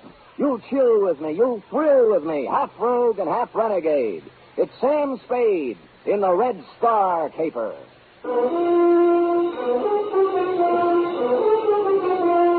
For NBC, William Spear, radio's outstanding producer-director of mystery and crime drama, brings you the greatest private detective of them all in The Adventures of Sam Spade. Effie? Yes, Sam. I'm here. It's about time. Well, I'm here. It's about time. Effie, you sound more like a shrew every day. Thank you, Sam. I'm just being practical, you know. How can we make money if you don't show up? Well, I had to turn away 3 clients today. Well, that's right. I'm thinking of quitting private detecting anyway. You are? Really? What would you do? Well, I know a reporter's job that's open. Now, how would that sound? Scoop Spade. My beat is the universe. Oh, that sounds terrible, Sam. You make a silly reporter. You can't even type. Sometimes, Effie, you hit the nail right on the point, where it hurts. Now, let's get down to business. Well, I hope I didn't offend you, Sam. Well, watch it. Date January 12th, 1951. To Lieutenant I.C. Kelsey, Homicide Detail, San Francisco Police. From Samuel Spade, license number 137596. Subject, the Red Star caper. Dear Kelsey, it had been some time since I had attended a lecture. In fact, the last one I can remember is when Margaret Sanger passed through town. But last night at 8 o'clock, I filed into the Central Municipal Auditorium along with several hundred other people, including college students, newspaper men, professors of political science, the usual curious complement, and a goodly sprinkling of snuffling indigents who welcomed any easy means of escaping the cold winds that whoop through the Mission District at this time of the year. Ladies and gentlemen, it's a pleasure to see so many politically minded faces gathered in this auditorium tonight. To let the world know that so many of us are trying to keep abreast of the fast-moving and sometimes confusing events of our troubled days serves as a graphic example to those who would try to take our liberties away from us, that we are ever alert and that we will continue to defend those liberties.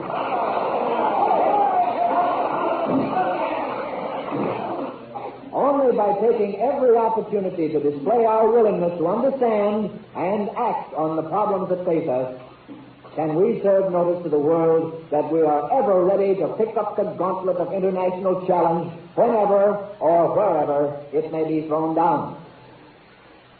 The subject for tonight is, are we helping our enemies? And our speaker scarcely needs introduction, but just in case there are a few hermits in our audience who have never owned a radio set nor seen a newspaper in the past 10 years,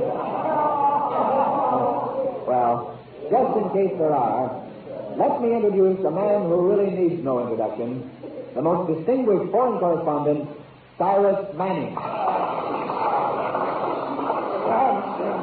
Thank you, Mr. Chairman. And good evening, ladies and gentlemen. Are we helping our enemies? That is the question. My answer in a word is yes. And that answer is not hasty or ill-advised. I have just returned from the thorough coverage of the Orient. I have visited the tragic blood-soaked battlefields of Korea.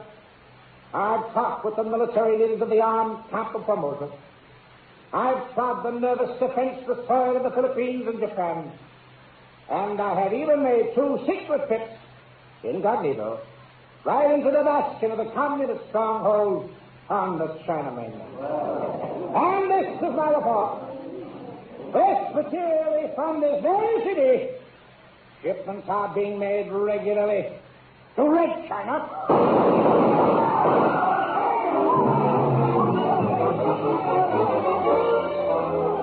I was sitting halfway up the hall when the lights went out. I cut for a side aisle and raced for the stage. Someone was running for a back exit, and I followed. I was too late. The car had roared out of a back alley and was gone. On the stage, someone had rung down the curtain. Cyrus Manning was on the floor, and the chairman was bending over him. He's dead. They almost shot me, too. Let me see. Yeah, you're right. There's nothing anybody can do for him right now. The lights went out, and then the shot. Oh, this is the most terrible thing that ever happened to me. To you? Shall I ask him to get up and call the police, or do you think that with one last dying effort you might do it? I'll call him. Well, I guess he did get the worst of it. I guess he did. And that's how the news reached you, Kelsey. Now, suppose you want to know how I happened to be at a lecture where the lecturer happened to be shot. Well, I'll tell you. And don't think it makes me happy. You see, I was supposed to be his bodyguard. Now, let's start at the beginning, shall we? It's early afternoon. Our stupid hero is sitting around trying to break the code on a scratch sheet. Sam, are you in? Oh, only the client, F. Who is it? Dick Davis, foreign news editor on the Tribune. Well, he probably has me confused with Mr. X, but I'll take it. Yeah, Dick? You ever hear of Cyrus Manning, Sam? The foreign correspondent? Yeah, that's the one. He's in town. He got here yesterday. Well, what is it, a benefit? You want me to do card tricks or something? He needs a bodyguard. I don't know anybody else who'd be crazy enough to take the job, so I called you. Oh, gee, thanks. Read the letters to the editor column tomorrow for my reply. I didn't know whether you'd take the job, but I sent him over to see you anyway. Who does he want to be bodyguarded against? Well, I'll let him tell you about it, Sam, but I'll give you a clue. Their home base runs west from the center of Berlin, east to slightly below the 38th parallel. Oh, those people, huh? Well, there are only 200 or 300 million of them. I shouldn't have any trouble. Then you'll take the job, Sam? Who's paying? We are, 50 a day. 60. Haven't you heard of the cost of living index? Yeah, all right, it's a deal. Good. Just one thing, Sam. If you have a good picture of yourself, taken recently, kid, we'd appreciate a copy. Why? Probable. That is, possible obituary. Davis, what are you saying? If I don't see you again, Sam, good luck. I quit. I won't take the job. Davis! Effie! Yes, I'm here. I'm leaving town for a few days, F. Look, throw some things in my suitcase in the closet. All right, then. But wait, there's someone here to see you. I don't suppose his name is Cyrus Manning. Did you ever guess, Sam? Oh, it was easy. I just thought of the name of a man I would least like to see. Send him in. Sam, sometimes I just can't understand you. I have the same trouble, F. I'll send him in and forget about the suitcase. I am not going to succumb to hysteria. Are you sure you're all right? Of course I am. On these troubled times, we must keep our heads cool and our powder dry. Well, I try to. I'll send him in. All right. You let him in now, Mr. Manning? Thank you. How do you do, Spade? Sit down. Oh, thank you, old man. You, could you lift up your hat brim so I could see your face and, maybe even take off your trench? Well, I never take them off, Spade. Oh? They're the mark of my profession. Oh. The life of a foreign correspondent isn't his own, you know. I might be whisked off to Berlin or Siberia in a matter of minutes. Sometimes I even sleep in these clothes. Well, you know that. I wore this trench coat when I interviewed Hitler. When I stood knee-deep in water on the shores of the Philippines. Next to MacArthur. Really? Why, the commandant of the prison camp didn't dare take it off of me when I was captured by the Chinese guerrillas. And when Mussolini... Would you care for a drink? Drink? Yeah. Well, thank you, sir. I see you're pouring deep. Well, here's the crime. No, Spade, no. Just a minute. I never drink without first offering special toast. Offer. Oh, may the great white wings of the thunderbird brush lightly over your grave. A literal translation of an old Tibetan toast. Swell. Well, of course, it probably loses something in the translation. It's good to get back to the States where they have real liquor.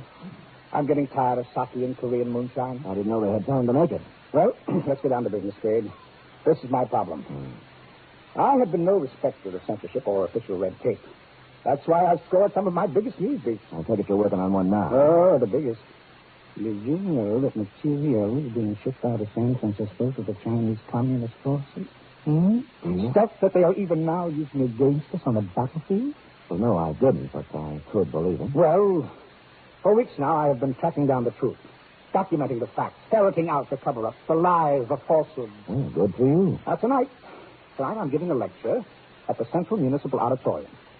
Press representatives from every newspaper and syndicate will be there. Of course. I'll give the general outline of my revelations, and it'll hit every newspaper in the country.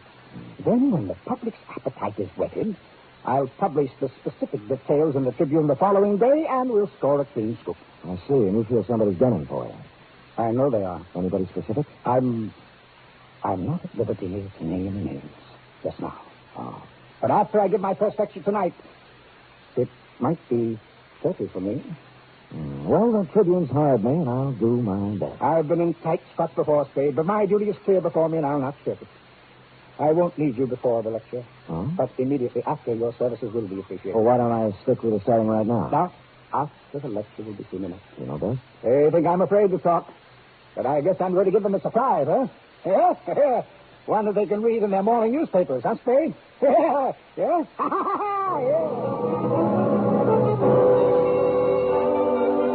Well, he was half right, Kelsey. It might not have been a surprise, but they were able to read it in the morning papers. And at least Manning got a laugh out of it, which is more than I did. You arrived at the murder scene 3 minutes after you were called. He was shot, Sam. I would say so, Kelsey. I would say so. Well, and it's easy. We'll search everybody in the audience before we let them go. Kelsey, I was in the audience. Manning was shot from backstage and overdid it, ran out the back door. Oh, that's right, Sam. You already told me that. That makes it a little harder. Look, Kelsey, the doorman is sitting right over there. See, the killer knocked him down coming into the stage. Now, why don't you question him? You're not kidding me, Sam. Kelsey, so help me, it's straight. All right, let's question him. You the doorman? Yeah. They hit me right in the jaw. Just like that. Oh, no, you lied. Kelsey, for heaven's sake, get up. He's a police officer. I'll have you arrested. I'm sorry, officer. I'm terribly sorry. It was an accident. I was just showing you how he hit me. Oh, all right. But when you come to the shooting part, you be careful. Well, the door opened and a big man barged through, see? Before I could open my mouth, he hit me. And I fell flat on my back. Have you got a good look at him? No, all I saw was a tattoo on the back of his hand. It was a red star. You mean he stood there and shot Manning and you didn't see him? As soon as he knocked me down, he put out the lights. And then he ran out. I started to get up and saw the car pull away. What kind of a car? It was a light blue convertible. And you remember anything else? Absolutely nothing else. Are you sure? Absolutely sure. I don't suppose it's worth much, but the license number was 4N75323. No, I don't think. Oh, yeah.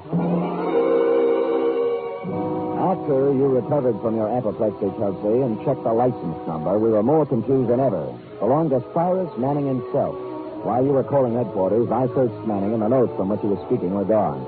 I reasoned that he might have had a carbon copy or handwritten notes in his hotel room or wherever he lived. The Tribune supplied his address, the Congress on Fillmore, above Van Ness, room 612. Coming out of the elevator, I bumped into a tall, handsome brunette hurrying in. Excuse me. It was my fault. If you go to the right, I'll go to the left. All right, ready? Sure. Going down. Hurry, please.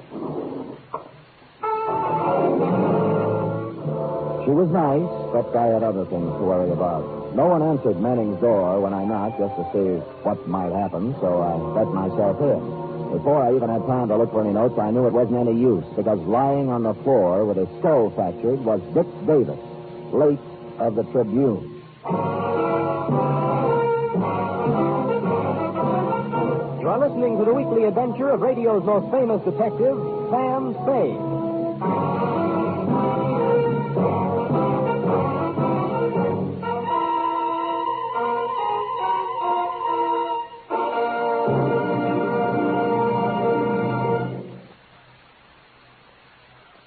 minutes of comedy, music, and drama, all presided over by the glamorous Tallulah Bankhead. That's The Big Show, brought to you every Sunday on NBC. This Sunday's Big Show features such bright stars as Jack Carter, Jimmy Durante, Louis Calhern, Martha Ray, and many more. Plus music by Fran Warren and Meredith Wilson's chorus and orchestra. It's The Big Show. And Sunday over most of these NBC stations also means a 1-hour adaptation of a famous play or story by Theater Guild on the air.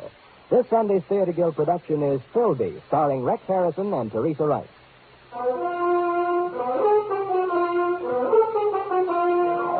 And now back to the Red Star Caper, tonight's adventure with Sam Spade.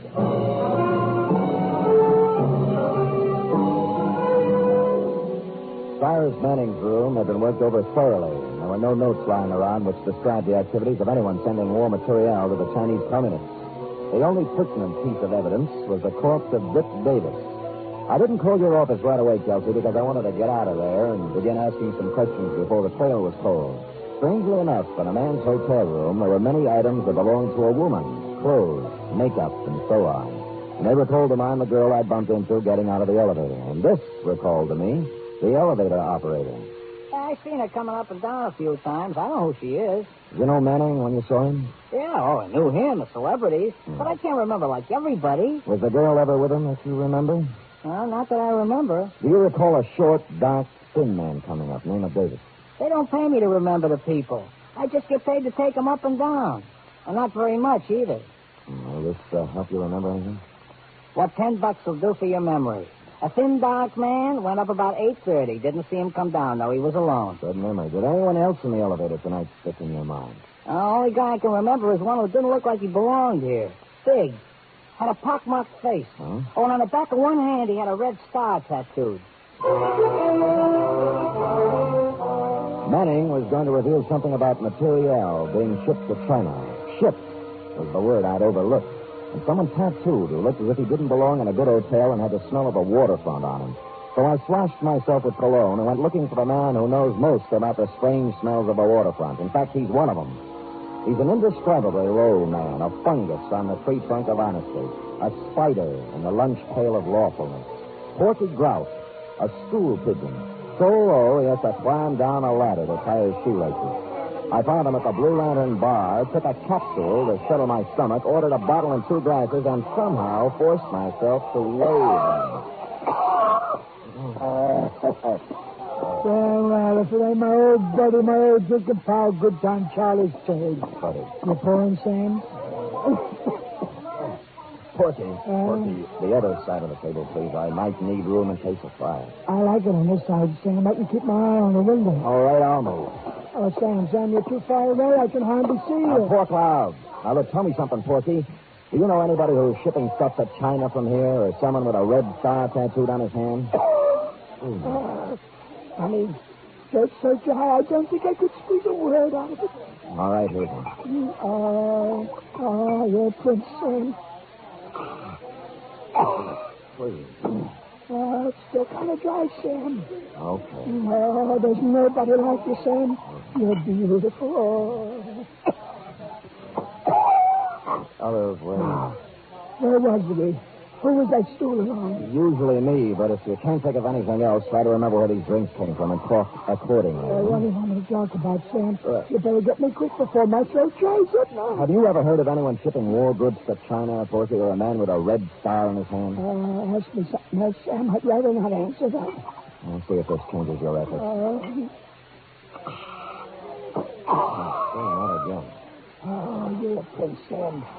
Now, let me see. I heard about somebody shipping goods to the heathen Chinese. Yeah? But Sam, I gotta get going.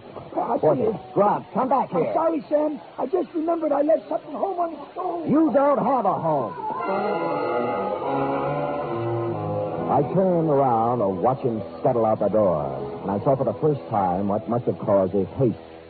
A face as evil as any I've seen these days outside of yours, Kelsey, was staring through the dirty window. The face moved for the door and entered, perched upon a big body under a sea cap. His arms were shoved into a pea jacket, and his legs hit the floor like slow jackhammers as he walked toward me. You trying to pump information out of Groff, pal? Why else would anyone in his right mind give Porky Groff free drinks? Or stand that close to him? Who are you?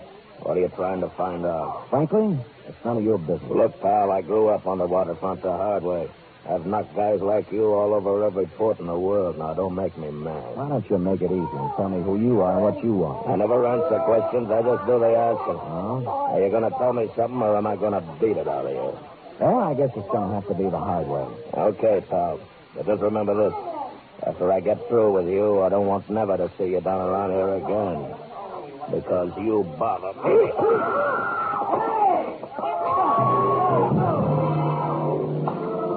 Now we come to the embarrassing part of my report, Kelsey. I did everything I usually do, but this time it didn't work. And now I know how those other puppies I batted around for the past few years feel. But all was not lost. There was a crashing right hand coming in from the side that did the damage. And it hit me right under my good eye. And on the back of that hand was tattooed a big red star.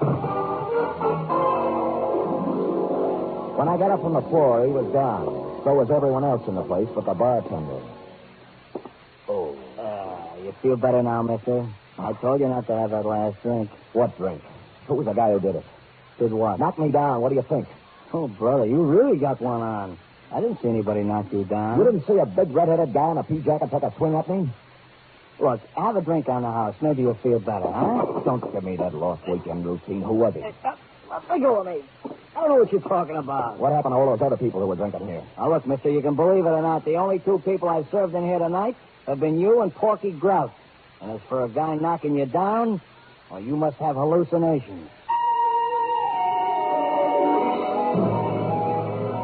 Threats, money, nothing worked. And I knew nothing would either because the sign had been put on me. So before anything more serious happened, I got out of there. And by there, I mean both the bar and the neighborhood. It was not that I was scared, but I'd long ago learned the value of an orderly retreat. Or, as they used to say in my neighborhood when I was a kid, he who hits and runs away lives to hit another day.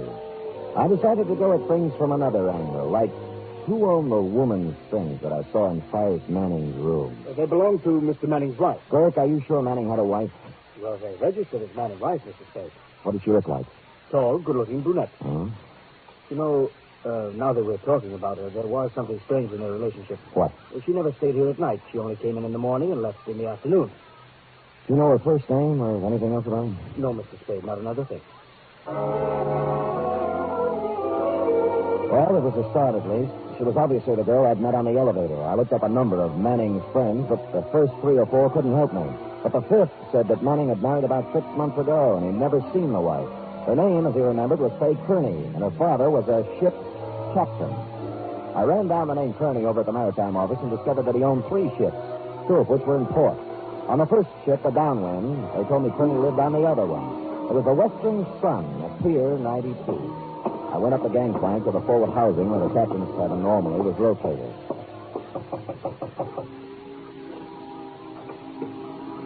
Yes? Faye Kearney, Yes, who are you? remember me from the Congress Hotel? Elevator, 6th floor? I'm not sure. Oh, well, perhaps I should have told you Mrs. Cyrus Manning. Why didn't you come in? Who? Sam Spade. I was hired as a bodyguard for your husband, but I got there too late. Yes. Everybody did. Mostly me. Oh, please don't cry just yet. Why do you say mostly me? I might have done something about it. Why were you running out of the hotel? I found Mr. Davis. Yes. Have you any idea who did it? Yes. Who? The same person who killed Star. Who was that? Me, I suppose. Yeah, I'm really responsible. I caused the whole thing. The whole thing. She poured her misery out over my shoulder, and then she told me the whole story. She had met and married Cyrus Manning secretly against her father's will. When he found out, he took her aboard one of his ships and kept her prisoner. While she was aboard the ship, she found out what her father was doing, carrying essential war materiel to communist China. So somehow, smuggled the information to Manning. She did, and the arrangement was that they were going to trade the information for her father's blessing on their marriage. But once Manning got the information, he wanted to scoop more than he did his wife. That's when the trouble started.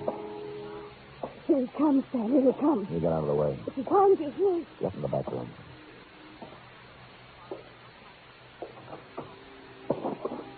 What are you doing here? Just came to pay you a visit. You should have learned your lesson the first time. This time it's for keeps, Tony. That's the way I feel.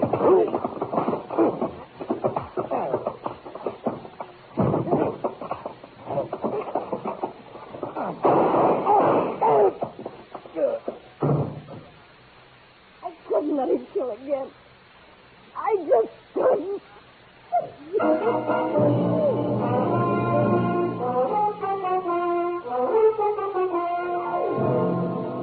Period. End of report. Did he die, Sam? It was a matter of seconds, Beth. Oh, Sam. All that poor girl wanted was love. And look what happened to her. The father. Yeah. You were the only witness, Sam. You think you might sort of kiss the evidence to talk to Sam? I'm tempted, Effie. I'll say that much. Now, go type that up. Oh, Sam, I will.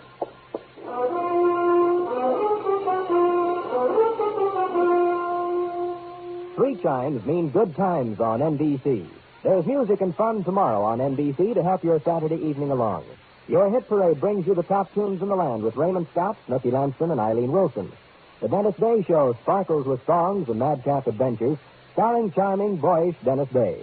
And Grand Ole Opry presents Red Foley and his friends in 30 minutes of music and laughter, Western style.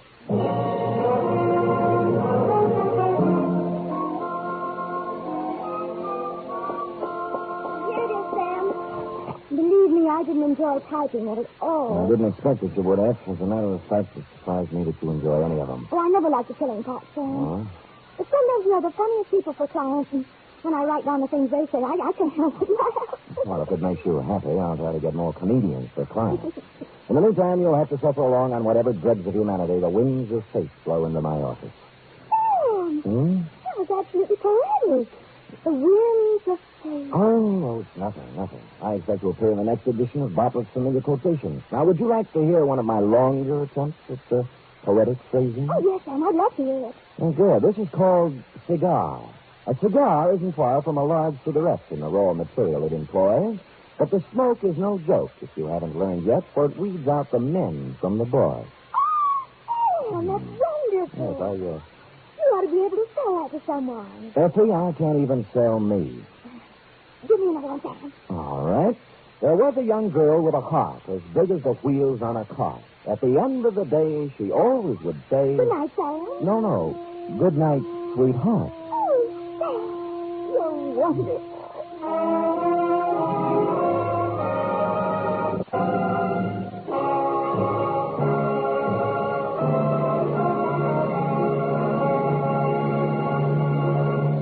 The Adventures of Sam Spade are produced, edited, and directed by William Spears. Sam Spade was played by Stephen Dunn. Lorene Tattle is Effie. Script for tonight's adventure by John Michael Hayes. Musical scoring by Lud Gluskin, conducted by Robert Armbruster.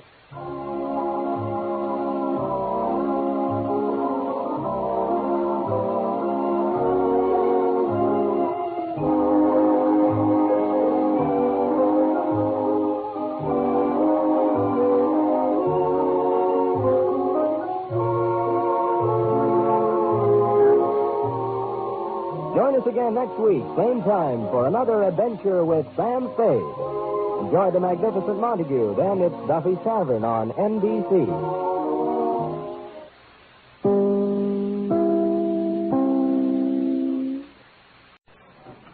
The National Broadcasting Company presents The Adventures of Sam Spade, Detective.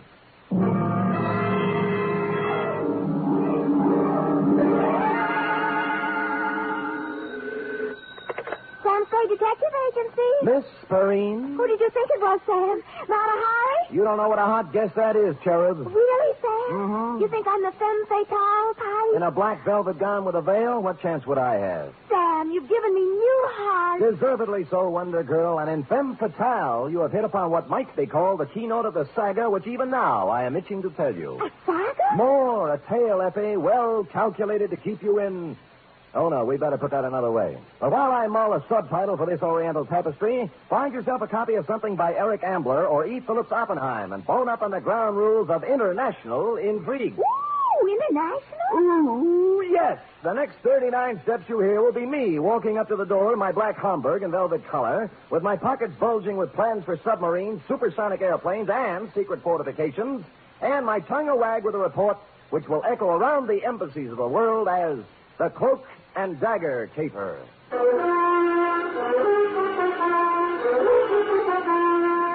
For NBC, William Spear, radio's outstanding producer, director of mystery and crime drama, brings you the greatest private detective of them all in The Adventures of Sam Spade. Sam? Who else? Sam, I thought you were kidding. About what? The black Homburg and velvet-colored overcoat. Yeah. But underneath the overcoat, Same old Sam. with the same old suit and the same old shreds. Who did it this time? Thereby hangs the tale. Huh? It's hanging out the back of your trousers, Sam. What? Your shirt tail. Well, better keep the coat on. Jawaharlal won't mind. Who? Jawaharlal Barra. It's his coat. We'll go into that right now. You ready? Yes, sir. To? Jawaharlal Barra. Jawaharlal, uh-huh. Well, speaking. From Samuel Spade, license number 127596. Subject? The Cloak and Dagger Caper. Dear Jawaharlal. I'd been out Friday night until 4 a.m. watching wedding presents. So when Saturday turned up rainy, I did the mad, impulsive thing and decided to stay home. I plugged the phone, built a fire and a tall drink, invited Freddie, the neighbor's cat, in for a short milk, put my feet up and my head down, and reached for a magazine. A picture of peace, Jawaharlal. Freddie lay on the coffee table, purred, and busied himself spinning the hand-rubbed Lazy Susan my unpredictable Aunt Adelaide gave me for Christmas.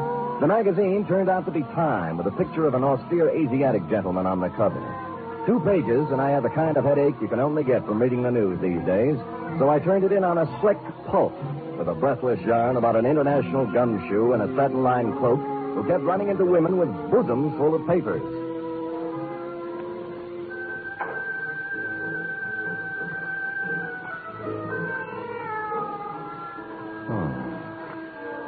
She gazed up at him, her eyes smoldering, heavy-lidded. You, she faltered. You are Sheridan Ballard. Mr. G, too? He nodded. Her knife made a glistening arc, stopping as his hand met her wrist, gripping it like a vise. You liar, she hissed. With the other hand, he ripped away her veil, smothered her lips in hot, fierce kisses, felt her go limp in his arms. Now, Zelda, my girl, he whispered, let's have the plans for that plutonium-powered rocket ship. Veil lady. Mr. Spade? Huh? Well. What can I do for you, Veil Lady? You do not mind that I come in so? How did you come in so? The door is open. I see sitting in chair an attractive man. So? You are perhaps working on a remake of The Thief of Baghdad for television? Black tube, of course. Oh, you mean this what I have on? Also this what you haven't on. You keep out of this, Freddie. I saw her first. So, you just happened to be wandering past my door and popped in, is that it? Miss, You may call me Shalimar. No, I do not just pop in. I come by design. Well, just what kind of designs do you have in mind? Mr. Spade, you are Private Eyes? Shalimar, I am Private Eyes. You got troubles? Much. How much? I am beloved of Ahmed. Well, that's nice for Ahmed. Ahmed who? McClatchy. Ahmed McClatchy? How do you explain that? He has 2 American names. Oh, figure. You are a friend of Ahmed, too? Never heard of him. Oh, perhaps, Mr. Spade, perhaps you forget. Ahmed McClatchy? No. No? Never forget a face. What's the matter with Ahmed? Hashish. Dope? Much. He has the wild dream, the night horse, the what you call hallucination. You have told others of Ahmed's visit to you? I have told no one of Ahmed's visit to me for the simple reason that he... Oh. Huh? Do not pile upon one falsehood another.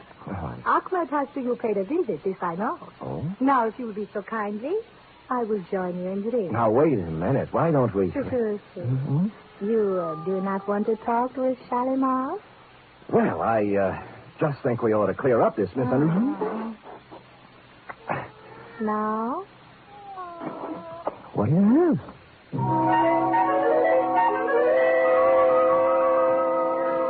Had I been the Sultan and she Scheherazade, the book would have gone on for 20 more volumes. It was all there, the veil below the eyes, the jackets and long satin pants, plus a superabundance of what sultans look for when they are employing a harem. I fumbled around putting I don't know what into a couple of martinis, found more milk for Freddie's saucer, and then set all three between us on Aunt Adelaide's Lazy Susan. This I like, Mr. Spade. Fine. Now we talk. Drink your milk, Freddie. Now we talk. You have match? My purse. Oh, I'll get it for you. Oh, move now. You're almost stepping on it. Oh, so clumsy. The lipstick is on the chair. Yeah, I see it. There we are. There. Thank you. Okay. Now, the light? Got it. Now, Mr. Spade, before we talk of Ahmed, let us drink to him, huh? Right. To Ahmed? To Ahmed. Oh, what's the matter, Freddie? Oh. What? Yeah, look, the milk's on the wrong side. He did it again. Did what? Well, he likes to spin the Lazy Susan. Lazy Susan? What did he do? Now, take it easy, honey. The thing spins. See, you got my drink, I got yours, and Freddie got left out. No. Oh, no. Darryl, you're Look, baby, please, don't go off the deep end. Take it easy. What's the matter with you? Huh? Shalimar. Oh, Shalimar, baby. Come out of it now, will you? Where's the glass? Oh. Cyanide.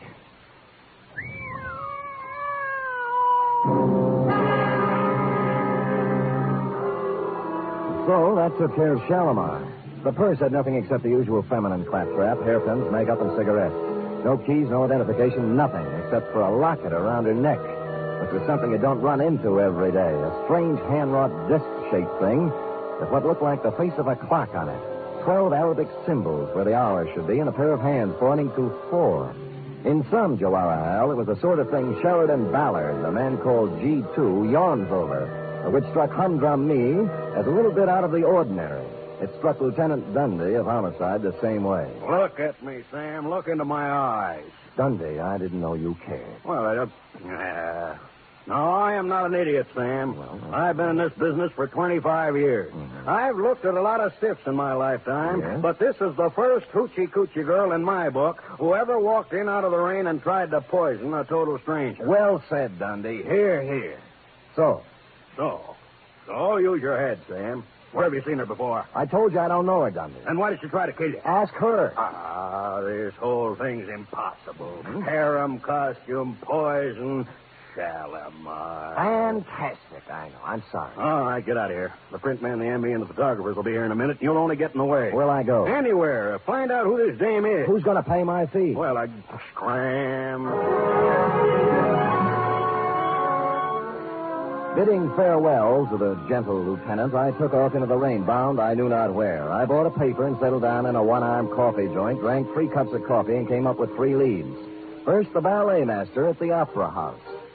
Scheherazade, we are not doing till 3 weeks yet. The costumes are all picked up still, and I am missing no ballerinas. Now again, golden apple princesses. 1 and 2, and 1 and 2.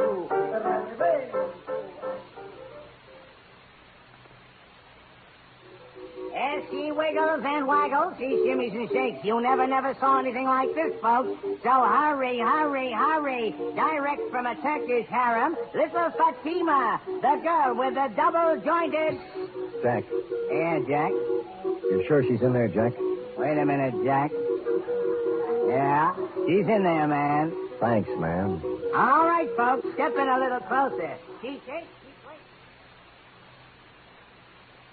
Sorry, but can't help you a bit. This here Turkish bat is 100% tag.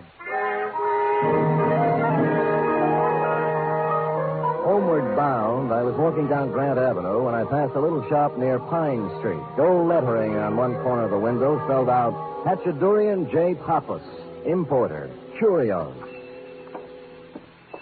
How do you do, sir? Hachadurian J. Pappas? You get the pleasure. What's the J for? Never mind, kiddo. You can pronounce it. I accept your apology. Now, will you take a look at this? Huh? Oh, locket. Huh? Uh-huh. Yes, locket it is. Where do you get this locket, sir? I found it. I thought you might recognize it. Yeah, I think I do. Good. You know, it's strange you should have come here. And yet not so strange either, if you want to look on it. Well, which is it? Sure. I'm perhaps the only fellow in town who might have dealt in this kind of stuff here. He's quite genuine. Oh, you mean you sold this? probably. Sure. Who to? I'm trying to remember. A girl? A girl. Or was it a fella? A young fella? Or old fella? Well, that leaves only one more category. Huh? An old woman. Oh, you know her then? No, I don't know her, no. You know, I wish I could remember to whom I sold it to. Yes. It's been such a long time, you know. Of course, I can look it up and call you, Sport. Good. Here's my card. Oh, Sam Sport. Huh? Well, if you want to look at it. You said it's genuine, huh? Oh, sure. Secret Society medallion. 16th century. It's from the Indian state of Kashmir. Kashmir? Sure, kiddo. Kashmir. What's the matter with you? Don't you understand English?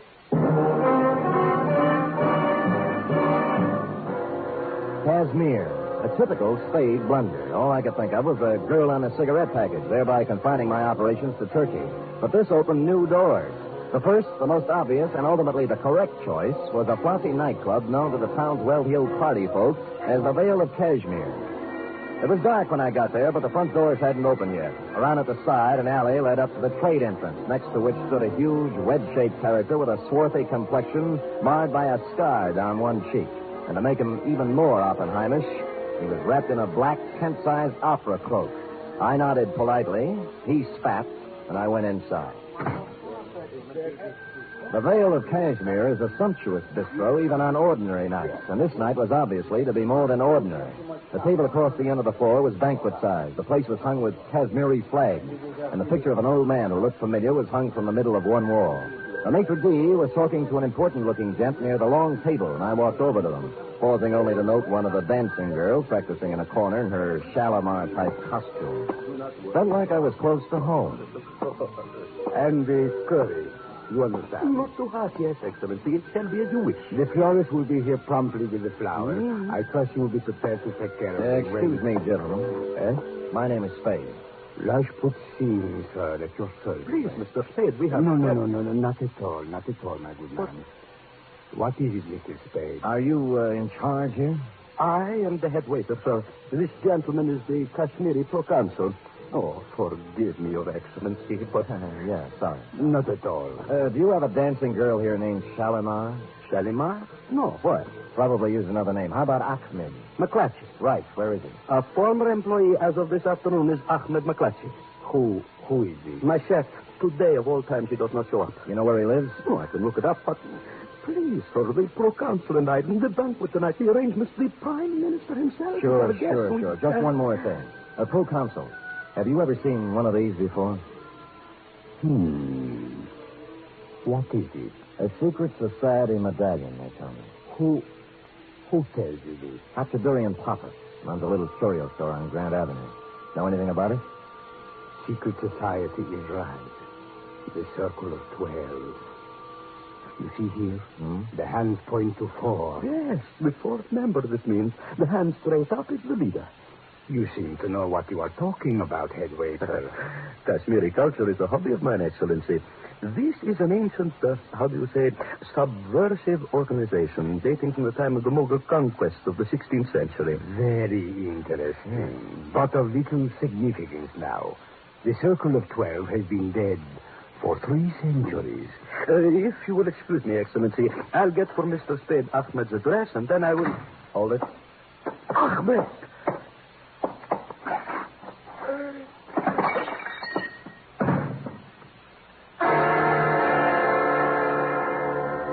Just made it to the table, swept the sugar bowl off it, and followed it to the deck. When I saw the dagger in his back, I grabbed my gun and set sail for the alley, looking for the cloak that went with it, but he was gone. So was Ahmed. I bent down over him, took a closer look, and saw why he spilled the sugar. With his finger, he traced a design in it, a round design, the Circle of 12. You are listening to the weekly adventure of radio's most famous detective, Sam Spade.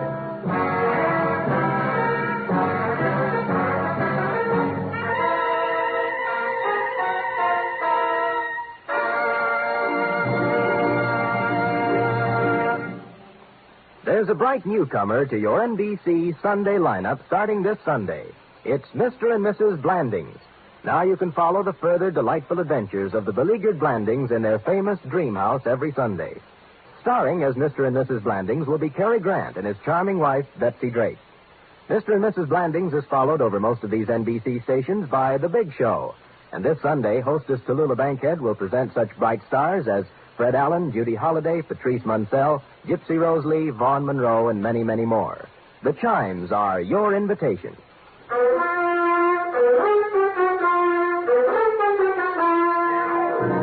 And now back to the Cloak and Dagger Caper, tonight's adventure with Sam Spade.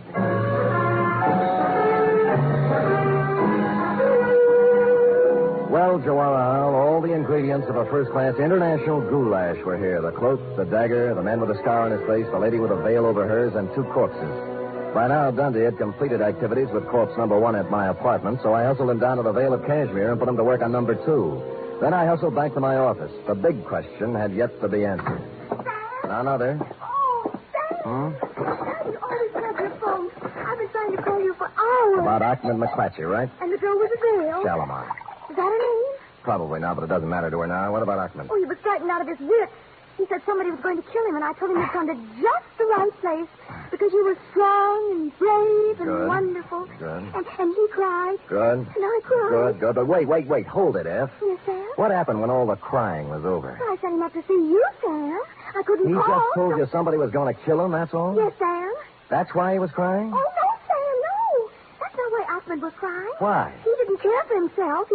He's a selfless, generous guy. Angel child, who was Ahmed crying over? The man in the paper. What paper? It's in all the papers, Sam. The Chronicle and the Examiner and the Call and even on the cover of Time this week. You see? The banquet. That's whose picture it was. Sir Jawahar Hall Bala, the Prime Minister of Kashmir. Look at the small print underneath, Sam. On him, the hopes of Asia. You see, that's what hurt Ahmed, Sam. Not for himself. He said they're going to kill Sir Jawahar Hall.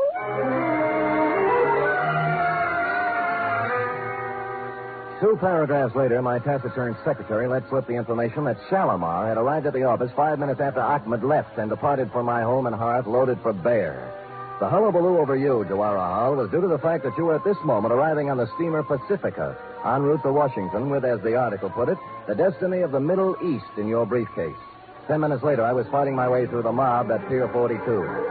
Not just a mob, mind you, but an assortment of bands, a Hindu delegation, the full membership of the Sanskrit Society at the University of California with a huge banner reading, Jawahar Hal, we're with you, and an overripe soprano on a pedestal singing, Hail Hands I Love.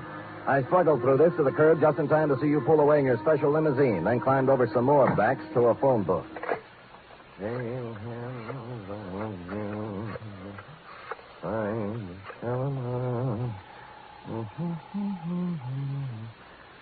Kashmiri Consulate. Rajput Singh speaks. Look, this is Sam Spade, Mr. Singh. Oh, yes. Has the Prime Minister arrived there yet? He's due any minute. Why? Well, you better call out the guard. They're going to try to assassinate him tonight. My good man, do you realize My good man, I know whereof I speak. The cook at the restaurant. Ahmed. That is what... Yes, you're getting the idea, all right. It's the old Circle of 12 with a brand new paint job. Now get on it. My next move may sound to you like a combination of negligence, indolence, and ennui, Jawahar Hal, but I must remind you that I was not employed on this caper, was receiving no stipend for risking my ever-loving neck, and had added up the figures in the problem of primary interest to me, namely, the lady who tried to kill me on page 2. I therefore entrusted responsibility for your health and that of the Middle East to the proconsul, made my way home, put on my slippers, and set the lazy Susan on the floor this time for Freddie to play with. Where was I? Oh, yeah. Now, Zelda, my girl, he whispered, let's have the plans for that plutonium-powered rocket ship. Somehow, this all seems logical now. Never, she breathed. Rather death, Mr. G2, than to betray my country. Quiet, Freddie. Oh, no, not the buzzing now. Oh, no. Mr. Spade. Oh, hello, proconsul. May I? Do. I have taken every precaution. The Prime Minister, he's on his way to the banquet now. Good. There's one thing I must ask of you. Oh? Absolute secrecy. Yes. The mere knowledge of that such an organization as this... Circle of 12? Yes, exists would give added strength to a disloyal opposition in our country that may express itself in a manner disastrous to our purposes in sending Jawahar Hal to Washington. You understand? Well, it's taken me a while to learn the ground rules in the International League, but I get the general idea. You have spoken of this to Noir? No? Oh, excuse me. Hello? This is Hachidurian the Papa, sir. Oh, yes. It took me a great deal of long time to check my records, Mr. Spade, but I finally found it. Oh, what's that? The gentleman who bought the set of 12 Kashmiri medallions, like the one you saw me in my shop. Oh, yes. Yeah, his name is Rajput Singh, a foreigner fella, I think. He's the Kashmiri pro-consul here. Oh, well, gosh, thanks, Dorothy. This is Hachidurian the Papa, sir. I found it just now. Well, Dorothy, after all you've done for Alice, the least she could do is thank you. And you can tell her that from me. Now, bye, honey. So long, kiddo. Silly kid.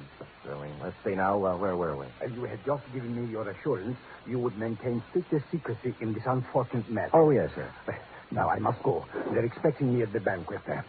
Thank you again, sir. Not at all. Your service to our country and the world will find expression, I hope, on some later day. Good night. Good night. Freddie, please, not now. Put down the phone. Well, cloak and dagger in the flesh. Going modern on me with that gun, eh? Put down the phone.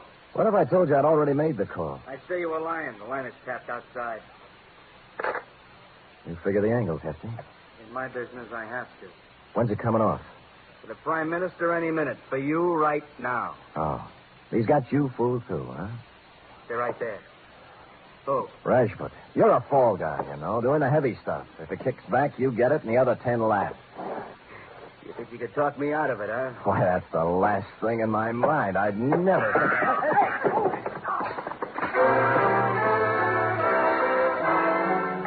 Everything happened at once. As near as I can recall, it began when Cloak and Dagger backed onto Freddie's tail. Freddie yowled, spun like a top, and C&D off balance, put his other foot on Aunt Adelaide's Lazy Susan. Hardly a place for a big off-balance man to place his only remaining foot. About then, I kicked him in the stomach, grabbed at the gun, which skidded into a corner, and we went over and over for a while. C&D tore at my suit with his claws and teeth. I beat his head with an ashtray, and Freddie sat quietly in the corner and washed himself. At length, firing at the ashtray, I beat his head on the radiator. And dear Cloak and Dagger gave it up with a long, unhappy sigh.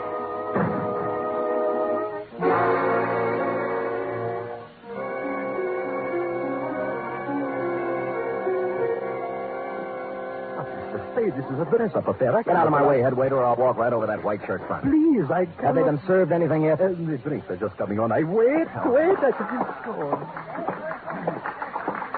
And now, my countrymen, before we introduce our guest of honor, Sir Jawaharlal Bara, our beloved Prime Minister, I suggest we rise and toast our country. To Kashmir, may she... Go ahead, Pro-Consul. Don't let me interrupt. Please, not here. The standard remark is, what is the meaning of this? Aren't you going to ask me? I'm supposed to be dead. Is that what's throwing you? Mr. Spade, please, a toast is about to be drunk. Where's my drink, Pro-Consul? Gentlemen, there was at one time a custom in our country for the host to exchange glasses with the guest of honor. Permit me, Jawaharlal. To Kashmir.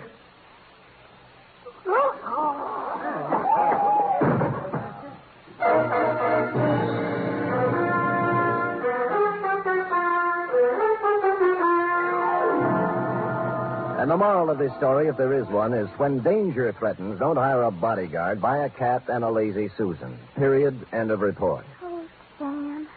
Why do people do these things? Oh, we all have different loyalties, have different ideas about duty. Yes? My duty, for instance, is to pick up a knot in my head and a suit full of holes once a week, while your duty You don't is need to draw a diagram, Sam. I can take a hint. Scoot?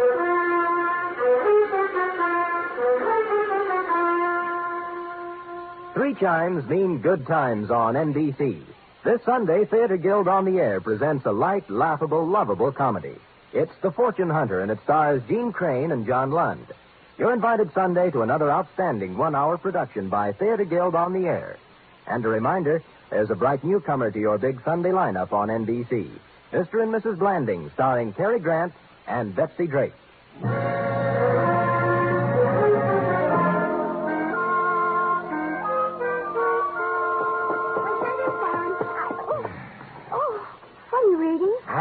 How can they do this? Something wrong? Wrong. The papers. The plutonium-powered rocket ship? What else? A dumper if I ever read one, F. The plans turned out sour. Oh, what were they? The Veil lady had entered a breakfast cereal contest. Well, that's life, little one. We struggle, we strive, we think we have success in our grasp, and it turns out dross. Oh, that reminds me. Hmm? How do you like it? What? My new dross. And that concludes the dialogue for tonight. Except for one thing, of course. Oh, I'm ready, Sam. Who wants to be the man called X? He has a different one every week. I am the man called Spade. Constant, faithful, semper fidelis. That's me. Good night, Mr. Fidelis. Good night, sweetheart.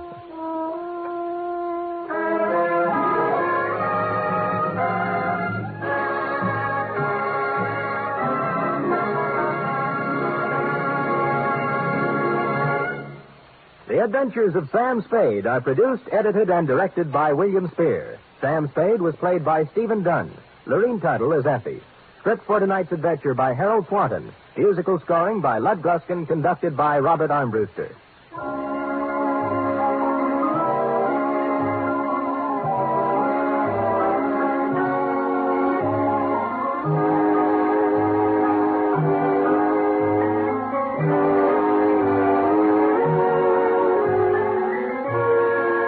Join us again next week, same time, for another adventure with Sam Spade. The Magnificent Montague next, then it's Duffy's Tavern on NBC.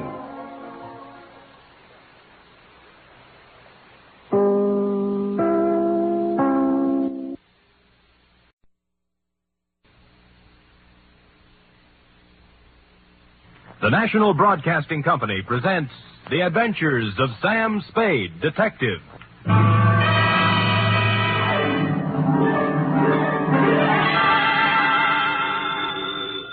Sam Spade Detective Agency. Me, sweetheart. How was your vacation, Sam? Who said it was a vacation? Well, I thought you said you were going skiing for a weekend. With me, F, it's always work. Do you know you can get killed on skis? If you say so, Sam. Yes. Most people just break their legs. Most people pick some easy little slope, the cowards. But I know a ski run up near a town called Lucerne that's sudden death. I know a ski run called the Backbreakers. Really? How dull. And one they named Suicide Drop. Effie, stop trying to top me. You just can't. This was the deadliest ski country ever seen. You just sit there while I do a Christiania swing down Market Street, a Geländersprung sprung up the stairs, and a Telmark right through the door with a tale I took out of the deep freeze only last night. The Chateau McLeod caper.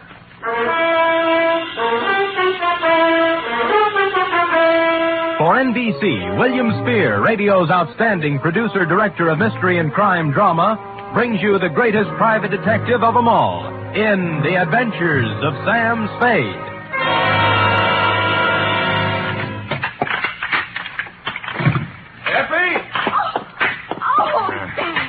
Take off those skis. I just wanted to prove I could do it. I did a herringbone up the stairs. And those clothes. I'll just bet you've rented all those things, Sam. You were never in the snow country at all. So, you don't believe me, huh? Well, here, Doubting Effie, I brought you proof. And don't tell me I rented this. A snowball. Yes. Sam! A real snowball. Yes, I brought back 2 of them in a thermos box. Where's the other one? I threw it at a policeman. It was freezy, soaked with water and iced. Oh, Sam, you're wonderful. I can't believe that you had trouble this weekend. Oh, no? You cut that snowball open and you'll find a blood-stained bullet inside of it. And behind the bullet lies a tale. Ready? I'm always ready, Sam. Yes.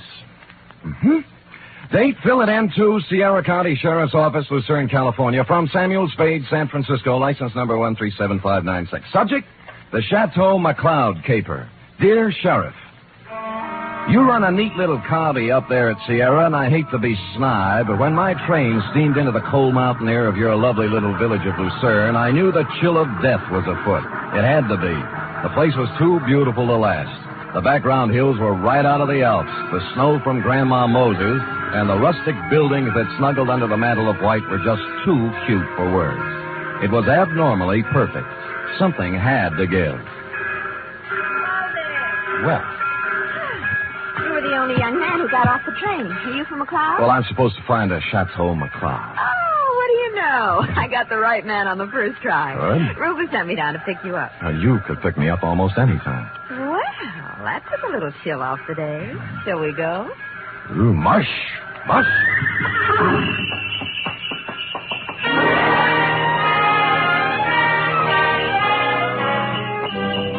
We glided out of the station, runners squeaking on snow, the soft pad of hooves, and the jangle of merry bells.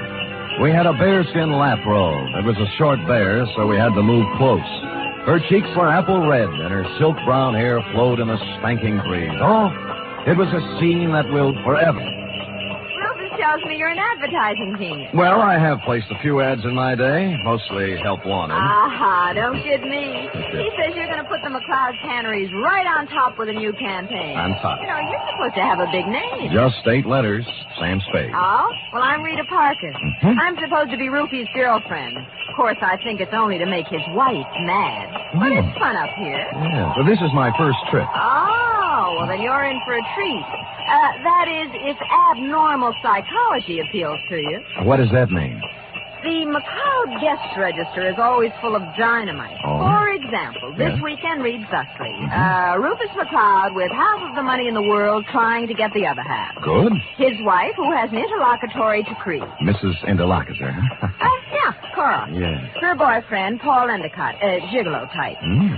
Charlie Allison, co-worker and friend to Rufus. He's a food technician or something dull. So. And then there's Tozier Fenborg, ski instructor, who comes down like a wolf on the fold. Oh, and people like that. Yes, well, I'll never remember all the names. I'm in the ad game, you know. It's initials to me. I call people, RL, TS, NTG, and, you know. Well, the names don't mean a thing. Just remember this. Every 30 seconds, duck. I beg your pardon?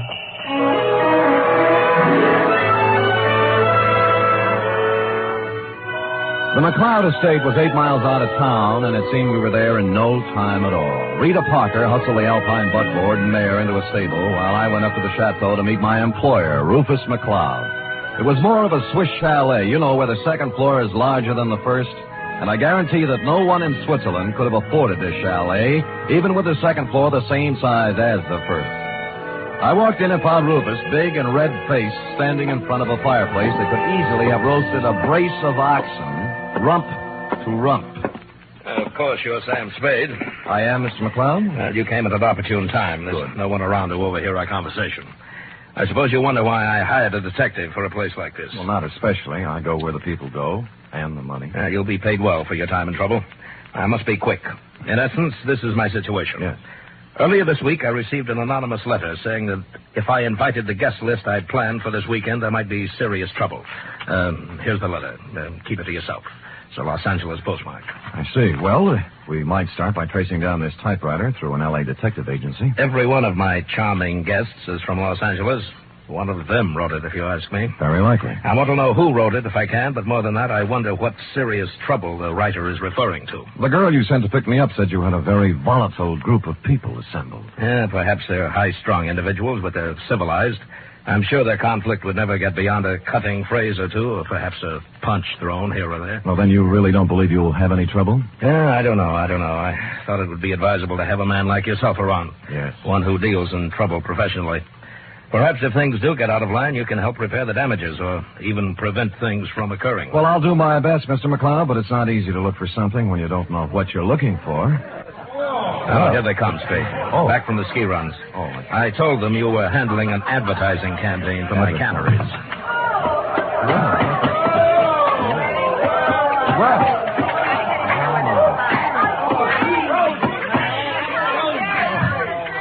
Well.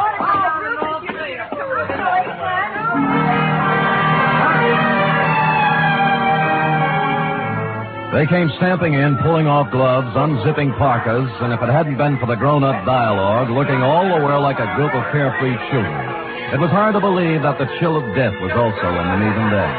I couldn't keep my eyes off one of the particular members of the group, Mossberg ski boots, Chinese vermilion downhill pants, and a candy-striped parka, which she now pulled over her lovely head. The sweater she wore underneath was, I'm sure, designed for someone much smaller. A dachshund, perhaps? This the advertising surprising man you've been telling me about, Ruth? Oh, Mr. Samuel Spade, my half-wife, Cora. Well, how do you do? Glad you came, Sam. We can always use another sport in the crowd. Hey, everybody, shut up!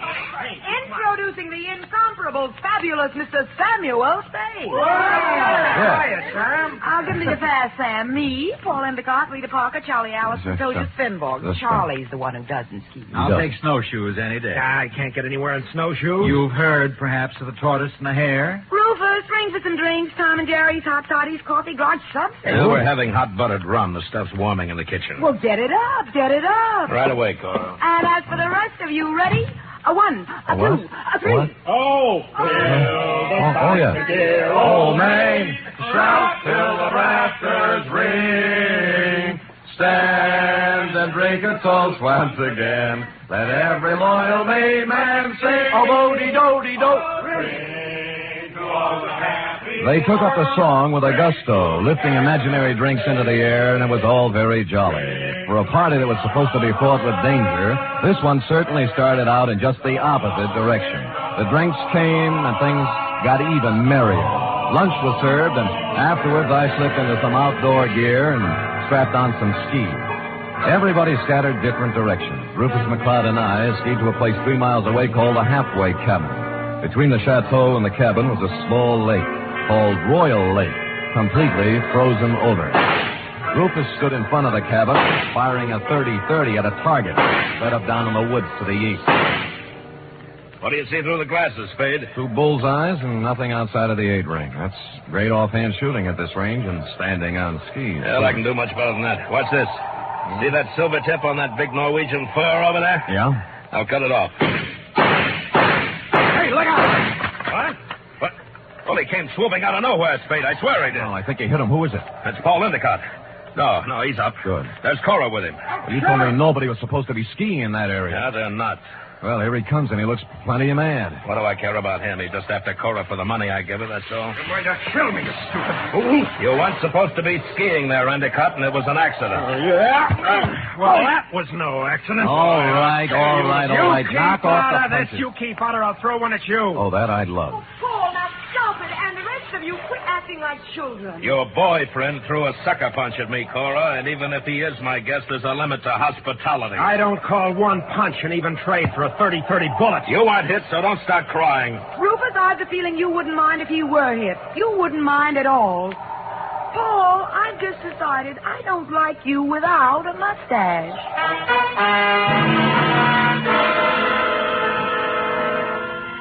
Well, from then on, everybody dropped the pretense, and you knew where you stood. And it was chilly, too. Later in the day, we were all back at the chateau again, and Paul Endicott wove his delicate variation on his main theme. I'll knock your block off. I tell you, Mr. Endicott, you have some delusions. I have no delusions, Tozier. I've seen the way you look at Cora, the way you two are always trying to lose me on the trails. Some people ski faster than others. Yeah, well, let me tell you something. The next time you try to wolf this girl, it's going to be your last. I'm nobody's wolf. I'm a ski instructor. That is what I was hired for. Well, stick to what you were hired for and knock off the extracurricular activities. I don't have to take this kind of talk from you. Anything you'd like to do about it? As a matter of fact, there is. Fellas. Get it.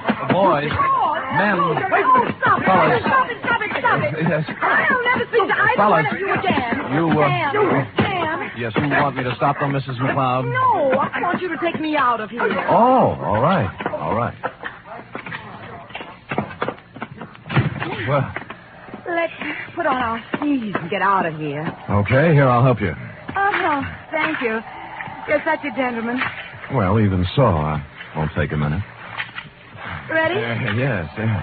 Here we are. Now, where are we heading, Mrs. McCloud? Oh, I thought we might go out to the boathouse. It's on the southern tip of Royal Lake. It's only a mile and a half. Nothing. And my name is Cora.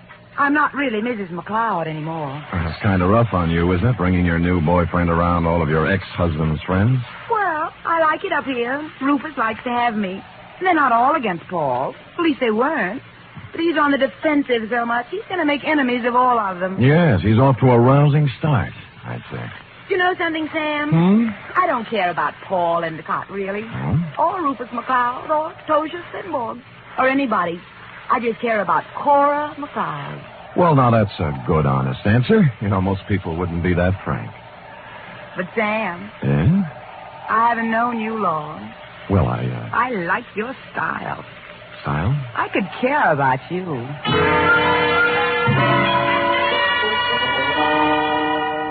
It broke my heart not to stop right there on the trail and kiss her because that's what she wanted me to do. So that's why I didn't do it. And I'll never turn down anything better. Well, next scene, a boathouse. And when we got there, it was not at all the way I thought. The food technician and close friend of Rufus McLeod was there, working on something that baffled me at first. It's an ice boat, Mr. Spade. That's what it is. Belongs to Rufus. Yeah. I don't think I've ever seen one up close before. I'd take you for a ride, but this one needs a lot of work before anybody could use it. I'm just puttering. Mm-hmm. What prompted you to come out here, Cora? Because Paul and Tosia Spinborg got in a fight over me, and I got tired of the whole thing. Sam and I went out for some air. Oh. Well, glad you did. I was getting a bit lonesome. You see, Sam, they always leave me in a cloud of snow on their skis, and I just plod along on snowshoes all by myself. Well, maybe we can go walking together sometime. I used to be able to shake a pretty good snowshoe. It's a deal. Tomorrow morning, I'll show you the place. Sam, I think I'll stick around here and help Charlie with the ice boat. Oh. Unless you're crazy about ice boats, why don't you go back to the chateau? We'll be there in time for dinner. Well, I don't need any engraved exvitation. I hope you catch a common cold. The trouble with that girl was that she only wanted one man at a time around her. Back at the chateau, there was no one but the cook, the Marjorie Main part. Too tall. As supper time approached, Rufus came in, then Rita, then Cora, then Allison, and finally Tozier, in that order. And the order is important, because you see, nowhere in the list is the name of Paul Endicott. He didn't come in for supper, nor for the next 3 hours. It was dark by then, and Rufus McLeod was worried about Endicott. So we fanned out in a searching party. I was alone when I found him. He was lying in the snow, 300 yards west of the halfway cabin. There was a 30-30 slug in him. Period. End of Paul Endicott.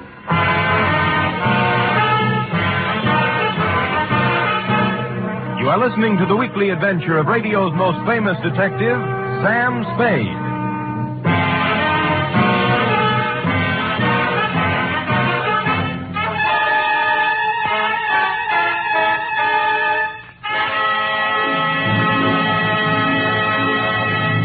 This Sunday, Cary Grant and Betsy Drake star in the second of the new Mr. and Mrs. Blanding series over most of these NBC stations.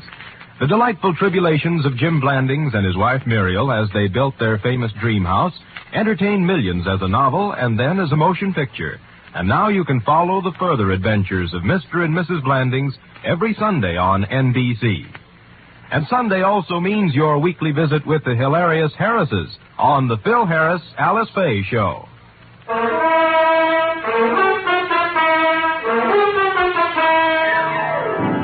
And now back to the Chateau McLeod caper, tonight's adventure with Sam Spade.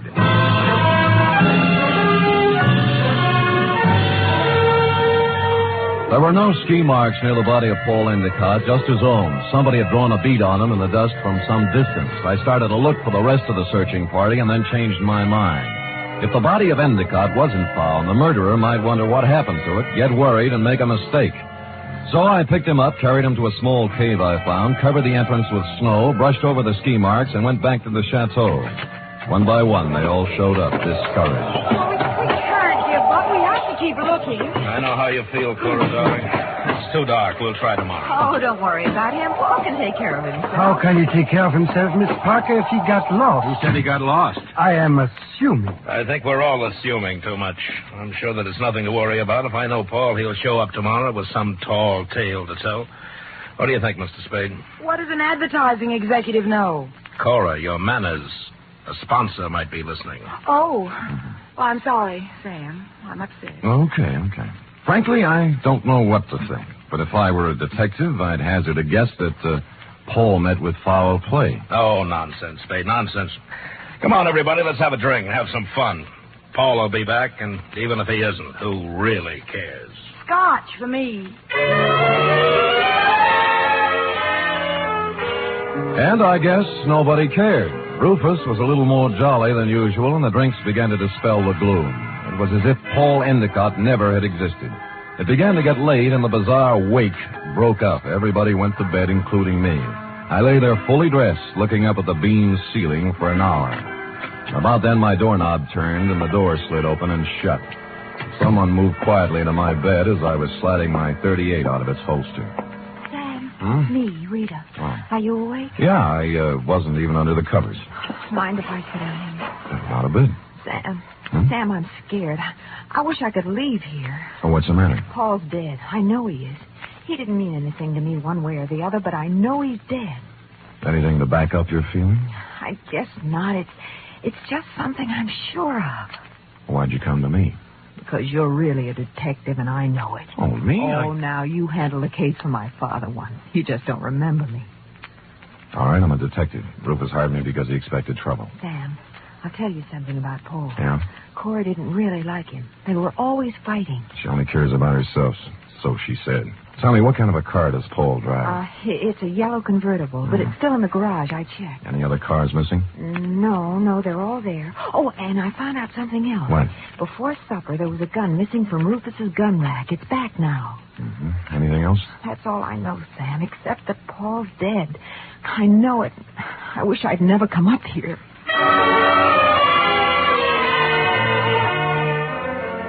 After she left, I dressed for outdoors and climbed through the bedroom window. It was still and quiet, and there was a quarter moon when I skied away from the chateau. I wanted to look the land over myself before the next day, when the clues, if any, were trampled into the snow.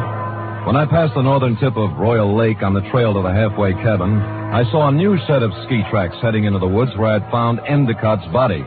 I followed them, and they went right to the cave where I'd hidden him. And he was gone. I was standing there, pondering this, when I thought I saw something move in the trees to the west of me. I stood stock still. That was a mistake. A bullet splintered a tree next to me, and I shoved off as fast as I could. There was no second shot. I circled around in the trees trying to catch sight of someone. Nothing. I kept in the shadows and made for the halfway cabin. It was dark and quiet, at least until I opened the door. I tried, but he had the advantage of surprise and some kind of a club. I ended up on the floor with someone sitting on my chest. All right, I have your gun. You make one wrong move, Spade, and I'll use it. It's got bullets in it and a hair trigger, so be careful. We could use a little light. As you see, there's Paul Endicott's body. Yeah. How did you find him, Tozier? They're only putting a noose around your neck. You're a very perceiving man, Mr. Spade. How do you figure I did it?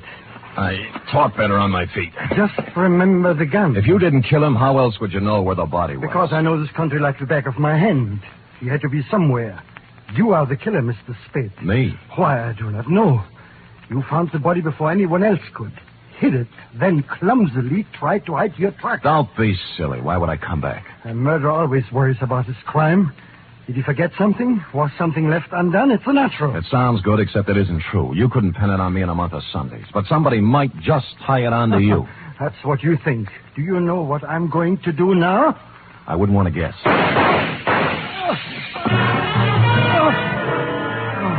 The shots came pouring in through the window, and Tozier Svenborg went down. I saw the flash of a face outside and was gone. I kicked at the lamp, threw the place into darkness, and lay on the floor. Then I crawled over to Svenborg and took my gun back. Well, that was a surprise. It hurt quite a bit. Where'd you get it? Oh, somewhere in the back. Let me see. It's at the shoulder level. Well, he won't die anyway. I'm afraid I misjudged you, Mr. Spade. Go after him. Go after him and catch whoever it was. I can't leave you here. I'll take care of myself. Just leave me your gun for protection. No, I'll stay. Go, please, while there's time. Or are you afraid?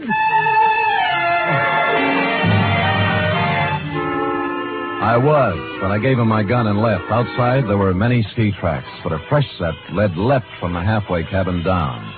They went right to the edge of Royal Lake and then stopped.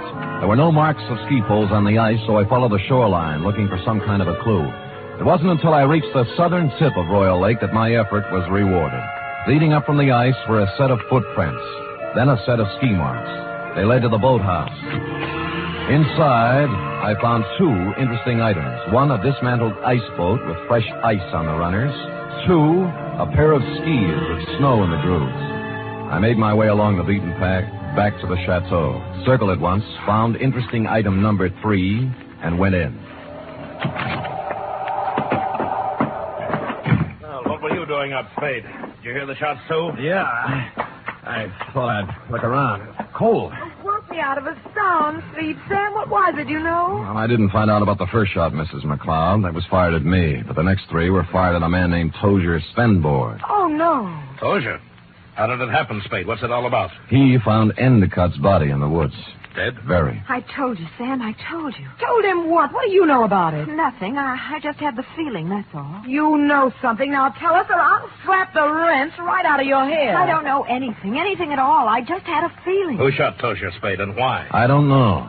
I was standing with them in the halfway cabin. Somebody shot through the window. Didn't you see them? Don't you know who it was? I was too busy ducking to look. Just answer me one thing. Have any of you been out? Of course not. No. I haven't, and Mr. Allison's in bed. Of course, they all lied. McLeod's shirt was stained with sweat. He'd been moving fast somewhere. The ski pants sticking out from under Cora's robe were wet, and Rita Parker was now dressed when she wasn't before.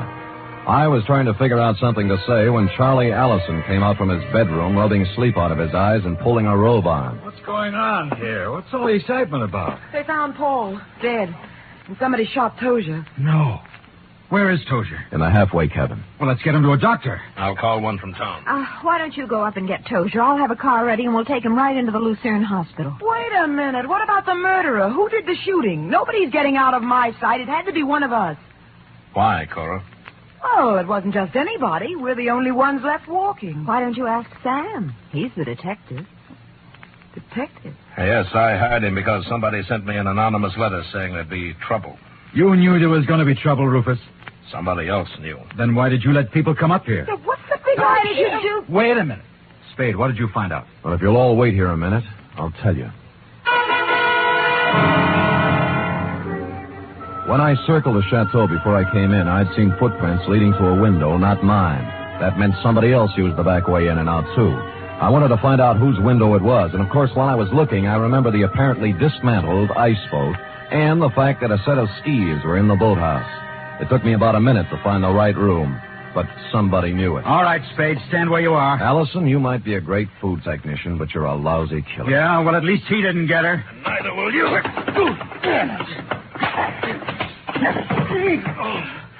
I've got him, Spade.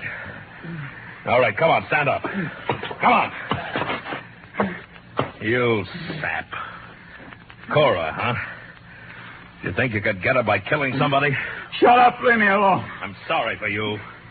Sorry for anyone that ever knew her. I'm sorry for myself. She loves me, you fool. What's the matter? I was sound asleep. We found our killer, Mrs. McLeod. Charlie? Yes, baby, Oh, Rufus, it's been a long day. I need a drink.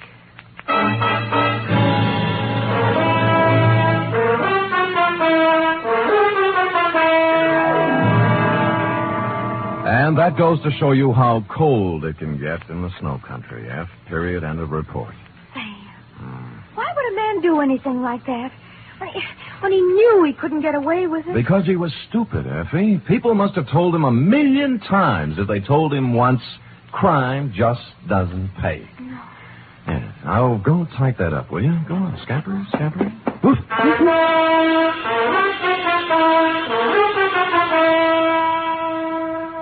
3 chimes mean good times on NBC. Here's news of 2 important musical events. This Saturday, Arturo Toscanini begins a new Saturday series of concerts with the NBC Symphony. And for his premiere, the celebrated maestro Toscanini will present a special hour-and-a-half performance of Verdi's Requiem. And beginning next Monday, you can hear the first in a new series by the Boston Pops Orchestra.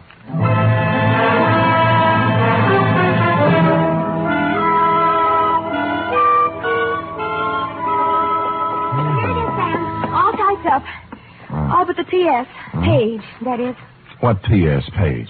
Why should it need a P.S.? Sam, you know that this report, to borrow a phrase from you, is full of holes. My phrase? I wish I'd never said it. Now, for instance, who sent the note to Rufus? Paul Endicott. He expected trouble. That's why he was so belligerent to everybody. All right. Yes. I'm going to come right out and ask you. Good. Why did Allison kill him? Well, I thought it was rather obvious, Effie. Cora was leaving Rufus McLeod for Allison, but because Allison worked for McLeod until Cora's divorce was final, they didn't want Rufus to know about it. So they used Paul Endicott as a decoy love affair. But I'll bet Endicott didn't want to give Cora up. I'll bet that was it, Sam. Effie, I don't know how you ever guessed. Endicott saw in it a chance to pick up a buck with a little blackmail. It was just a wild guess, Sam. Yes. And, of course, Allison did ski, didn't he? What do you think? Well, how else could he get around so fast? And he made such a point about those snowshoes. Sam? Yes? If I'd written the caper, I'd have covered that up a little. Come here. Oh, I'm sorry, Sam. I guess I shouldn't have said that. You certainly should not have. You know there's only one thing around here you're supposed to say. Yes, Sam, I know. Shall I say it? Make it fast. Good night, Sam. Good night, sweetheart.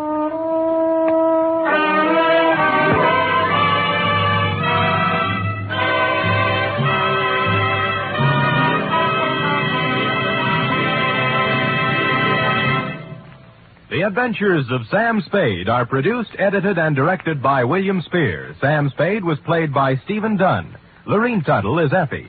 Script for tonight's adventure by John Michael Hayes. Musical scoring by Lud Gluskin, conducted by Robert Armbruster.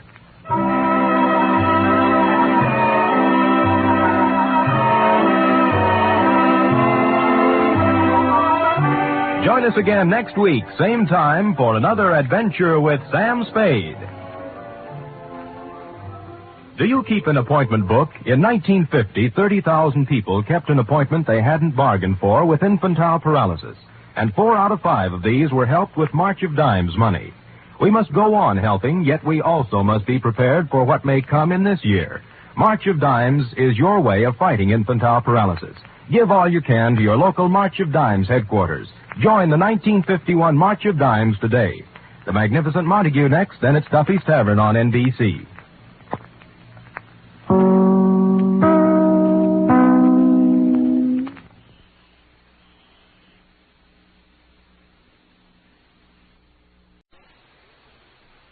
The National Broadcasting Company presents The Adventures of Sam Spade, Detective.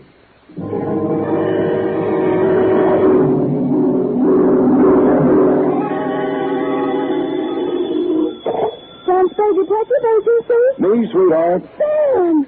You know you ran all the papers? Don't think I'm happy about it. You were standing on the sidewalk pointing, and there's a dotted line running from U to X where they found the body. You mean where they found the last body, F? There were several before it. I know.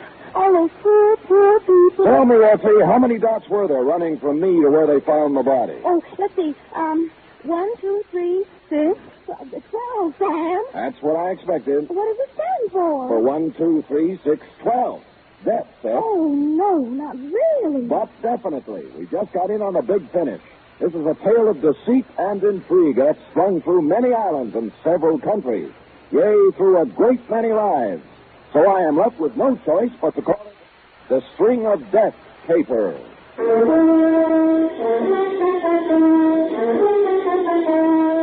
For NBC, William Spear, radio's outstanding producer-director of mystery and crime drama, brings you the greatest private detective of them all in The Adventures of Sam Spade. Effie! Sam! Don't shout! How are you, Sam? Oh, I'm all right, I guess. Oh, let me look at you. Yeah. Sam, you need a rest. You've been staying up too many nights. And going around with the wrong people. You don't have to tell me. Well? I have only this to say. If the people I've been going around with lately won't be going around anymore, so don't worry about me. All right, Sam, if you say so. But you look so terrible.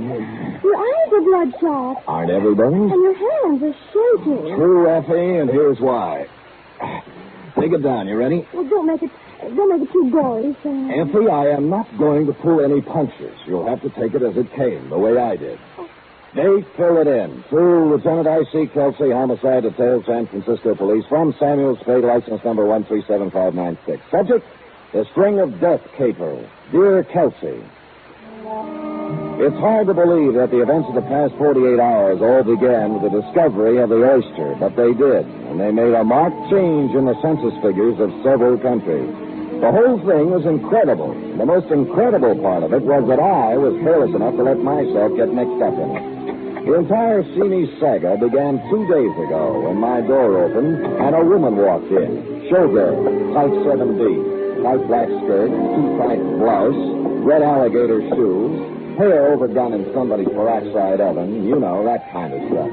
She chewed gum, of course, and swung a black patent leather handbag. And her charm bracelet was so loaded, I wondered if she could lift her arm. Let's face it, I'm stranded. Really? Where? Where'd you think? Here, right in this town. Oh, my sympathies. Won't you sit down? Thanks. You're a gentleman. Not even so. The next time I take a job somewhere, I'm going to carry a ticket back to where I came from and a 6-day supply of K-rations. Well, would you care to tell me about it? I was doing an act at the Gay Paris when the blow fell. Yeah. I had a big floor show trying to boost business, but it didn't boost. It busted. The place was padlocked. Likewise, the owner's pocketbook. We were out 2 weeks' salary. We? I was the Olga half of the dance team of Ricardo and Olga. And then? Ricardo, the creep, must have been tipped off, because the night we closed, at the end of his first number, he danced off the floor, out through the stage entrance, and was never heard from again. Well, I always say we're better off without those kind of people around anyway. Not when he buffaloes out with all your savings. I hate him already. Well, I sent a wire to my booking agent for help, and his answer came back something like this. Hmm?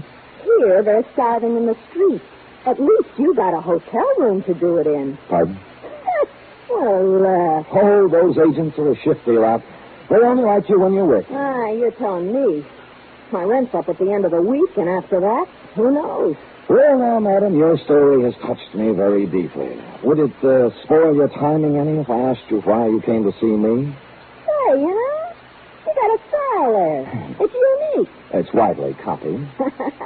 Now, don't flash too much of that repartee and make me forget what I came here for. Just unburden yourself, Olga. No more repartee. The name's Kelly. Kelly Green. Oh. I wouldn't be seen on the street as Olga. Pardon, my mistake? Yeah. I came to ask you to find a guy named Captain Eric Nostrum. He's somewhere in San Francisco. An army man? He bought that title in a saloon in Tahiti. He's a beachcomber. Tell him Kelly's got some information she wants to sell. Mm-hmm. You can reach me at the Embassy Hotel, 627. See you later, Sam. Just a minute, Kelly. Yeah? I hate to mention this to someone in your position, but there's a fee for my services. Oh, they'll pay you. The kind of information I got he wants real bad. Well, ta-ta.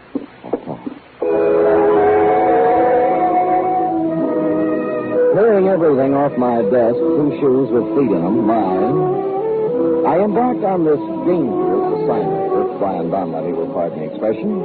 You know, I am not without sources of waterfront information, and in a couple of hours I found myself in a bistro called the Backwash, a place that hangs so precariously on the west bank of a bay that flies come to study it.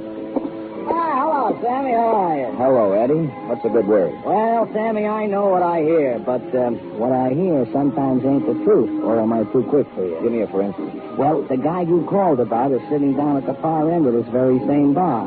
At least he calls himself Captain Eric Nostrum. This is what I hear from my side of the bar. But whether he is or not what he says he is only something that can be verified by investigation. Or am I too quick for you? I'd have another pint of beer, bartender. Let me buy. Sure. You can buy me drinks all night. But don't make the mistake of trying to get me drunk. Make it 2, will you, Eddie? Hi, Sam. Sam. That means he knows you. You're okay by the house. Well, then you're okay by Captain Nostrum. There you are, 2 beers. What's the rest of it, Sam? Spade. Yeah. Well, I'll tell you something about you, Sam Spade. You didn't come here to drink with me. You came to talk. Next week over in a booth? That's a good idea. Right. Yeah. Now I'm ready to listen. Do you know Kelly Green? Kelly? The dancer? Yeah. Why, every blasted sailor in the Orient knows Kelly. Let me see now. The last time I remember her, she was dancing on a table in Singapore for some Dutch officer. Yeah, she's in town right now. She said she has some information you want to buy. I bet she has. You a friend of hers? Since this morning. Oh, that's long enough for me. Now, what are you? Private detective? I am, and that brings up one other point. She said you would pay me for finding her. Oh, surely. What's your fee? 25. Yours 50. No. Look, I'll take it now. As far as I'm concerned, you've earned it. Now then, what's our address? Embassy Hotel, room 627. Well, I'll get in touch with her. Well, see you around. Hey, wait a minute, Spade. How would you like to find someone for me? Why not? Who are you looking for? A man named Chan Lee. Now, suppose I tell you the old story now. You take a look at these. Look here. Feast your eyes. He took a swatch of velvet cloth out of a sea jacket pocket and opened it. On it were 6 very large, very breathtaking, rose-colored pearls. Nostram's eyes flicked over each pearl as if he knew it by name and lineage. He let me stare at them for several silent minutes before he spoke again. See such timeless beauty captured in 6 perfect spheres? I haven't seen many like those. Yeah, and there aren't many. 12, to be exact. 12 in all the world. Now, what are pearls like that worth? Well, any jeweler in the city would give you $5,000 a pearl for them. But if I had all 12, I could sell the set for $75,000. How'd you get half of the 12 pearls, Nostrum? You ever hear of the Taotai oyster banks off the Borneo Islands? No, I haven't been pearling lately. Ah, well, I had.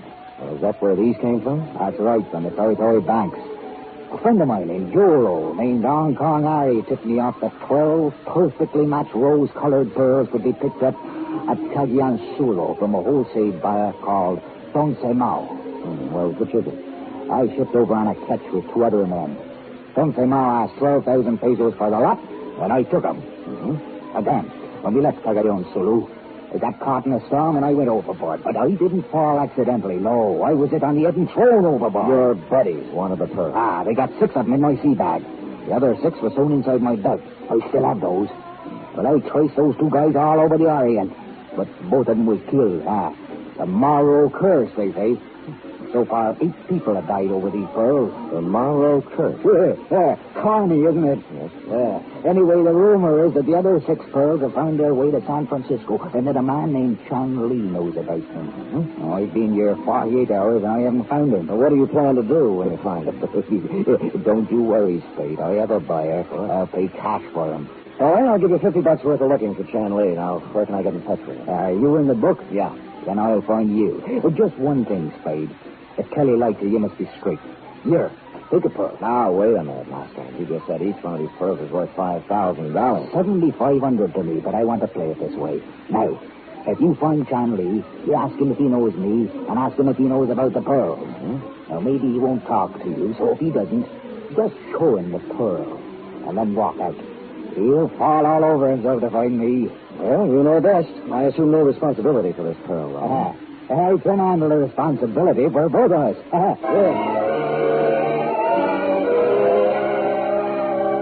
Harry Ching, a friend of mine who has his ear to the Oriental grounds, put down his mother tongue edition of that great Chinese detective, Shylock Holmes, and directed me to a little food store just off Grand Street.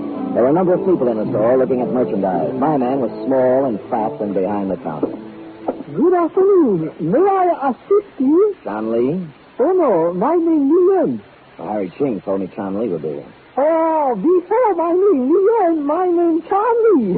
The personal reason for change. You understand? Not fully, no, but I'm not here to inquire about that. Tell me, do you know a man named Captain Eric Nostrum? No. Never hear name Captain Nostrum. With his big, red-pointed beard, rough. Registered? Sorry, no. Ever hear of the rose-colored pearls of Powhatan?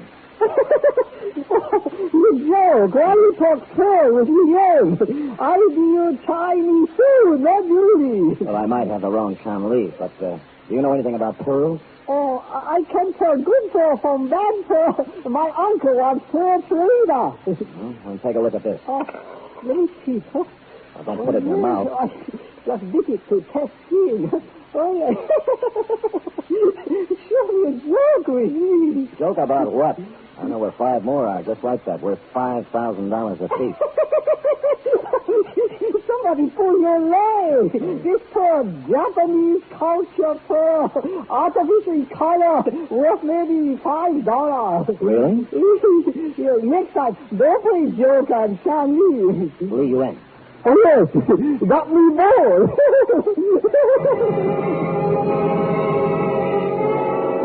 A skeptic, I took the pearl to a jeweler I know, and he told me Chan Lee lied in his straggly beard. It was the finest specimen of rose pearl he'd ever seen. Well, I went back to my office to wait for Notson's call when and if it came. I say I went back to my office, but not directly in, because just as I was putting the key in my lock, something familiar pushed in between my shoulder blades. Mr. Spade, I know all the tricks, so don't try any. Just open the door and go in. You bet. Now sit down at your desk and put your hands on top of it. Yeah, you were looking at the tea in Shanley's store, weren't you? I was. But I want the pearl you have. Me? You. All right, if you're going to make a scene, suppose you give me something. I don't have to give you anything. That pearl belongs to me. It was stolen from me, along with all the others. By Eric Nostrum. Right. Bought those pearls from Tung Semao in Cagayan-Sulo. Nostran's crew on my catch, and on the way back to Shanghai, he threw me overboard so he could have the pearls himself. Well, didn't you drown, Mr. Ivan T. Sanderson. Oh. Some Jap fisherman picked me up. Good. This is the first of the 12 rose-colored pearls I've gotten back, and I mean to get the other 11. Even if it takes a few dead bodies to accomplish it. Well, I admire your spirit, sir, but I'm afraid you've picked out a tough career. Where's Nostran? I don't know. You must know. You're working for him. Look, he said he'd contact me. Honest, How did you get tied up with him? A girl named Kelly Green hired me to find her. Call her. All right. And ask her where Nostrand is. All right, I will. But don't point, sir. Not for life. Yes, huh? Embassy Hotel. Oh, 627, please. Whom are you calling, please? Miss Kelly Green. Hello? Kelly? Yeah? Sam Spade. Yeah? Did Captain Nossen get in touch with you? No. Did you find him, Sam? I did. Well, he hasn't come up here yet. Not yet, Sam. Thanks for calling. Goodbye. She hasn't seen him yet. Thank you, Mr. Spade. I'll be checking with you from time to time. He pocketed his gun and stalked out with a $5,000 pearl in his hand. I knew he had heard the operator say Embassy Hotel, and I knew he heard Kelly Green's room number. So I let him get a small head start. He went directly to the Embassy Hotel. I followed him into the lobby. He got the one elevator, and I had to wait until it went up and came down before I got it. When I arrived at the 6th floor, the door of 627 was slightly open, and there was a sharp odor in the air. Ivan T. Sanderson wasn't there. Neither was Kelly Green. Dragging himself across the floor, trying to reach the door, was Captain Eric Knoxon. He had 2 bullet holes in his back. I tried to help him, but beyond help. He collapsed, dead. As his body relaxed, his mouth slowly opened, and 5 rose-colored pearls rolled out.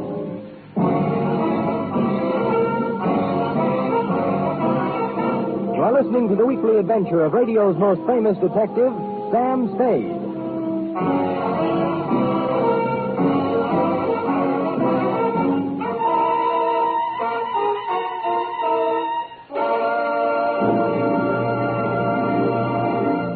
Three chimes mean good times on NBC. There's music and mystery with the chimes every Saturday. Tomorrow evening for mystery, Herbert Marshall stars as the man called X. In all the strange and far-off corners of the world, wherever there is intrigue, danger, and romance, there you will find the man called X. For music, there's your hit parade with the top tunes in the land as selected by you and brought to you by Snooky Lanson, Eileen Wilson, and the Hit Paraders. Last week, Tennessee Waltz and My Heart Cries for You were the top tunes across the country. Will they topple? Well, you'll have the answer tomorrow on Your Hit Parade.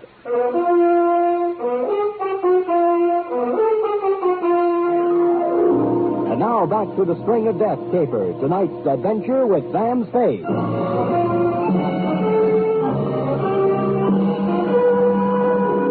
After I found Nosson's body, I called you, Lieutenant Kelsey, and told you as little as I could. After that, I went out to dinner and then home to bed. This hiatus was necessary in order to let the pot of vicious intrigue bubble a little. Well, the next morning, at considerable expense, we added a new character to our play, which was already an extravaganza. Good morning. Well, good morning. I am not sure, monsieur, whether I am going to kill you or let you live. A very effective entrance, sir. And who are you? Jacques Malraux. Aha! Of the Malraux Crest. The same, monsieur. It was reported in the paper that you found the body of Captain Eric Nostrand in the apartment of a girl named Kelly Green. Well, I'm afraid I just happened to be there. Did you happen to know if anyone found a number of pearls on Nostrand's body? Well, as far as I know, they didn't. You mean the Tawi pearls, don't you? Aha! You've heard about this? A little, yeah. They belong to a man named Tungsay Mao, who stole them to a man named Ivan Sanderson, who had them stolen from him by Captain Nostran, who had half of his stolen from him. That's the installment I just read. Perhaps it is mostly right, except for one important point. Tungsay Mao was holding them for me. They were not brought. They were taken from him at the point of a gun. Getting involved. I risked my life in the shark-infested waters of Territory diving for those pearls. No man but me will possess them. Now, where to find Kelly Green and Ivan Sanderson? I don't know. The police don't know, so I can't tell you. Uh-huh.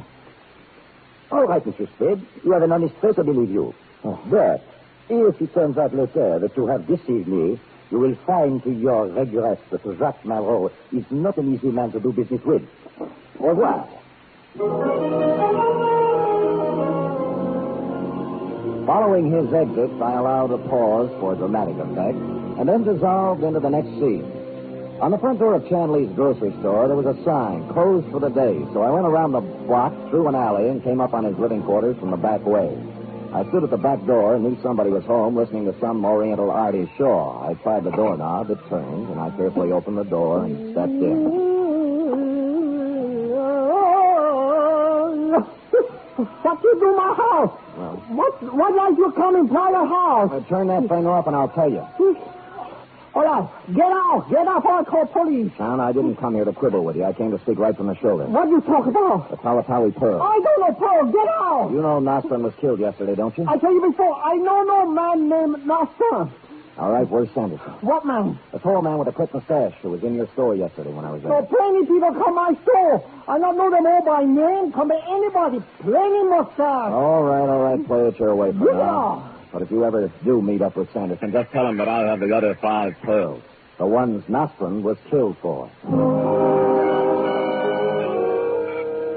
Just as I closed the door behind me, I saw a pair of red alligator shoes with a pair of nylons draped over them pushed under a chair. I hesitated a minute, thought better, and hurried away. I went back to my office, pulled out a good book, and read for 3 hours. It paid off. Sam, I had to come to you. I'm in an awful jam. I should say you are. And it won't get you any easier when I call the police. I knew where Eck was found in my apartment, but I didn't have anything to do with it. Nuts. I called you from here not 10 minutes before Nostran was found dead. All right. He was there, but he wanted me to say he wasn't. If you want me to tell you something else about yourself, I checked with the Embassy Hotel. Your bill was paid for a month in advance. You weren't stranded. It was a murder setup from beginning to end. But I can't understand your being dumb enough to use your real name. He wasn't supposed to have been killed there. It was supposed to happen someplace else. That's what I thought. Oh, don't do it, Sam. I came here to tell you the truth. I need your help. I can't help you now, Kelly. He made me do it.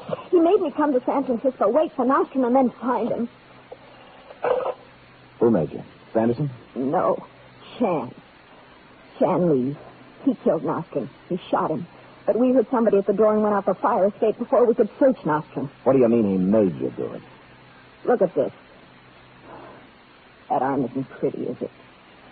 There must be 1,000 holes in it. When did you start this? In Singapore. Chan used to be there, and he supplied me. I had to follow him here because I didn't have enough money to buy it. I see. Well, Kelly, I'm sorry. Maybe the state will take that into consideration. Sam, I want to go into partnership with you. Partnership? Doing what? Selling pearls. You have 5 of them. I have 6 of them. Here. Where'd you get these? From Chan. I heard you there. After you left, he got excited and had to take something to quiet himself down. I grabbed these and beat it while he was still under. What do you say, Sam? Let's sell them and go someplace. Well, it might be arranged. Where's Sanderson? Ivan Sanderson? Yeah. He lives on a boat. It's a yawl, a trader anchored at Pier 32. Oh, don't worry about him, Sam. You can take care of him. I probably can. Did you ever hear of a guy named Jacques Malraux? Malraux? Jacques Malraux? Yeah. Was he in San Francisco? He was in here yesterday looking for you and Sanderson. Sam, the deal's off. I don't want to have anything to do with it. Here, keep the pearls.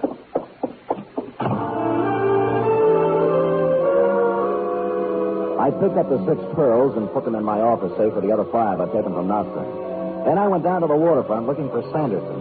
Chan Lee, who was still under drugs, there'd be no problem for the police to pick up. Nor would Kelly Green once her drug supply began to give out. The trader was a trim white yawl tied up at Pier 32 with a Jacob ladder running down to its deck. I climbed down and, looking around, found Sanderson in a cabin sitting behind a table. It wasn't a commonplace thing. You see, he'd just been shot. can't do anything for me, Sam. There's nothing to do. How did it happen, Sam? Malraux curse. Jacques Malraux. Yes. He made a vow that he was going to kill anyone who touched the pearl. Anyone. Did he get your pearl? Yes. Who has the rest? I do, 11 of them. When tomorrow finds out, I wonder how you're going to feel. Dying. 11. 5. That's when I turned the whole thing over to you, Kelsey. I went back to my office, put in a call to your office, and gave you a complete rundown on the case from beginning to end. Who did what and how you might go about finding them. You said you'd be right over to pick up the pearls, but you got there a little late. I had no sooner put down the phone when... All right. You have a pearl. Give them to Chubb, or he will not hesitate to shoot you. The way you did Nostrum? I don't have time for talk. Hurry, get pearls. Okay.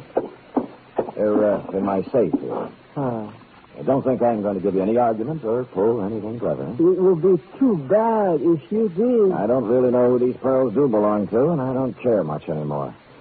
You can have the worries instead of me.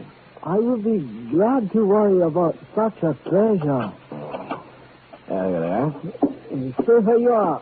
Throw them to me. Catch. Thank you. Now I will go. I advise you against raising outcry. I'm glad to get rid of you. Go and have a long and happy life.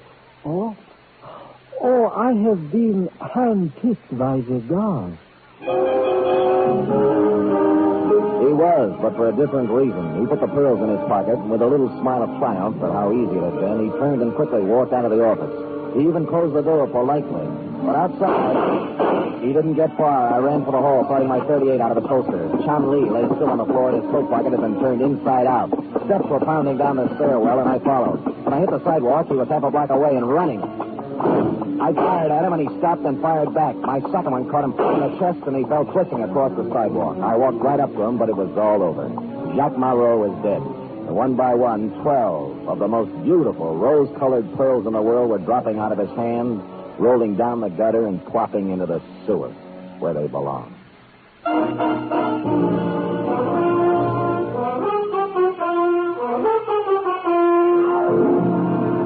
Period. End of string. Sam, did they all go down the sewer? Every pearl, Effie. Who knows where they might be now? Maybe at the filtering plant. Maybe out to sea. Sam, can I go off early tonight? Effie, put that thought out of your mind. They're not worth it. Oh, but Sam, all that room. I said forget it. I'll go type that up. Go on, scoot.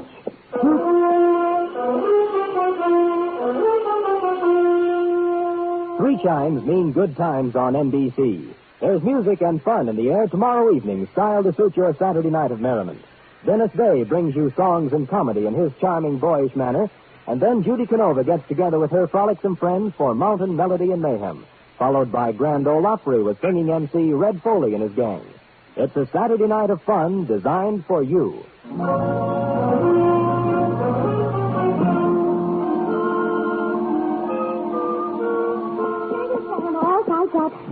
Oh, Sam, those pearls.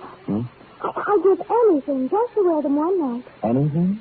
Well, I suppose it isn't worth it. But someday, somehow, I want to wear expensive jewelry. Effie, I'd rather see you with a sparkling light in your eye any day. Looks much better on you. And, of course, it's cheaper.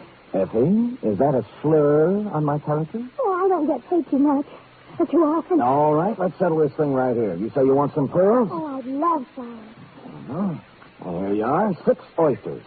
3 boys and 3 girls. You can grow your own at home.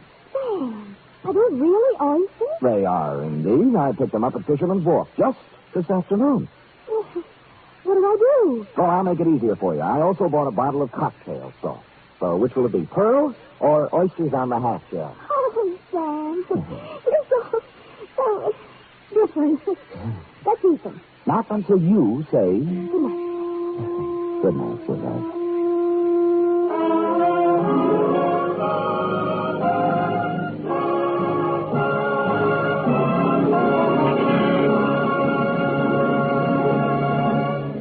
The Adventures of Sam Spade are produced, edited, and directed by William Spear.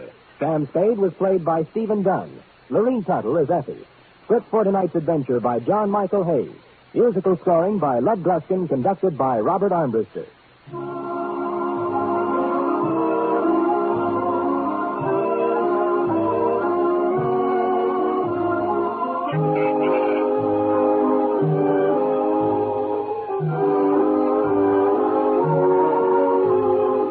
Join us again next week, same time, for another adventure with Sam Spade.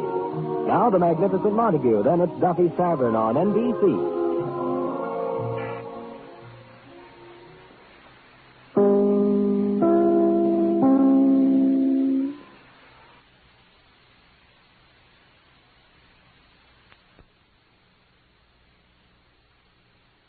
The National Broadcasting Company presents The Adventures of Sam Spade, Detective.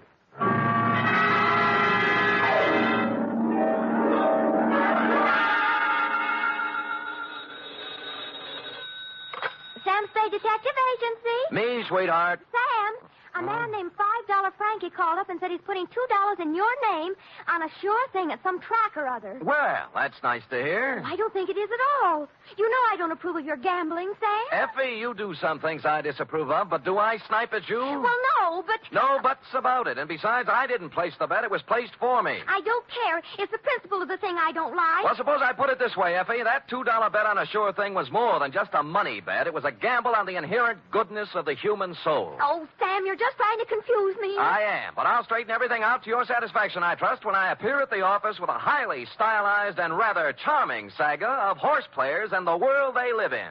What else but the sure thing caper? For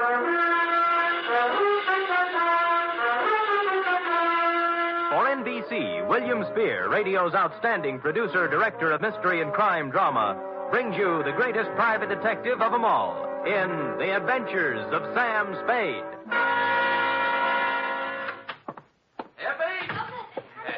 Yes, and I hope you always are at the wages I pay you. Oh, I'm glad you brought that up, Sam. When I pay them. I don't want to start an argument, but I do need some new clothes. Oh?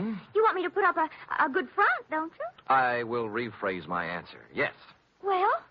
Effie, if you can hold Warp and Wolf together for a few weeks, I have a feeling we'll be rolling in dough, driving big cars and wearing mink. Oh, you mean that best. All conjecture. Enough of your sneering. Now, you hear me out. Weigh the evidence, and maybe you'll feel differently. I doubt it. No good comes of playing the horses. Dates, fill it in. $2 $5 Frankie, care of... Sam, wait a minute now. $5 Frankie what? What's his last name? I don't think he has one, F. As I get it, he was born just before a Gold Cup handicap at Pimlico, and they didn't have time to give him a last name and place a bet, too. So they chose the bet. Oh, Sam, that's awful. What do you mean, awful? That horse paid 18 to 1. Well, to get on, $2 $5 Frankie, care of Patterson Smoke Shop, Myrtle Street, City, from Samuel Sucker Spade, San Francisco, license number 1375596. Subject, the sure thing caper.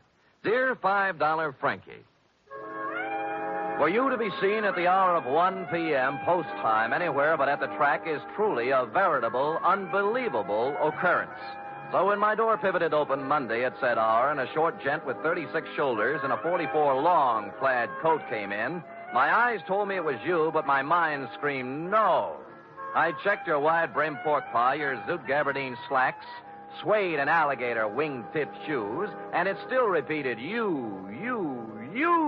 Sammy, do not look as if you have just lamped the ghost. It is I, $5 Frankie. But at this hour, Frankie, what is it? Your watch broken? Did you lose your way? You sleepwalking? What? No, Sam. I am in complete possession of my faculties. Good. And I came here with the full knowledge of my intellect. Uh-huh. I even see through the crystal of my timepiece that it is 1 o'clock, the hour from which they break from the barrier. That's right. But I have not been drinking, and as for sleepwalking, that is strictly for gents with unhappy marital relationships. All right, Frankie, I'm forced to agree with you that you're standing in front of me instead of the $5 window. Now, what's the dope? Well, ordinarily, I do not resort to hiring a strong arm to consummate my business dealings. Naturally. There being a full supply of such muscles lying around the back room of Patterson's Smoke Shop. Loose? But when the job calls for both tact and muscle, I am forced to roam far abroad in search of the same. You mean you have a job for me? A real honest-to-sea-biscuit job that'll pay money? With the ordinary Seamus, I might try to offer a little paddock chatter, you know? Yes. But with you, Sammy, I will tender coin of the realm. Good. I will pay you, of course, in $5 bills, as is my wont. In advance? 10, 20, 30, 40, 50. 10 times 5. Figures. Now, do you veritably consider yourself in my employ? I am veritably in the race, Frankie. Good. Now, Sammy, leave it to be understood by both parties that I am not touting you off on any sour deals. Uh-huh. A rather curious situation has arisen, and I will explain it to you candidly, as they say in certain novels which I have not read. Well, most novels lose so much in the translation. True. Yes. My narrative begins yesterday, to be exact. Mm-hmm. Yesterday, their heels and toes into the back room of Patterson's smoke shop, a gent whose face was once as familiar to me as my own. By name, said gent?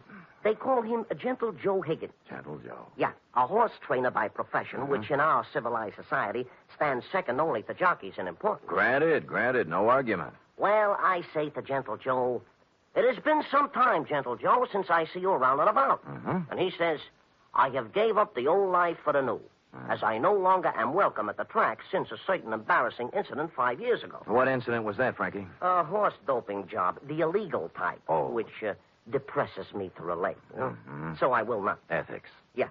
Well, Gentle Joe looks a little worse for the wear, his clothing being literally shabby. Mm-hmm. Oh, I figure a touch, and I am preparing a story that will wring tears from a tax collector even. But Gentle Joe does not mention the word touch. Uh-huh. Oh. Instead, he announces he has a sure thing. Sammy, you know how those words do to a horse player. It's like throwing a bale of catnip to a lion. Oh, my arteries open to let the blood through faster. My nerves give off loud, ringing noises, and my mind is already computing. Of course. Well, before I can stop myself, I have pressed 500 rocks in Gentle Joe's hand, begging him to place them on the same sure thing. I'd have done the same thing under the circumstances. Of course. But Gentle Joe says it will take at least 1,500 rocks to pull off the deal. Oh. He further advises me that the horse in question is due to return 20 rocks to 1. So you gave him the other towns? Well, not having it in my genes at the time, I cut 2 other business and professional friends in on the gravy. Mm-hmm. Dinosaur Torelli and Bones Moulton, 5 bills apiece. And then? Gentle Joe rushes out of Patterson's and... Has never been heard from again. A sad tale. You think he just stole the money? Sam, Gentle Joe Higgins is a horse player, not a common sneak thief. I'm sorry. But did he leave town? He did not. On the advice of certain informers, I tracked this Gentle Joe to a ramble-shackle rooming house on Clark Street. 241 to be exact. And? And there the trail gets very cold indeed. He's made his move, huh? No. But he had a landlady who would not let me in. Complicated. Oh, she is a frightening person to behold. She is indeed half wildcat and half witch. I'll deal with her. Good. And tell Gentle Joe that I am not an overly suspicious person, but also relate to him my position. Dinosaur Torelli and Bones Moulton are 2 such gents as it is wise not to cross. Rough. Back fence gossip has it they are the Undertaker's best friends. Well. Indeed, it is also rumored they are behind their quota for the month. Well, and Sam. Yeah? At Bay Meadows. Yeah? A bad card. Nothing going today. Oh.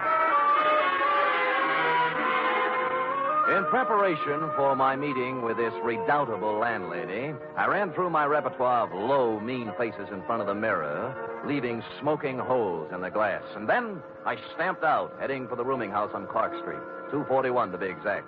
My knock was answered by... Well, it was even worse than you told me. She was gumming a sen-sen. What are you standing there for? You're shading my geraniums. Oh, no. Well, sir? Speak up, Curly. I ain't got all day. Madam, perchance do you house in this quaint colonial inn a fine old gentleman called Gentle Joe Higgins? You the Lord? No, I'm in business for myself. You see this? Oh, one thing I hate worse than the law is private detectives. Can't trust them. No. Cheap, never have any money. Look. Never want to pay anything. Look. Always want something for nothing. A surly no good lot of pocket pickers who should all be boiled in oil and thrown in a pit full of snarling One beasts moment, of prey. madam. Madam, look at this. Oh, Yeah. well, That's the kind of crinkling I like to hear. I thought you would. Wouldn't mind having a mattress stuffed full of that green paper. It is a pleasure, distinctly, to be able to present it to such a charming, witty, and gay woman, I guess, as yourself. Now, Come in, Bright Eyes. Yes. Now, where did you say Gentle Joe could be located? Second door to the left. Thank you, kindly. Only he ain't in. Gone out somewhere, he has. Your timing, madam, and I should add Defarge, was a little sadistic. Now, give me my $5 back. You ain't heard my proposition yet. I've heard enough. Madam, you have acted in a very hateful manner. Another $5, I'll let you wait in his room. Madam, you are a Dresden doll. No matter what anybody says. Get on the tanner wave, you lot, and let's go. Let's have a ball. Once in Gentle Joe's room, I closed the door, thus separating myself from that skid row bankhead. While I was waiting, I cased the room. Spartan. A bed, a chair, a dresser, a racing form, some worn clothes, various mementos, and pictures of his better days at the track. I was studying an old print of Equipoise when Gentle Joe turned up. Yes, she was a great stretch runner, wasn't she? Yes, indeed. A mile and 141 and fifth, and hardly damp at the end. Well, yes. Now, don't yes. look upset, Mr. Spade. Fanny told me that you were a detective waiting for her. Oh, she's a swell kid. Yeah, Fanny's impetuous, but a good sort, yeah. Keeps the right people out and lets the wrong ones in. Fine judge of character. No, you're generous, sir. I'm about to have a cup of tea. Will you join me? Be delighted. I'll just take the water out of the tap. It's hot enough. Well, Gentle Joe, I'm here on a rather painful mission. How in goes the tea? $5 Frankie thinks you caged him out of $1,500. And now for the water. And two tough friends of his are looking for your scalp. Yeah, there we are. Now we'll just let that steep a while, and we'll have us a pickup. Did you hear anything I said? Of course, Mr. Spade, of course. Every word. I know why you're here. Those men are worried about their money. But next time you see them, you tell them not to worry. Well, they said this sure thing of yours was going to return 20 to 1 odds. That's a lot of money. Oh, it will. All of that. Maybe even many times more. Yes, it's a sure thing. You mean the race hasn't been run off yet? Yeah, there we are now. I think the tea should be ready. Well. Mm-hmm. All right. Now, this is yours. Thank you. And this is mine. A Darjeeling flowering pekoe. There's no finer tea. Has an almond flavor. Yes, it's peculiar to the region, especially pronounced in last year's crop. Yes. Well, shall we get back to business? Yes. Now, you tell those gentlemen that they have no need to fret about their money. It'll be returned to them many times over. Many, many times over. Well, are you feeling all right, Mr. Spade? Groggy, They'll look back on this investment with considerable pleasure and pride. I don't know what And happened. someday they'll be able to say that they, too... Stupid Sam. Nobody had to give me a saliva test to guess what happened. That nice, sweet, gentle old man had doped me right up to the ears. I tried to stand up, but my legs were like 2 wet pieces of spaghetti, and I went down. Gentle Joe went right on talking and smiling until everything was nothing. When I came to, Joe was gone, and so was my faith in horse people. Fanny had made herself scarce, too, and I stumbled alone out into the daylight for resuscitation. It took walking, coffee, whiskey, and a bowl of raspberries to bring me around. I eventually found a safe haven in my own office. Sam Spade, Detective Agency. Mr. Hangover speaking. Mr. Spade, this is Gentle Joe. What? Listen, you... I know how upset you must be over my little deception. Deception? It was What? all to a good purpose, Mr. Spade. You see, I had to get out of there in a hurry with the minimum of discussion. I seem to remember you were hustled out of the racing game for doping a few 3-year-olds. Well, that's what some people in official circles felt. But, Mr. Spade, I want to apologize to you and tell you that I will be able to explain everything to your satisfaction. No. What's the matter? Help! Get away! Hello! Hello! Hello! Hello! Somebody put the phone back on the hook, so I hung up and dialed a friend at the telephone exchange. She quickly traced the number. The call came from the Sunset Stables out near Bay Meadows. I dialed back, but nobody answered, so I beat it out there. It was dark, and the only person I could rouse was a young stable boy.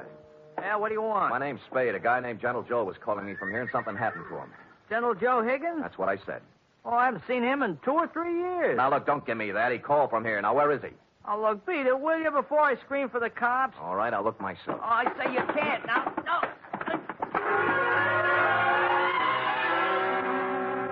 But I did.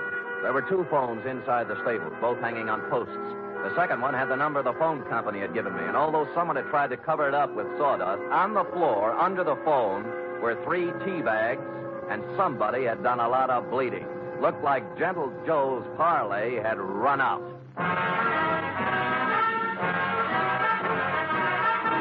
You are listening to the weekly adventure of radio's most famous detective, Sam Spade.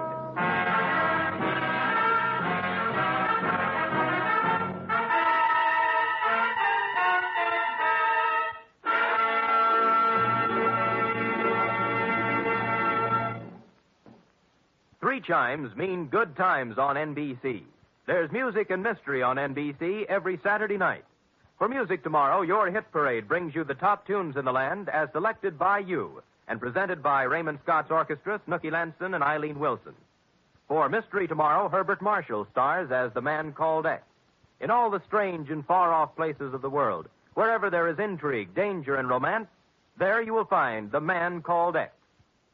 Hear him tomorrow night.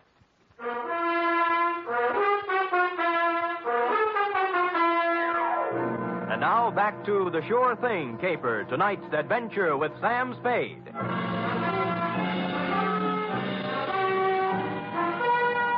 I collared the stable boy and questioned him about the blood under the phone and about what could have happened to Gentle Joe Higgins. Nothing. Just wouldn't talk, and he was too small to beat up. So I went looking for the stable manager. He lived in a small white house behind the exercise ring. He wasn't too happy at being awakened, but when I explained things, he came down to the stable with me. I can't understand it, Mr. Spade. Gentle Joe Higgins hasn't been around here for at least 2 years. That's what the boy told me. You see, for doping a horse once, he can't come near a track or a stable. If we let him hang around here, the racing commission would fine us. Well, he called from here and something happened to him. The number the phone company gave me matches up with one of your phones. There was a lot of blood on the floor, too. Here we are. Now, which phone was it? That one. All right, let's look at it. This is the phone, and here's the... Wait a minute. Come in here, you. Let go of me, you big... Let go! Now, tell Mr. Kemp here what was on the floor when I came in. Nothing. Nothing but sawdust. I tell you there was blood there. No, honest, nothing. Mr. Spade, this boy's been with me for 5 years. He's perfectly reliable. Well, so am I. Well, what do you think happened? I think somebody used this old man for a punching bag. Maybe you'd better go home and sleep on it, Mr. Spade. We'll talk about it tomorrow. Look, don't humor me. Make this kid talk. Mr. Kemp, this guy's tappy. Danny, are you certain there was no blood or no Gentle Joe? Mr. Kemp, I'd swear on my father's grave if necessary. You see, Mr. Spade? I calmed down in a little while and searched the place myself. I came up with exactly nothing but an attack of hay fever and a horsey smell. And I suddenly wondered why I cared about Gentle Joe at all after what he'd done to me. So I went home and called $5 Frankie. You say you have conversed with Gentle Joe? Twice, and both under rather trying circumstances, Frankie. Once I was doped, and once something happened to him. Uh-huh. I take it he did not heed the message I employed you to convey. So far, he hasn't heeded anything. Then he is, without a doubt, in considerable trouble. I would say so. It seems that my business associates, Dinosaur Torelli and Bones Moulton, have blown their tops and gone looking for Gentle Joe with something special in mind. Mm-hmm. Something like assassination. I was afraid of that. Mayhaps they have already contacted Gentle Joe for an accounting. Certainly, mayhaps. I think they've already mowed him down. And there is nothing further for us to converse about, Sam. It is history, and it will be recorded thusly. Well, if you say so. And if I might tender a bit of advice, I would say hop into the Simmons, Sammy, and knock yourself off a few hours of that ever-loving forgetfulness. And when you arise, you will have erased from your mind the names of Gentle Joe Higgins and yours truly, $5 Frankie, for some time to come. I was tired, and it seemed smart to take his advice. So I did. I went to bed. It must have been 3 a.m. when something woke me up. It was a ghost with a big white head tiptoeing into my room. The thought was so absurd that I turned over and started back to sleep. That's when the ghost touched me, and I grabbed for him. Wait, hey, let me go, Mr. Spade. Let me go. It's me, Gentle Joe. Wait till I turn on a light. Of course, I look a little different. The bandages around my head look like a turban. What happened to you? I was in Mr. Kemp's house when you were searching the stable. Stupid me. I should have come out then, but I didn't. And then I got to thinking I certainly owed you some kind of an explanation. So I found your address and came here. All right, I'll collect the explanation. Now, first, what was the dope for? Well, I was afraid you might take me back to $5 Frankie and his friends before I did what I had to do. Would you care to tell me what that was? I wanted to buy a horse. With their money? Yes, with their money. They thought you were betting it on a horse, a sure thing. I know, but let me explain. I was thrown off the tracks for doping a horse. I needed money, but that's another story. After 5 years, I could get my trainer's license back. Tell me more. Do you know what it is to love horse flesh and not be able to go near it for 5 years? No, the bangtail bug never got me. You can't con guys like Frankie and his thugs out of some money to buy a horse whenever you want one. There's more to the story.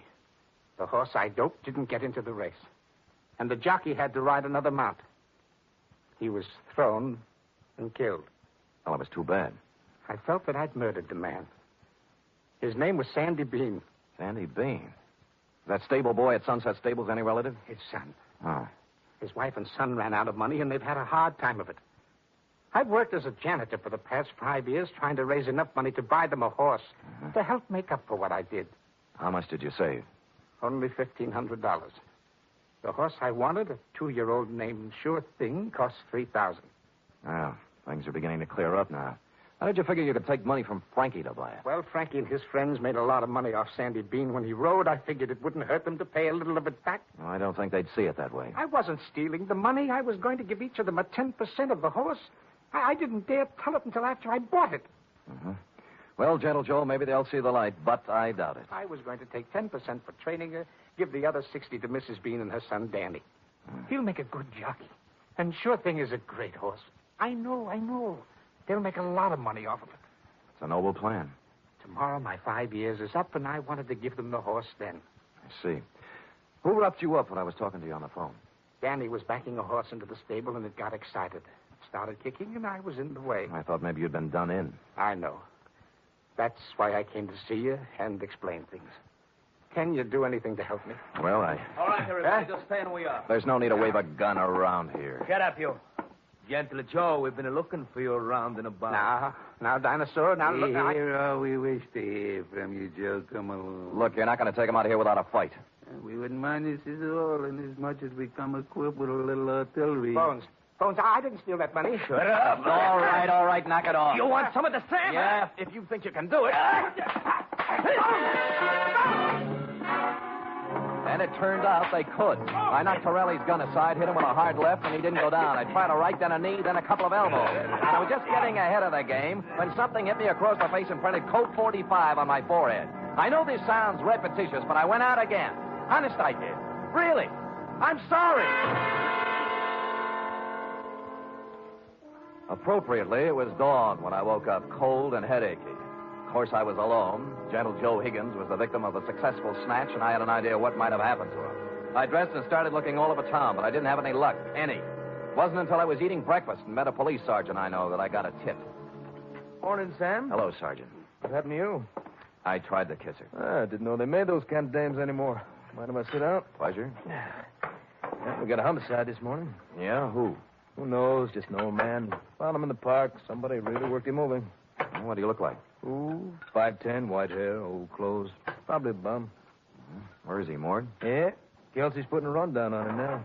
Yeah, I'll see you later, Carter. Thanks. Hey, Sam. Haven't finished your breakfast. They let me in the morgue, and I took a look at the corpse. And once I saw it, I knew just where I had to go. I caught a cab out to the Sunset Stables. The horses were just having their rolled oats when I pulled in, and Danny Bean, the stable boy, was there, dressed in his cleanest Levi's. What do you want? Where's the show going to be? What show? Well, Gentle Joe gives you the horse. Isn't this the day?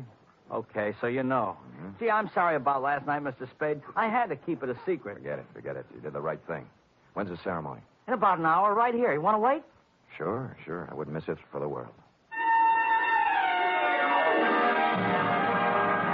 Of course, I cheated a little. I didn't tell you who it was I saw in the morgue. The truth was I didn't know. It wasn't Gentle Joe Higgins, though, and so I reasoned thusly if Torelli and Moulton didn't finish him off in the night, he must have gotten out of it somehow. He was a resourceful old man, and I was sure nothing short of death would keep him from presenting Denny with a horse on the day he planned. And I was right. An hour later, he came walking in leading the prettiest chestnut mare I'd ever seen. There was a smile 2 feet wide on his face, and behind him, carrying blankets, a saddle, and riding colors, were who else?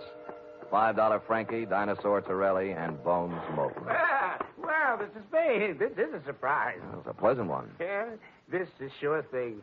Oh, isn't she a beauty? She is indeed. How'd you do it, Gentle Joe? Well, Mr. Spade, I just invited them over to my place to have a cup of tea. You get it? Yeah. While we was half out, he explained the whole thing to us. Sound like a good deal to me. We can win both ways on the track and at the window. Oh, look at the life of that horse. Just waiting to cross the finish line. Sammy boy, this is indeed a signal occasion, huh? This is the first time I have ever been this close to a horse, and me being a horse player. Well, have you talked to her yet? Why, sure. I am already talking to Sure Thing and explained to her our financial position. Oh. She has assured me she will romp home first more times than not. Well, gentlemen, shall we do what we came here to do? Sure, leave us make the presentation. Come on, let's get into business. Give the animal to the kid already, I agree. Danny? Yes, Mr. Higgins? Danny, the four of us are giving you this horse, Sure Thing, in memory of your father, the late, great Sandy Bean. Thank you. Thank you, sir. She's a beauty, isn't she? I feel like I was just born. Ride her well, son. Ride her well.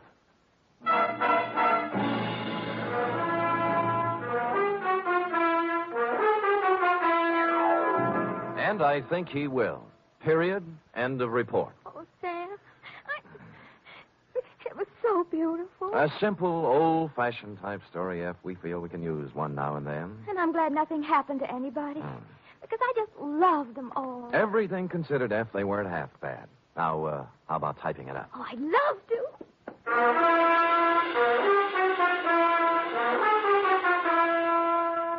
Three chimes mean good times on NBC. There's music and fun in the air tomorrow evening, styled to suit your Saturday night of merriment. Dennis Day brings you songs and comedy in his charming, boyish manner, and then Judy Canova gets together with her frolicsome friends for Mountain Melody and Mayhem, followed by Grand Ole Opry with singing MC Red Foley and his gang. It's a Saturday night of fun designed for you.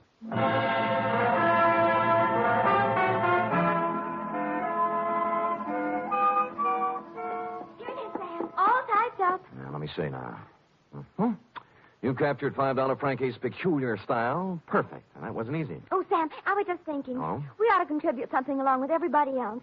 To that horse, you know, that Sure Thing. I probably will, Effie. A few dollars here, a few there, whenever it's running. Oh, I didn't mean betting. Oh. What I meant is, for example, it's going to need a lot of hay, isn't it? Bales and bales. Well, my cousin Frisbee cuts our lawn. I'll have him save the grass and send it to the stable. Effie, you are a noble creature, but I think Sure Thing can get along without your little lawn. Well, I've seen horses wearing stockings. Couldn't I knit a pair? Two pair. But, F, let's not lose our heads. $5 Frankie and his pals will take good care of Sure Thing. How about worrying about taking care of me? All right, Sam. Yes. Could you use some grass or some socks? Effie, knock off this horse talk, will you? We're almost at the wire now. People are just champing at the bit for the payoff. All right, Sam. Let's finish neck and neck, huh? Why not? Come here, Sure Thing. Night, Sam. Good night, sweetheart.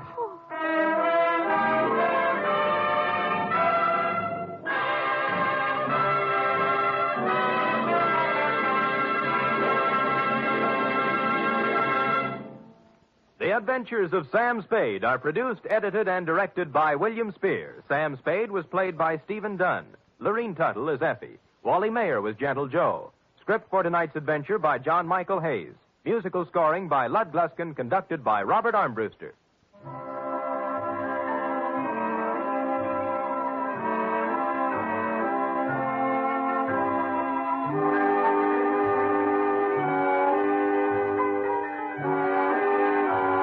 Join us again next week, same time, for another adventure with Sam Spade. The fight against heart disease, the greatest killer in America, goes on with increased intensity. But doctors cannot wage this battle alone. They need your help for the eventual control of heart disease through research, education, and community heart programs. Give now to fight heart disease. Send your contribution to HEART, H-E-A-R-T, in care of your nearest post office. Join the magnificent Montague, then it's Duffy's Tavern on NBC. The National Broadcasting Company presents The Adventures of Sam Spade, Detective. Sam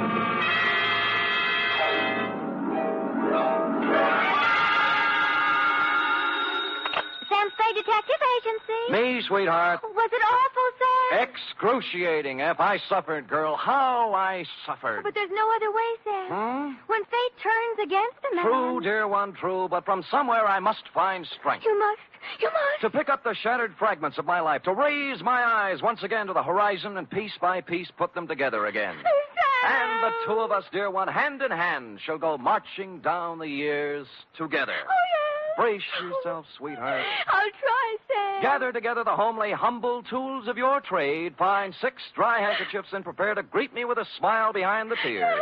I'll be down before you can change stations with a report entitled The Soap Opera Caper.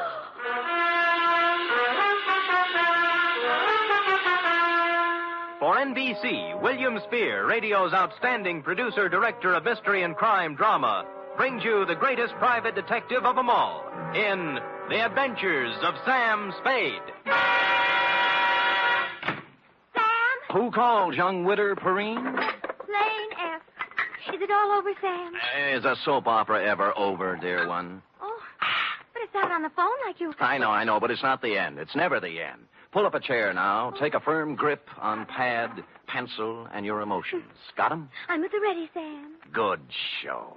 To Agatha Pilbeam, from Samuel Spade, license number 137596. Subject, the soap opera caper.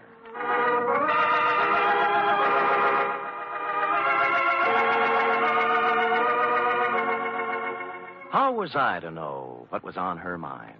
This strange woman, this mysterious Agatha Pilbeam, this voice on the telephone, directing me to the big, sprawling house in Hillsborough. Is that clear, Mr. Spade? How urgent is it, Miss Pilbeam? Very, very urgent, Mr. Spade. I don't know which way to turn. So I went to the big, sprawling house in Hillsborough, pulled up behind an ancient Model A parked at the curb, and was walking past it toward the gate when... Spade. Huh? Oh, Croc Morton, isn't it? Good old Sammy, you remember. Yeah. When'd you get out? Last month. But I'm a good boy now. Here, take one of my cards. There, if you know anyone who needs a first-class private eye, Croc's available. What are you doing here, Sam? A lady wants to see me. The soap opera queen? Is that what she is? Sure, 6 or 8 of them she writes. Oh? Behind the Clouds, The Heart of Julia Jukes. That must be Life, I forget the rest. Yeah. Beats gumshoeing, Sammy. Yeah, well, right if you get work, Croc. I'm on a job right now. You mean you got your license already? Oh, me? Well, you can always run off a photostat of someone else's. Oh, Sam, that's mean. Croc was a crook, but a nice crook. He never killed anybody. He was just an uncurable camera fiend, specializing in taking pictures of people doing what they hadn't ought to be doing. Stuff like that. Or if you wanted a photostat of somebody else's document, Croc was your man. Well, I walked up the drive to the door, threw it past a white shirt front that turned out to have a butler in it, and toward what seemed to be your study. But it wasn't. It was your bedroom, and you were reclining on 6 pillows with a cigarette in a long holder in one hand and the mouthpiece of a dictating machine in the other. But, John... Hush, Melinda. There is no way to go now but ahead. John, you're so strong. I need you. I need your courage. We must face this thing together, Melinda. The organ What was a Veronica phonograph says is true. playing in her If ear. there is indeed I another waited for an woman opening, but there life, just wasn't any, don't so I had to say it, interrupt. John, don't even... Miss Don't Pilbeam. you see, Melinda, we can't run away from life. Miss... We must approach this Miss thing Pilbeam? calmly, Melinda. Don't... beg pardon? Just a minute. My mood music. I see. I'm Sam Spade, Miss Pilbeam. Come sit beside me, Mr. Spade. Well... It's time we talked things over. Well, thanks. Oh, maybe you'd better start at the When a beginning. woman reaches 40, Mr. Spade, she comes to lean upon her man. Oh? To look upon him not just as someone to cherish, but as a source, a spring, a fountain of strength. Mm-hmm. Are you still dictating? I'm talking about me, Mr. Spade. Oh. Whom can I turn to? Whom? I grope, I flounder in the darkness. I cry out, I listen in vain for an answer. But there is none. Well, you always have a better chance of getting an answer when you ask a question. What do you mean? What are we talking about? What indeed? Well, I haven't caught the show lately. You'll have to bring me up to date. Why don't you run through the announcer's part, will you? You know, right after the organ when he says, when we left Julia Jukes yesterday. I'm sorry. I thought I told you on the telephone. No. For many days now, I've seen somewhat of a strange new look on my husband's face. Husband? Dr. Martin Hawkes. Oh, you're married. I thought it was Miss Agatha Pilbeam. Oh, 2 years ago today, I met young Dr. Hawkes and married him. Good. Life became beautiful, a gay, laughing thing, a road to happiness. And then... Then? A cloud passed over the sun. Martin became moody, silent. I tried to penetrate the shell, but he only drew farther into it. A strange, terrifying crevasse seemed to have opened up between us. Well... What is it, Martin? I asked him repeatedly. But he'd only stare silently out the window and finally walked silently from the room. Well, how long did this go on? How long a series did you get out of it? For weeks, until a few days ago when the final blow fell. It was evening, and Agatha and Martin were at dinner. Let's look in on them as... Oh, sorry. We were at dinner when the doorbell rang, and I answered it. It was a telegram from Martin. From Mexico. I gave it to him and watched the blood drain from his handsome features as he read it. His hand trembled, his jaw clenched. But you forced yourself to speak. Yes. What is it, Martin, I asked. Tell me, please, for the sake of our love. And he... Looked down at me as if I were a stranger. Well. And then he crumpled the telegram, threw it savagely into the fireplace, and strode silently from the room. Here, I rescued it from the flames. Read it. Thank you. Regret must confirm your worst fears, Cardoza. What is the terrible secret of Martin Hawkes? Yes. Why did he act so strangely when the mysterious telegram arrived from Mexico? And above all, where is he? You mean he didn't come back? He's been gone for 4 days, Mr. Spade. I must find him. Now, of all times, I need his love. When a woman reaches 40... I know. What do you mean, now of all times? It's been just a week now since the report came back from the laboratory after my physical examination. Oh. The doctor from Vienna. Mm-hmm. You see, Mr. Spade, I, too, have a terrible secret. Well, don't you want to tell me about it? Yes. I have a very rare, incurable disease. There are only 6 short weeks to live.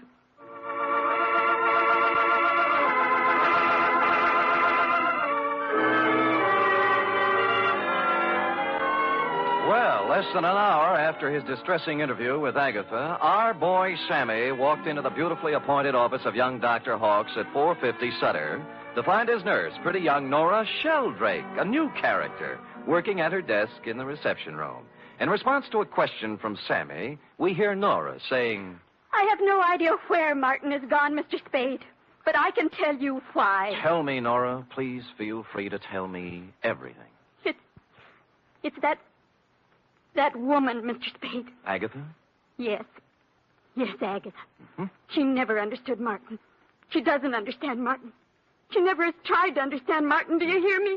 She never has tried. I take it you don't care for Agatha Pilby. I hate her. Nora? I do. I hate her. She thinks her money can buy everything, even Martin. Well, it won't. She knows that now. Well, calm yourself, Nora. Try and think back now to the last time you saw Martin Hawkes. It was Monday. 4 days ago? Yes. The call came from some legal firm named Bennett and Hatch. Now, let me write that down. I switched the call into Martin. I was worried for him. I was concerned. I have to admit now I did a terrible thing. Ah, you listened in. I did. They told him his sister was in town, that she was working at some nightclub, and wanted to see him. What nightclub was this? Let me see. It was the Tortuga. Mm-hmm. What else? That's all. They hung up then, and Martin came out. I watched the blood drain from his handsome features. His hand trembled, his jaw clenched. Yes. I'm going out, Nora, he said. If I'm not back, don't worry. That's all. It was so like Martin.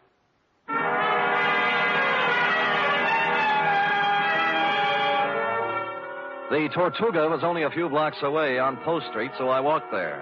They were just tooling up for the dinner trade when I arrived, sailed around backstage like Billy Rose on an inspection tour, found the doorman and showed him the snapshot you'd given me of young Dr. Hawks. Or tried to. Look, young feller, I told you we don't have no dancer here named Hawks. I ain't got time to... Doorman, please, take a look at the picture. No, I ain't got to... Picture? Let me see. Yeah. Yeah. That fellow was here at that. Tuesday, Monday night it was. Well, who'd he come to see? Well, wasn't nobody named Hawks, mister. It was Beth Jardine. Well, bless you, Doorman, bless you. Bless you, too. Thank you.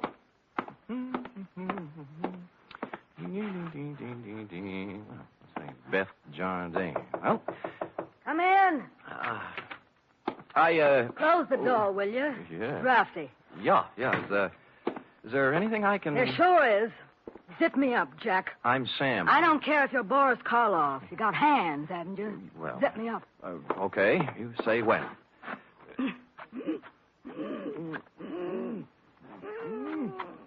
When? Can you breathe? Oh, no. You can't have everything. Ouch. What's on your mind, Jack? Martin Hawks. Sorry, never heard of him. Look, we're getting along beautifully up to now, honey. Let's not spoil it. You not only know Martin Hawks, you're his sister. What makes you think What's I that know? card stuck over there in the mirror? Bennett and Hatch, attorneys at law. Aha! The same Bennett and or Hatch who called Martin Monday afternoon and told him his sister wanted to see him here. Now, what's this all about? I can't tell you. He got a telegram from Mexico. Mexico? Yeah, it upset him. Something awful. What'd it say? Regret must confirm your worst fears. You're dead, huh? Yeah. Oh, that's great. Great. Pretty hilarious, huh? Jack, you just ain't got no idea. I got a piece of advice for you, Jack. Oh? Forget about Marty Hawks and live a long and useful life. Mm-hmm. I got a tip for you, too. You're in a tight spot. Watch that zipper, Jack.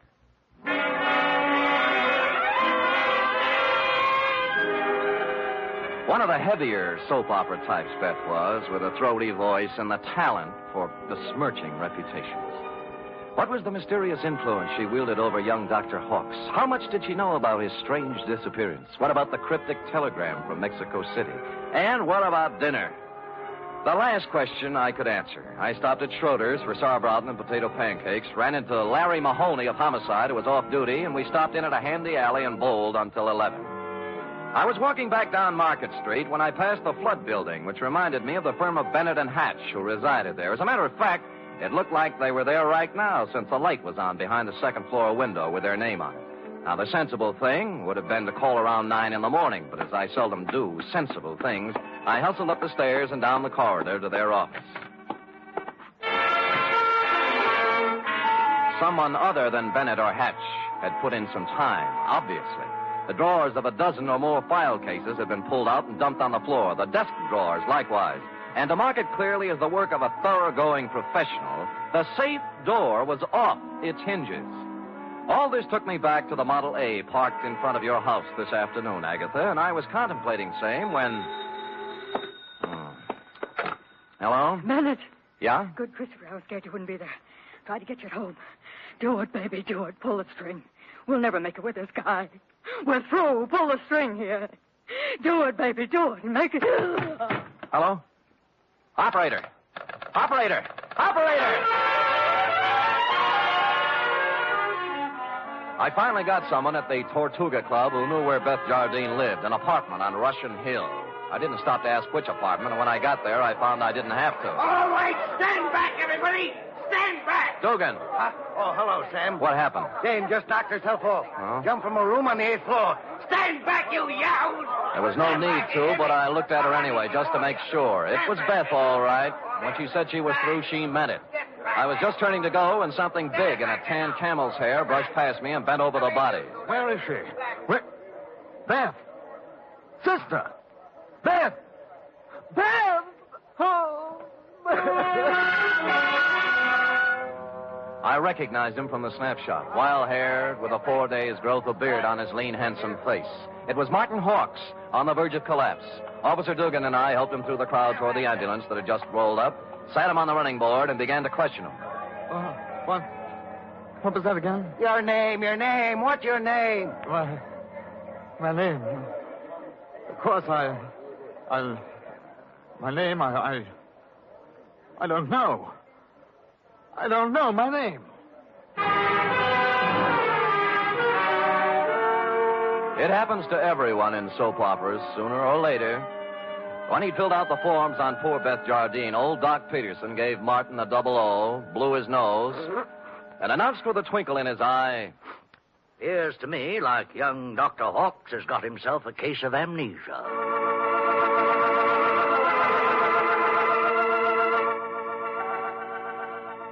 Will the mind of young Dr. Hawks come out of the fog? What does he know about the death of Beth? Was it murder? Or suicide? Or both? And what of the mysterious telegram from Mexico City? Will Agatha ever discover the terrible secret of young Dr. Hawks? And will stupid Sam ever discover anything? Before we continue, a word from our announcer.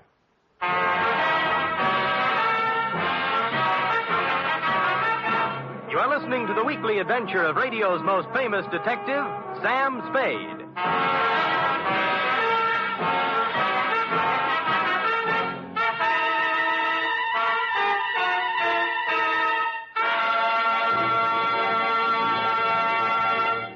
Three chimes mean good times on NBC. Saturday night is date night, but tomorrow poor Dennis Day has trouble with his girlfriend Gloria. However, Dennis manages to sing his way out of trouble in his charming, boyish fashion. And say, why not let Dennis help your Saturday evening along, too? And for more music and fun tomorrow, there's the Judy Canova Show, starring Judy in a melodic and carefree half hour of laughs. And Grand Ole Opry with singing MC Red Foley and his special guest, cowboy troubadour Ernie Tubb.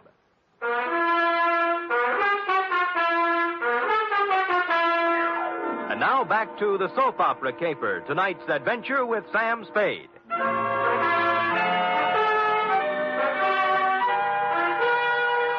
It's a half hour later now, in the sterile whiteness of a hospital room, that the three of us, you, Agatha, I, and old Doc Peterson, gather around the pale, quiet form of young Dr. Hawks.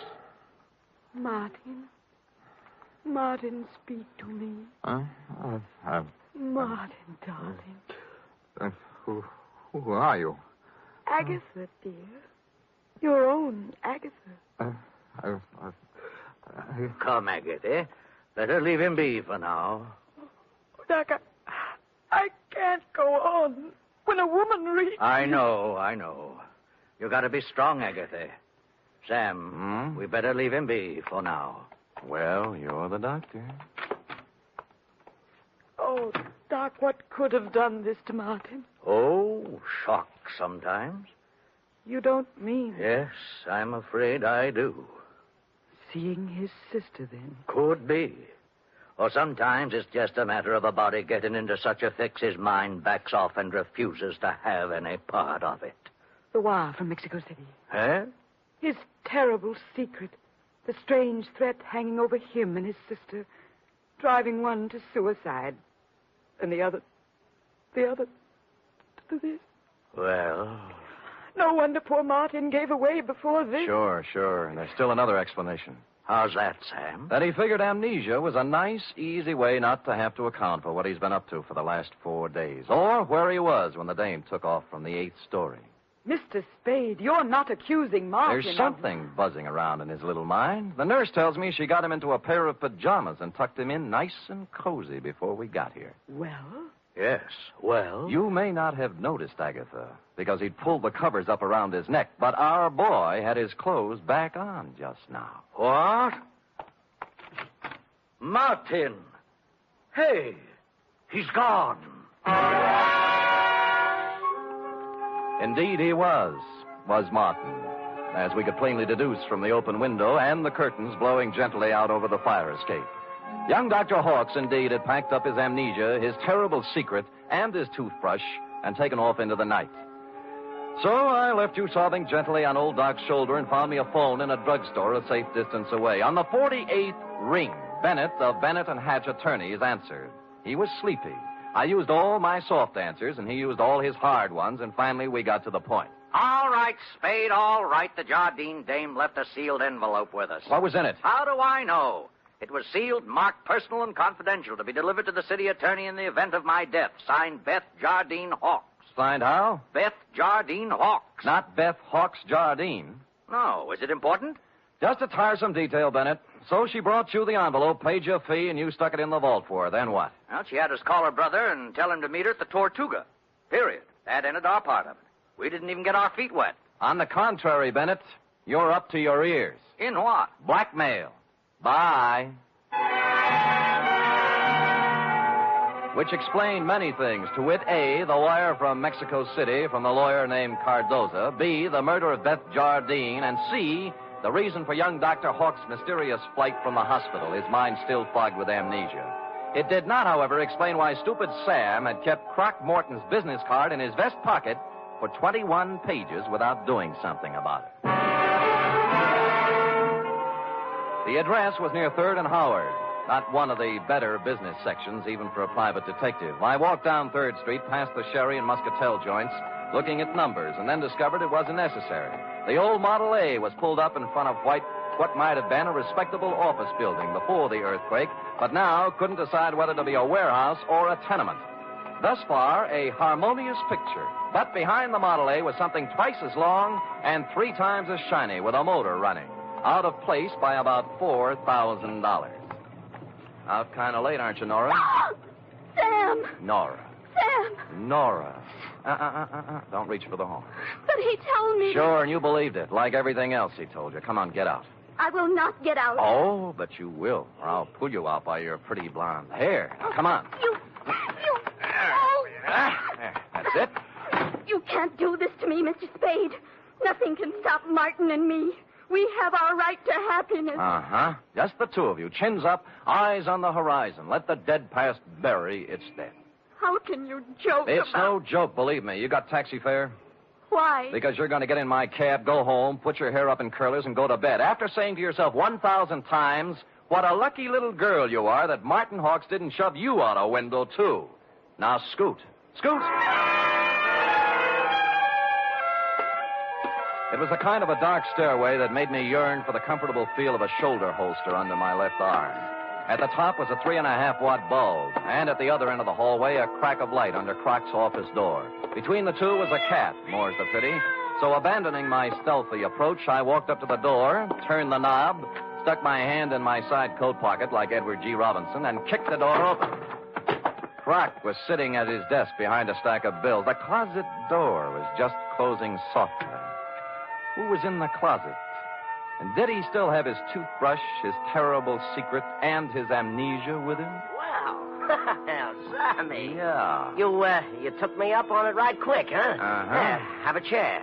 I sat on a chair in the corner out of line of the closet door behind the desk. Oh, Sammy. Mm-hmm. You got a job for me, huh? Yeah. You don't look like you need a job, Croc. Huh? Oh, this? Yeah. Oh, this is nothing. Good day at the track, that's all. What's on your mind? Remember the Blennerhassett job? Huh? The one with the letters before you went up? What are you talking about, Sam? The shakedown, Croc. The dame who wanted you to get the letters back. Remember? You know, so you got them for her, delivered and collected after you had the photostats made. Sam, you're crazy. I never done no such thing. You can level with me, Croc. You collected on the photostats for 8 years. Oh, wait, Sam. Well, forget it. Anyway, I got another one. Dr. Martin Hawks, married to the soap opera queen, you know. What about it, Sam? She's worth a couple of $1 million and has 6 weeks to live. As her husband, he's her only heir. Nice spot to be in. Yeah. Only he isn't her husband. Huh? Because the Mexican divorce from his first wife, the late Beth Jardine Hawks, wasn't legal, you know. What? She blew in a month ago and began shaking him down after leaving the marriage certificate and a batch of other papers with some lawyers for life insurance. Sam, I just ain't interested When in you hear whether... the payoff, Croc, it's just like the dame with letters. Oh, what do you mean? Hawks hired someone to crack the lawyer's office and get the papers out of the safe. Some smart guy, yeah. An unfrocked private eye who doesn't have a license. I found out where he had the photostats made, though. I can get copies. Spade, for crying out loud, shut up. The closet doorknob was turning slowly. I waved him out of the way and picked up the chair. It was all over 2 seconds after it started. The door flew open. He came out with his terrible secret, which turned out to be a gun. And I wrapped the chair right around his head. So I picked up the gun and Croc and young Dr. Hawks, and we all picked up a ride to headquarters. Only one scene remained to be played in today's exciting episode. I shall try to be brave, Mr. Spade. Sounds like such a cliche now. Good show, Agatha. Good show. Good show. Life must go on, you know. Even when a woman... You were born in 1911, I believe. Yes. As I say, life must go on, even when a woman reaches... Indeed it must. Indeed it must. We have our happy moments and our sad ones, our pleasures, our trials, our joys, and our heartbreaks. And sometimes, Mr. Spade... Yes? Sometimes at the bottom of our cup of bitterness, we find a pearl. We do? The laboratory test. A mistake, definitely. They got yours mixed up with someone else's, and you have no incurable disease and many years of happiness ahead of you. Yes, Mr. Spade. But happiness? I wonder. Can a woman past 40, whose husband is a convicted murderer, find happiness? Alone? Good show.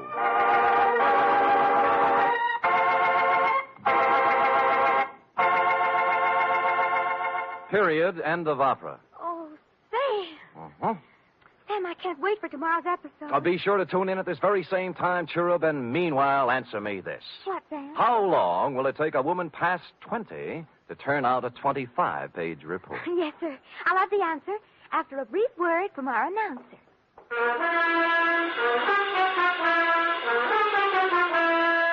3 chimes mean good times on NBC. Tomorrow, Arturo Toscanini will conduct the renowned NBC Symphony in the 4th of a Saturday concert series. For tomorrow's 1-hour performance, celebrated Maestro Toscanini has chosen works by Debussy, Respighi, and Edward Elgar.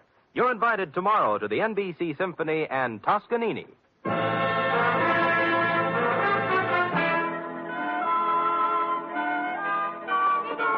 Oh, dear. Oh, there, little girl. No tears now. No tears. They're tears of gratitude, Sam. When I read all this about other people's troubles, I'm so grateful to you for the smooth life we have together. Effie. Sam. Effie. Sam. Effie. Sam. That takes about 10 seconds. Go ahead. I'm only merely a secretary, but... It's over now. Matter of fact, we're 10 seconds over. Oh, well, Sam, I haven't even your wife to be versus... Nothing but peace and quiet. And fairly regular paycheck. With only a corpse now and then to produce a ripple on the mirror smoothness of our bliss. Oh, that's beautiful, Sam. I thought so. You don't have a single terrible secret either. No, but just to keep you interested, dear one, from time to time I shall pick up a piece of paper, read it, let the blood drain slowly from my face, then clasp you to me thusly. Sam! Holding you close, and just before striding silently from the room, mutter in your shell-pink ear. I know. Good night, Sam. Good night, sweetheart.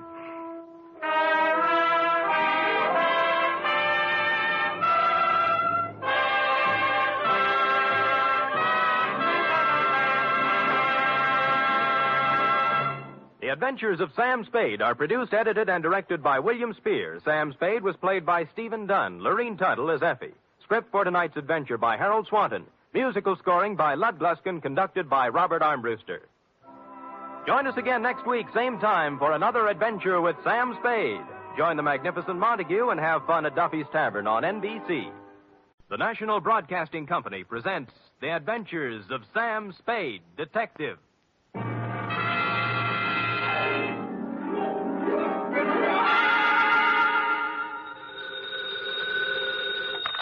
Sam Spade Detective Agency. Me, sweetheart. Oh, it's you. What kind of a greeting is that? Oh, it's you. Well, Sam, I may be only your secretary and all that, but I do have feelings, you know. What have I done now? If you'll recall... Yes? You were supposed to take me to the Geary Theater last night. Yeah? And you never showed up. Well, Effie, Oh, I know. You'll make up some big story like you always do. Always an excuse. No, I'll try to tell you the truth. And then... The truth. It'll probably be a story about at least 2 or 3 people being killed. Yeah? How you had to be there to straighten the whole thing out. Well, as a matter of fact... And then there'll be beautiful women with hair like carved smoke and crimson slashes for mouths. You would leave that out. Now that you mention it, Effie... And you'll throw in shooting and getting knocked out and glass keying your way into houses and anything else you can think of. Effie... Well, if you think that I'll fall for that... Effie, will you please... What's your big, fat, sorry. You've already told everything about it but the title. I might as well add that. My big fat story is called The Shot in the Dark Caper.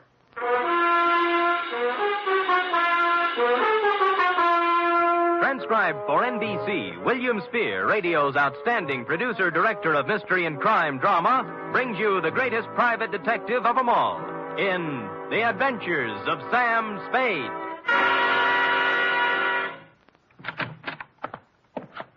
Effie? Yes, Mr. Spade. No, Effie, don't be like this. I promise you tonight, right after this report, we'll go to the theater. And we'll have dinner, too. Any place you want. Sound good? You're the employer. The faster we do the report, the faster we get out. And I won't even take time out for a drink. So come on, let's go, shall we? Hmm? You see? I can't stay mad at you. Date, fill it in. To managing editor, San Francisco Evening Gazette. City, from Samuel Spade, license number 137596. Subject, The Shot in the Dark Caper. Or, Stop the Presses. Spade has his pants caught in them. Caught? Dear News Hawk, the next time you have a bright idea about a story, count me out. There's too much work for the money it pays, and the glory just doesn't exist. I don't mind being knocked on the head, shot at, lied to, double-crossed, and otherwise treated cruelly by circumstance, but to do it all in one night just so you can have a scoop and then be referred to in your columns as a Gazette staff member, well, my professional pride was severely injured. I am a detective, sir, and nobody's staff member. Well, now that that's off my chest, here in journalistic prose is what happened starting yesterday afternoon. Sam Spade Detective Agency? Yes, he is. It's for you, Sam. I'll take it in here, Ed. Spade. This is Woodrow Wilson. Really? Well, I'm sorry. I have Teddy Roosevelt on the other phone. It might take some time. You better try me later. Bye. Spade. Huh? Somehow I thought you were above that sort of corny repartee. I am above nothing, sir, as long as it's ethical. Now, which Woodrow Wilson is this? I'm the new managing editor of the Evening Gazette. Well, welcome to town. What can I do for you? I have a job you might like, an interesting job and interesting money. How interesting? If you find out what I want, you can almost name your own price. Can you get over here in 3 minutes? With any sort of a tailwind, I'll make it in 2. A new track record.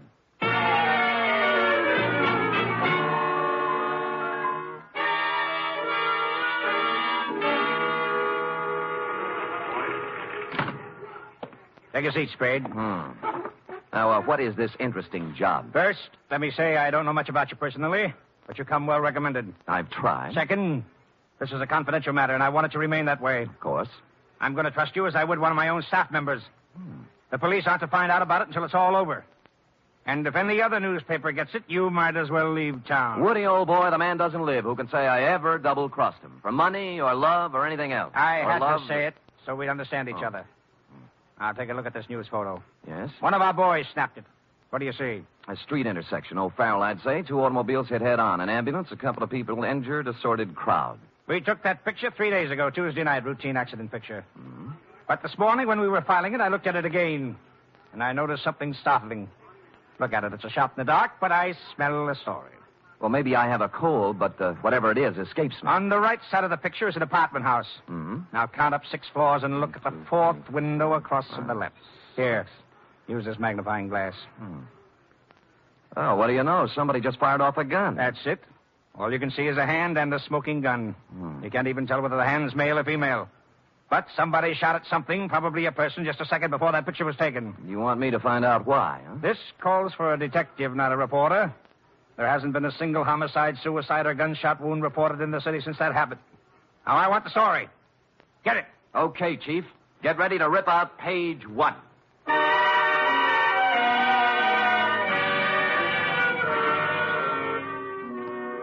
The apartment house was the Greystone. It was actually an apartment hotel and a little shabby. I entered an hour later with a suitcase and an out-of-town look. The nameplates on the mailboxes showed about 5 vacancies, including one on the 6th floor. I rang the manager's door buzzer. Good afternoon. I'd like to rent an apartment if I could. Come in. Just drop your suitcase anyplace. My name's Ed Berry. How are you? Your suitcase is leaking. Oh? We charge one price, $175 per night. Well, I don't have that kind of cash with me, or my checkbook. Could I pay you tomorrow? Oh, sure thing. Your name? Mark Humboldt. Mark Humboldt. B-O-L-T? Yes, that's it. Where you from, Mr. Humboldt? New York, boy, New York. 48 East 51st Street. Near Broadway. Mm-hmm. Next to kin? Huh? Any family, relatives? No. Oh, you own a car? Look, I'm just renting an apartment, not taking out life insurance. Well, you see, there's a state law here requires us to get this sort of information. I'm sorry, but there's nothing I can do. No car. A bank account? Corn Exchange Bank. You own any property? Yes, I do. Albany, New York. Just how much, would you say? 6 feet in a cemetery. I expect to be buried there. Yeah, well, I guess that about takes care of it. Anything on the 6th floor? Well, why the 6th particularly? My lucky number. Oh, well, I'm sorry. Maybe later. Right now, we got nothing on the 6th. Come on, I'll show you around.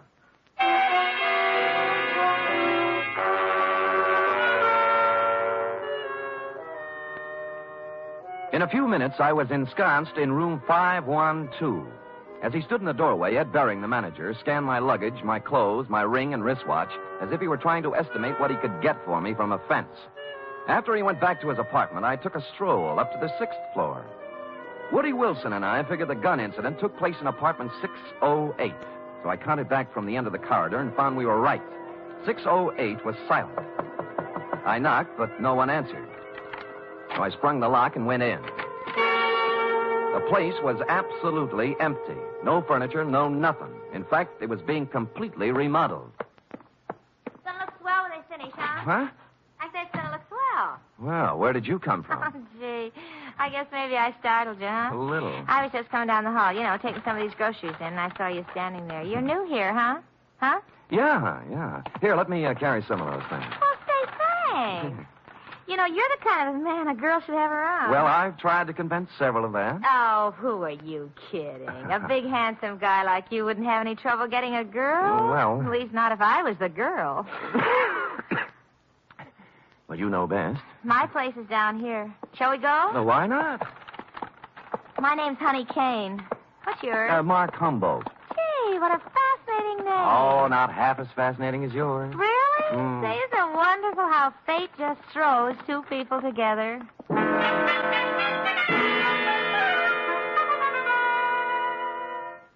The bags of groceries we were carrying had a layer of dust on them, and the bags looked as if they'd made 50 trips to the grocery store. No one had to hit me on the head. Sam Spade, detective.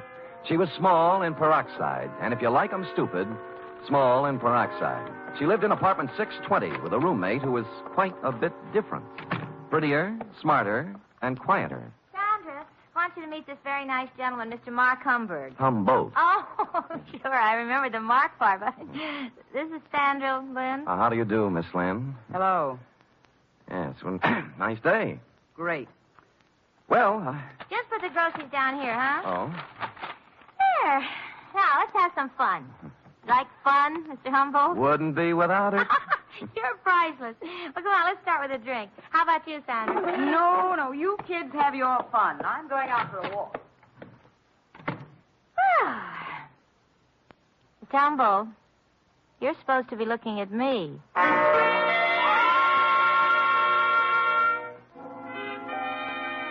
An hour later, under the pretext of going out for some snuff, I shook her off and left.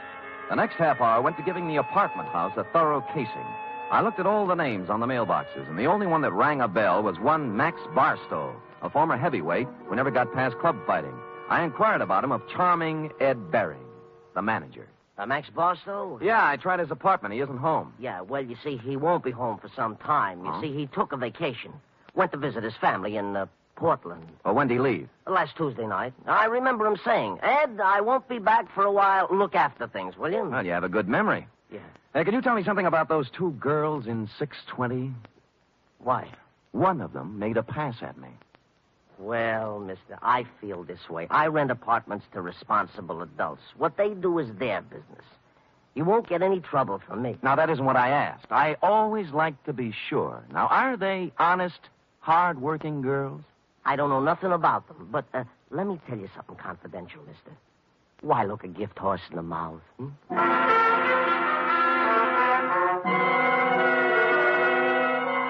Well, I gumshoed around the apartment house some more, and one thing was sure. They were making a number of extensive alterations. For example, in the basement, there was a new cement floor. Said cement floor had been laid, I was told by the janitor, Wednesday morning. The morning after a gun was fired in 608. The same morning on which Max Barstow suddenly left to visit his parents. And about here in the plot, it was dramatically correct to wonder if Max might be sleeping under the furnace with a new cement overcoat covering him.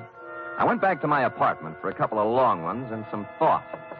It was getting along about supper time when there was a feminine knock. I guessed it to be Miss Room Service herself, Honey Kane. But no. Better. Much better. May I come in? You may. Shall I leave the door open? I'd rather you closed it. Anything to make you feel at home. Drink? No, talk. Oh. What are you doing here, Sam? The name's Humboldt, Mark Humboldt. All right, play it any way you want. But I've seen you around. I know who you are. You move in today, and half hour later you find our apartment. Why? Your apartment found me. At least half of it did. The gift horse part. Maybe so, but I figure you helped a little somewhere. Hmm. What are you trying to get on us? Nothing. I just moved in here for a place to live. With one suitcase and a bottle? Oh, I'm an actor. Look, whatever it is, lay off, will you? I've had enough trouble in my life. Things are just starting to go right. Sandra, I don't know what's on your mind, but as far as I'm concerned, you're clean. All right. Maybe I made a mistake. I'll try to make it up to you sometime. Well, maybe you can start right now. I think I'll open the door again. Just a question. Seen anything of Max Barstow lately? I knew it was something. I knew it. No, I haven't seen Max Barstow lately. He went somewhere to visit his family, and I'm telling you either leave me alone or something's going to happen to you. You won't lie.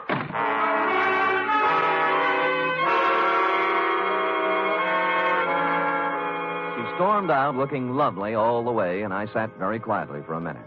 It was the second time somebody said it. Max Barstow was visiting his family. That was very interesting because, you see, Max Barstow didn't have any family. When he first started fighting, he was under the aegis of the St. John's Orphanage. So, what was all this rehearsed account of his absence? I watched at the window to see if Sandra Lynn went anywhere, and she appeared on the street. I was out of the room and down the stairs, presto. 10 blocks later, she turned in at a brownstone on Polk Street, went in the first apartment on the first floor. 15 minutes later, she hurried out, and I went up to the apartment and knocked. The door opened cautiously. Yes, what is it you want? Is Mr. Fairchild in? Nobody here by that name. You got wrong address. Now, just a minute. He used to live here. No more he does. Well, could you tell me where I could find him, Mr. Sigmund Parkus. I don't know. Try the manager.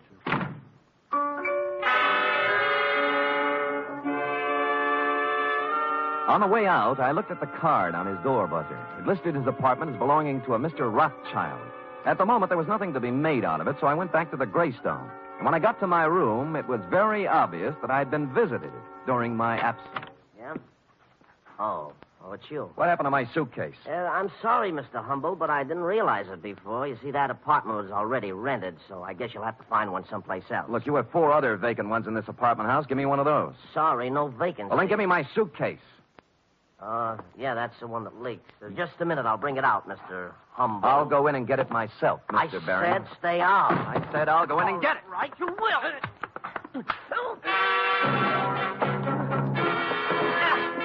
He swung at me, I blocked, and stepped into him. He gave way, and I followed in. And then as I moved into the apartment, someone stepped out from behind the door. I turned, but it was too late. I was sandbagged. The face behind the arm that swung it looked an awful lot like that of Max Barstow. I remember asking myself as I went down, if Max Barstow wasn't shot in room 608, who was?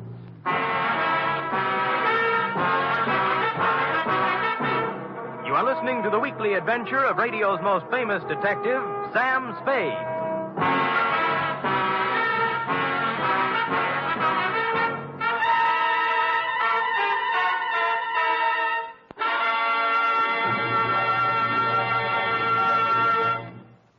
Three chimes mean good times on NBC. On Sunday, March 4th, that's 1 week from this Sunday, Theater Guild on the Air will present radio's most exciting dramatic event. It's a full hour-and-a-half presentation of Shakespeare's immortal Hamlet. John Gielgud will portray Hamlet, Pamela Brown, the Queen, and Dorothy McGuire will appear as Ophelia. The intrigue, beauty, and romance of Hamlet come to life Sunday, March 4th, on Theater Guild on the Air.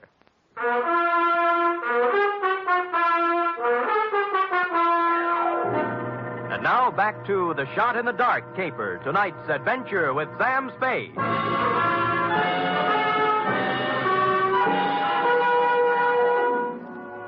I wasn't out for long, but it was long enough to have been carried out of the apartment manager's place and dumped in an alley. I sat up and rubbed the back of my head and discovered the boys had a sense of humor. Pinned on my chest was a note that said, "Beat it." This time, when I went back, I had my gun handy to hand. Nobody was home at Mr. Bering's apartment, so for something to do, I looked in on Max Barstow's diggings, 413. I glass keyed in and turned on the lights. And a search revealed items, a rent receipt showing Max was paid up for 2 months and intended to stay put. But more interesting were 2 phony detective badges, a policeman's uniform, and a flash camera. Couple these with a dossier on a man named Sigmund Pulkus, and I knew just what Max had been doing since the fight game stopped paying his bills. It read, Sigmund Pulkus, 60 years old, Minneapolis, just sold 2 restaurants for $175,000. Intends to retire and settle down in San Francisco. That's as far as I got when Honey poured herself on me again. Oh, Mr. Humboldt. Yeah. What are you doing in Mr. Barstow's apartment? Come in. Max, you shouldn't be here. Mr. Barstow ever found out. Honey, you can drop the act. Max. You know who I am, and I know who you are. You're part of the bait for one of the oldest rackets in the world. World? The Badger game. Who, me? You. All right, Sam. I didn't know who you were at first until Sandra told me. Now, you tell me, what are you doing in Max's room? A number of things. First of all, getting enough evidence on him to give him a free vacation on the state. Second, I wanted to see who would show up and why. Now, what's your story? I just dropped in to see if Max was here. Try again. Sam, if I tell you anything, will you leave me alone? If I can bear it. I came over to get some things from Max. You know. Where's he staying? Right across the street in the Arlington, 314. Mm-hmm. Ed Bering manages both apartment houses. Why doesn't Max stay here? Who are you working for, Sam? I'm just asking. A client. Not the police? No. Sam, I don't have a thing to do with the mark Max is working on now. Sigmund Pulkus. Some old man. Did you hear any shooting here last Tuesday night in apartment 608? Oh, Sam, I didn't hear a thing. Not a single thing. All right, get whatever you came for, but remember this. You tell Max I was here, and I'll tie you into something that'll get you to Tehachapi if it's the last thing I do. Oh, sure.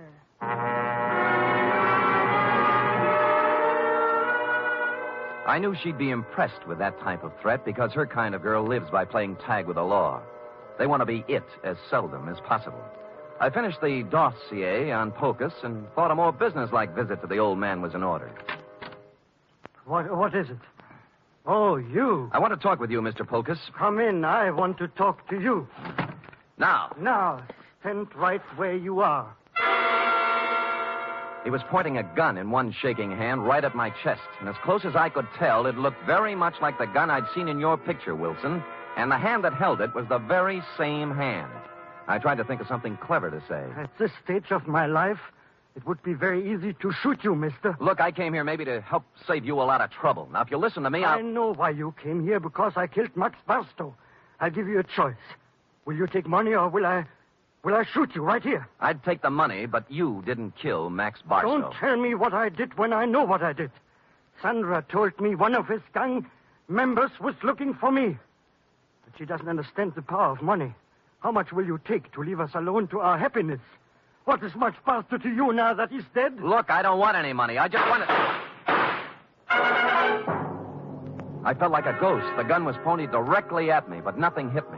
I was surprised, albeit gratified. The little man must have thought I was wearing a bulletproof vest. He didn't look surprised, though. He just folded. I disarmed him and pushed him down into a chair. I had to do it.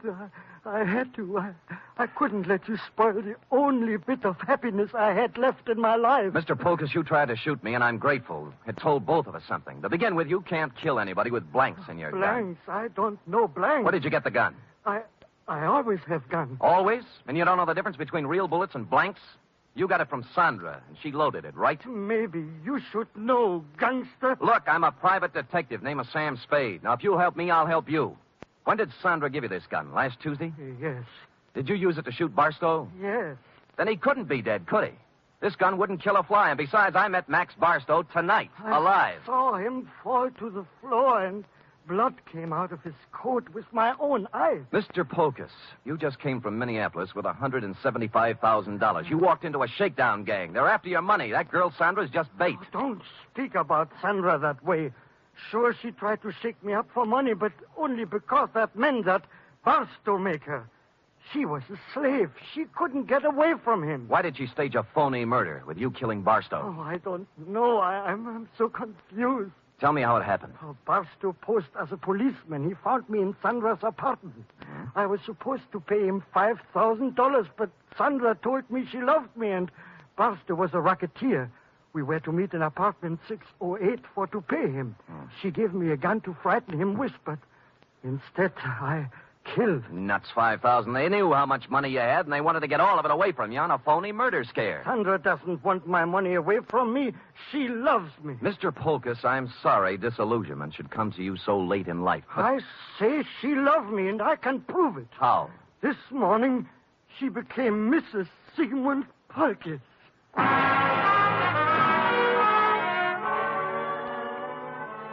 That made me sit down and think things through a little more carefully. She could have gotten his money, or most of it, without marrying him. Maybe she did love him. Or maybe they felt he was too dumb to pay off. Or maybe she married him so she could murder him. And maybe a dozen other things. His suitcases were packed, and he said that he and Sandra planned to leave town tonight. He'd been waiting for her when I came in, but she was already 2 hours late. I could think of only one place she could be. So I left poor Mr. Polkus and went to the Arlington. 314, the address Honey Kane had given me. And she was there. Oh, Sam, I'm glad you came. I was scared. I didn't know what to do. I'm scared. Now, honey, quiet down and tell me what you're scared about. In the bedroom, Max, he's dead. A knife job. When'd you find him? 5 minutes ago. I was with him before, and then I went out for some Chinese food when I came back. All right. Who else was here tonight? I didn't see anybody, But what? he was awful mad at Sandra. Said she was double-crossing him, and he wouldn't let her get away with it.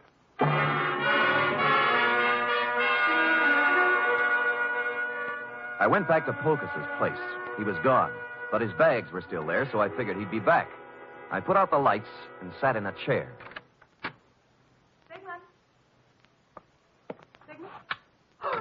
Go ahead. Ask me what I'm doing here. Where's Polkus? Well, if he's smart, he's on a train back to Minneapolis. I'm going to look for him. You're not going anywhere. Sit down. Oh, yes, I am. I said you're not going anywhere unless it's to jail. What are you playing Mr. District Attorney for? Because you killed Max Barstow. Now tell me why. Oh, don't be a joker. Max Barstow's as live as you are. I'm not talking about the phony murder staged for the benefit of Polkus. Barstow was stabbed to death a half hour ago. He wasn't. He was. I saw him. Who? You. Sam, I didn't. I saw him earlier today, but he was all right. You married Polkus to double-cross him, didn't you? You were going to skip town with him, Mark. Well, sure I was, so why would I kill Max? Because he knew what you were going to do, that's why. I tell you, I didn't. I couldn't kill anybody. What did you have planned for Polkus? A shove over to the Grand Canyon? No, I love the old guy. Come on, we'll drop in at police headquarters. No, Sam. No. Sam. Nothing. I wouldn't take you with a U.S. Mint thrown in. Will you let me go if I tell you what happened? If I tell you who killed Barstow? Well, if you didn't do it, nobody could hold you. For murder, anyway. Bering. Ed Bering did it. We planned the whole thing together. It was a freeze-out on Barstow. Somehow he found out Ed had to take care of him. I didn't have anything to do with it. I tried to tell him not to. Tried to tell him not to what? Ed. I've got a gun in my hand, Bering. So have I. Which one of us is going to shoot first? You wouldn't shoot.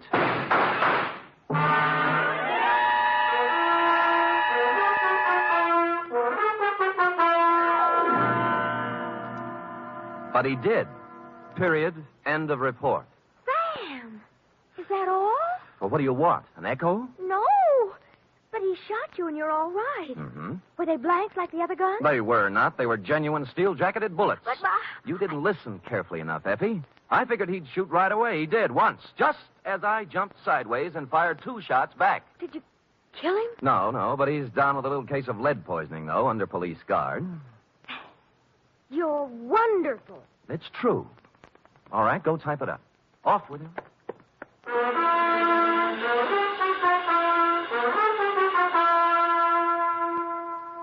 Three chimes mean good times on NBC.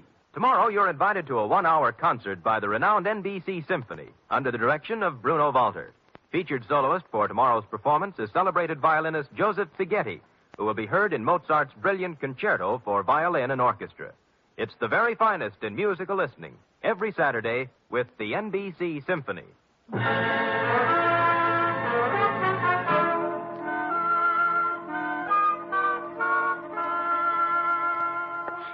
it is, Sam, but there's something I don't understand. To wit. Well, what happened to nice old Mr. Pocus? Why wasn't he in his apartment waiting for Sandra? Well, he did just what I thought he should have done. He walked down to the railroad depot and got on the first train for Minneapolis.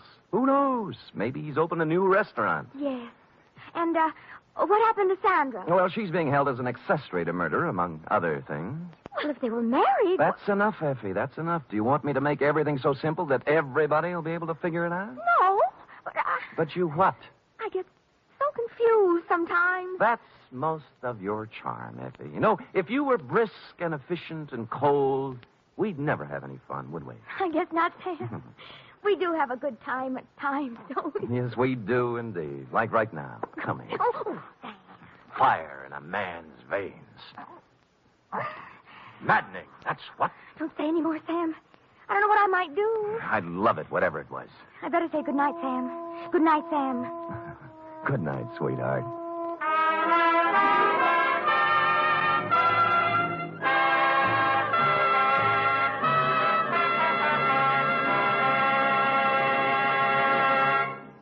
Tonight's transcribed adventure of Sam Spade was produced, edited, and directed by William Spear. Sam Spade was played by Stephen Dunn. Lorene Tuttle is Effie. Script for tonight's adventure by John Michael Hayes. Musical scoring by Lud Gluskin, conducted by Robert Armbruster.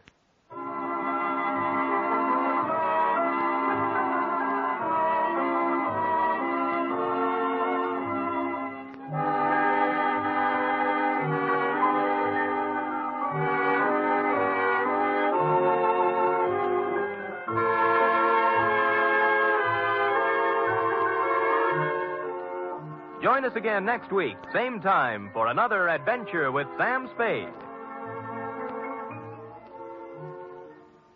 Sam Spade lives a life of peril. Well, in these days, we all live in a time of peril. Each of us is contributing something to help meet the emergencies that we face as a nation. There's one definite thing that every one of us can do to help. February 28th is being celebrated as Red Cross Day. Supported by the people and schooled by years of experience in war and peace in times of disaster, the Red Cross has now been assigned unprecedented tasks in the interest of national security and world peace. You can help mobilize the forces of mercy for the protection and defense of your family, your community, and the nation through generous support of the 1951 Red Cross Fund campaign. Join the magnificent Montague, then it's Duffy's Tavern on NBC.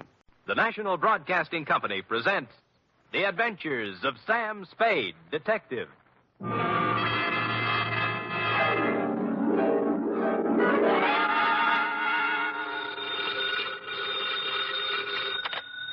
Detective Agency. Buono, buono. I beg your pardon? Suonate il campanello. Sam, what are you... Nothing at all, sweetheart. I just happen to have the tourist lists of handy Italian phrases before me. North Beach never did that to you before, Sam. North Beach never did anybody like it just did me, F. But I thought you said old Bartolomeo just wanted you to drop by for a friendly talk. And some garlic bread and red wine. But does that explain the knife gash on my coat? Your new tweed? My old tweed now, Cherub. You see, it was never meant to be swum in. The bay?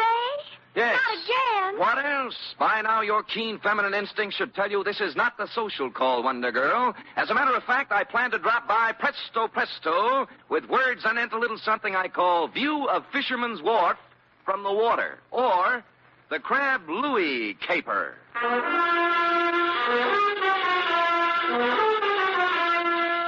Transcribed for NBC, William Spear, radio's outstanding producer, director of mystery and crime drama, brings you the greatest private detective of them all in The Adventures of Sam Spade.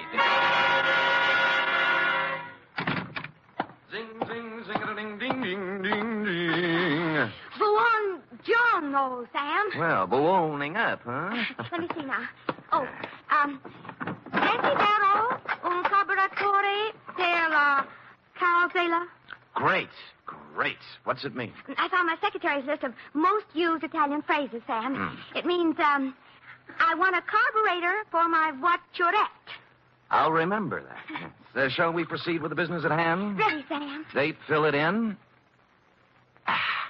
To Bartolomeo Maggiore, copy to Lieutenant Rossi, North Beach Division, from Samuel Spade, license number 137596. Subject, the Crab Louis Caper. Dear Bartolomeo. Fisherman's Wharf, as you know, is as changeable as an Italian wench. All smiles and laughter of a Saturday night with the lights blazing in the Cioppino palazzas and the tourists 3 deep around the steaming cauldrons outside. But it's something else again of an early dawn, dark and lonely and quiet, except for the mutter of engines as the crab boats nose out into the fog that hang over the gate. Last night was somewhere in between. The lights were blinking out as I left my cab and walked over to your place of business, a gaudily painted building at the foot of the wharf with a red, yellow, and blue sign reading Museo Maggiore. Curios, souvenirs, waxworks. Admission 10 cents.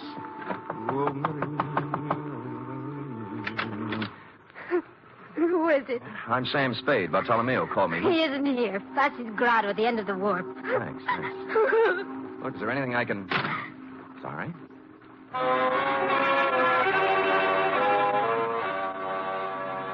Except for Flasky's at the very end, the wharf was dark now. It seemed early, as if something had interfered with business as usual, and the late customers had been brushed off a couple hours ahead of time. I peeked through a hole in one of Flasky's window shades and saw why.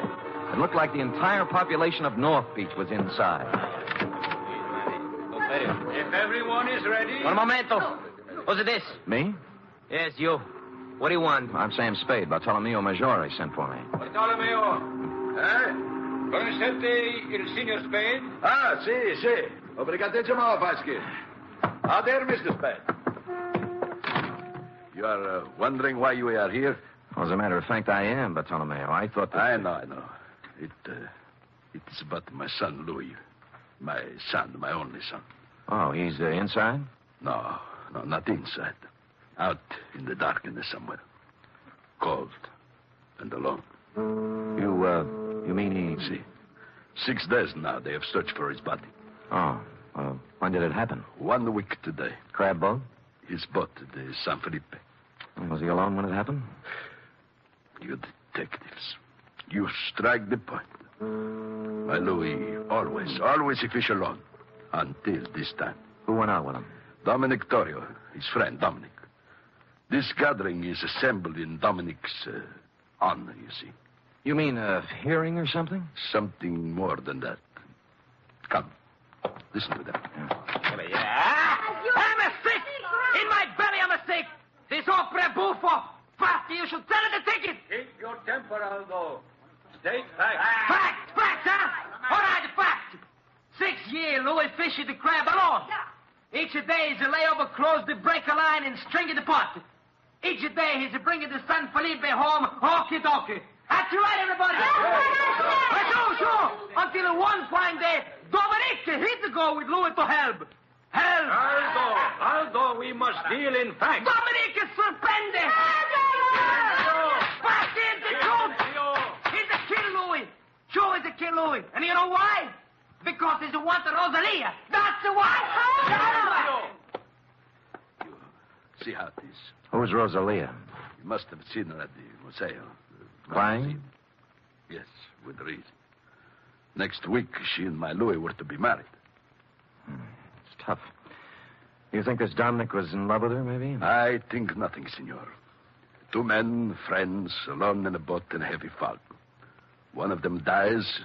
The other says it is an accident. It is not for us to think or make guesses.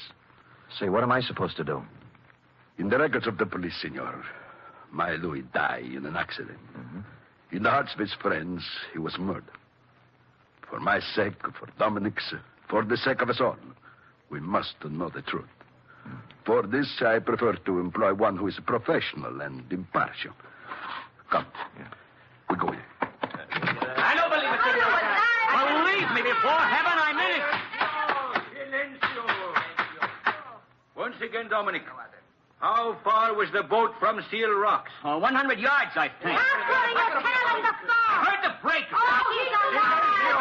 Silencio. Let Dominic tell the story. Go on now. You had dropped the last crab pot over the side. Then? Something went wrong with the motor. Louis told me to look at it. I went below, then it happened. Louis was leaning over the gunwale. We untangled a float, and the sea took us by the stern. We broached. I saw him go over and plunge into the white water. I brought the boat about then. For 2 hours, I yelled, I circled around, I blew the whistle, everything. Then the Coast Guard came. Fosky, I swear it, that's all I know. I never saw Louis. Impossible! Silencio! My brothers, it was your will that I sit here in judgment of Dominic Torrio. Before I go on, are there any more questions you have to ask him? Are there any among you who have evidence to offer against him? So be it. You know as well as I, there is only one verdict here. The charge is dismissed. The court is adjourned.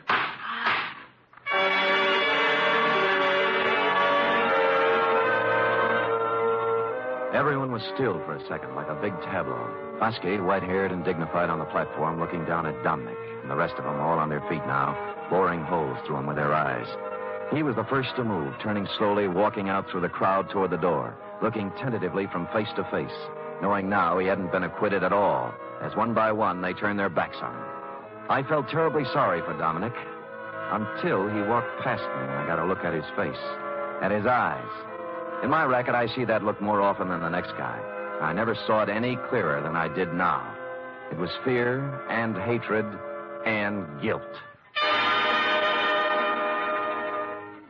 So I left you talking to Fosky, Bartolomeo, and walked back down to the wharf to the Museo. Rosalia. I told you Bartolomeo is not here. I've seen Bartolomeo. I want to talk to you. Sit down. I don't want to... Sit down. Oh. That's a good girl. It was quite a place, the Museo, a catch-all for everything nautical you'd run across in 60-odd years of living on the sea or next to it. From a 10-foot shark pickled in formaldehyde to a life-size figure of Captain Kidd, complete with drawn sword, lace cuffs, and treasure chest at his feet next to the door. I turned back to Rosalia, sitting on a rum keg under a flickering hurricane lamp, the only light in the room. What do you want of me? Bartolomeo wants the truth about what happened on the San Felipe. They're deciding that at the meeting. They already did. They did? You mean Dominic... How did they decide? Dismiss the charges. No evidence, no witnesses. It was the only thing Fosky could do. You feel better? It doesn't bring back my Louis. No, it doesn't. Dominic's going free now from both the law and his people. No vengeance for Louis. Why were you crying when I came by tonight? Haven't I the right to cry with my Louis? Drop it. Huh? Why didn't you go to the meeting? Afraid to give yourself away? I didn't feel like it, that's all. You're a Sicilian, Rosalia. Vengeance is pretty important to you. If you'd loved Louis, you'd have been in there screaming for Dominic's scalp. You shut your mouth. But no, you sat home crying. Not for Louis, but for Dominic, right? How long had it been going on? Did you know Dominic was going to kill him when they put out in the San Felipe? Why would Dominic kill him? Well, that's a stupid question. He's in love with you. In love with me. In love with me. Drop it. Drop it, Rosalia. In love with me? Oh, I wish it were so. Huh? He killed for me. Is that what they say? It's all very flattering, very. I love Dominic. I've always loved Dominic since I was a little girl. I threw myself at Dominic. And I begged him to marry me. That's not easy for a girl to do, Mr. Spade. I begged him and I promised to work for him, to be his slave. You know what he did? He laughed and he spit upon me. And you stand there and you tell me that he murdered for the love of me. You wouldn't walk across the street. All right. Take it easy now. Come on, take it easy. So I do the silly woman thing. I promise myself to Louis. To crazy Louis, to a madman. Crazy? You don't believe that, huh? Louis the Great, il Campione, a champion of the crab fisherman, who dares to fish right on the breaker line, catches more crab than anyone else. Louis the Fearless. Do you know why he's fearless? He's too crazy to be afraid. What do you mean? He mutters. He talks to himself of great riches, of thousands of dollars, of him and me. Louis the crab fisherman and me, living in the finest house in North Beach. When was this? Last week. He went up in Bartolomeo's attic one night and he came down with a big hunk of his raw wax from the waxworks. A tresor, he called it. A stupid lump of wax. And he held it up before me, so. And he says with a mad gleam in his eye, "From this, Rosalia, from this I will carve for us the biggest, finest house you can dream of. Here, look." What's Captain Kidd got to do with it? He puts it in the treasure chest. See? You will keep this a secret, Rosalia, he says, if you love me. And he laughs again like a madman. Me love Louis Maggiore? I hated him.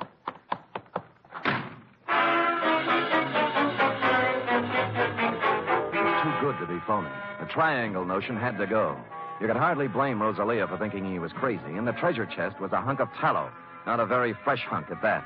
And Louis's routine with it must have hit her like the graveyard scene from Hamlet. Therefore, having no theory, nor evidence, nor witnesses, I also had no motive. As always in situations like this, I did the sensible thing. I went home and went to bed. Or I thought I went to bed. Hello? Spade? Yeah. I got a tip for you. Oh? Find yourself a nice, dirty divorce case somewhere and stay out of North Beach. Well, this almost sounds like a threat. Call it advice. There's $100 in the mail for you. You'll get it this morning. Plus a bribe? A gift. Can I keep it if I don't play? If you don't play, you won't need it. I suppose it's useless to ask who this is. Louis Maggiore. Say that again? Louis Maggiore. Shall I spell it? You might explain it. You talk to Rosalia. Figure it out for yourself. Sure. So she never loved you, and you knew it. So you go over the side when the comber hits, swim ashore, then discover they think you're dead and decide to leave it that way rather than go through with a wedding. You got it. I got more. So life without Rosalia in North Beach is impossible. You can't face the shame and loose talk that goes with a busted wedding. So you're going over the hill and find a new life for yourself. Wait a minute, Spade. Oh, there's more. So you're tossing over a car, a bank account, a boat worth $7,000. Walking out on your old man, to say nothing of 3 years apprenticeship and 6 years of hard work to get where you are. I understand perfectly. And you're being a little insulting. I make a lot of my dough with my big flat feet, but I do make some of it with my head. Now try again.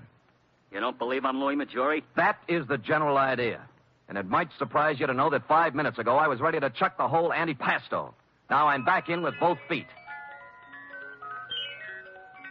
What's with the music box? Nothing. Tell me, would you know Louis if you saw him? I've seen his picture. Fine. I guess I'll have to prove it to you. If I satisfy you I'm Louis Maggiore, will you stay home? Scout's honor. Now, where do we prove it? You know Castellani's grotto? Halfway out in the wharf, yeah. There's a ramp running around behind it. I'll see you there in a half hour. I know just what you're going to say, Bartolomeo, but I didn't go alone. Roscoe was right there with me, with his safety off. It was the kind of spog San Francisco puts on once a year for the tourists. Just to nail down its position as runner-up to London. I had to feel my way along the row of dark chowder houses to Castellani's. Except for the foghorn and the lapping of the water below, there wasn't a sound. The only cheerful thing in the picture was Roscoe, who was now out of my pocket at the ready.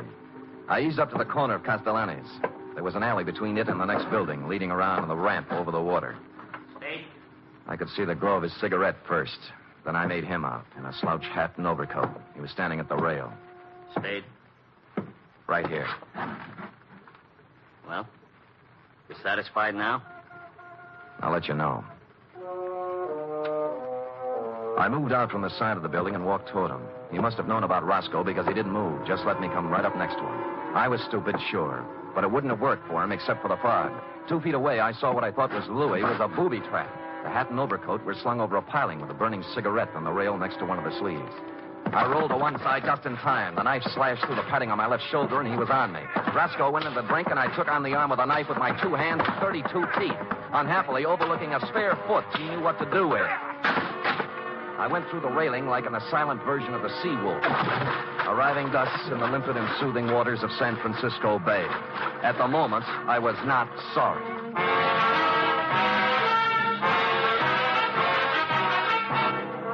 You are listening to the weekly adventure of radio's most famous detective, Sam Spade.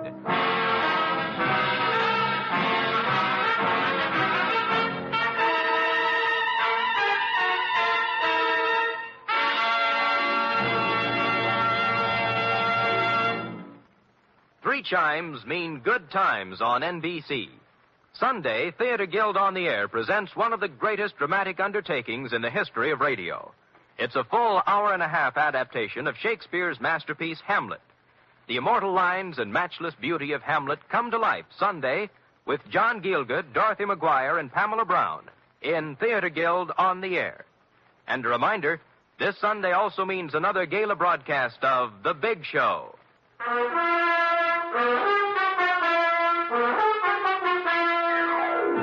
And now back to the Crab Louie caper, tonight's adventure with Sam Spade.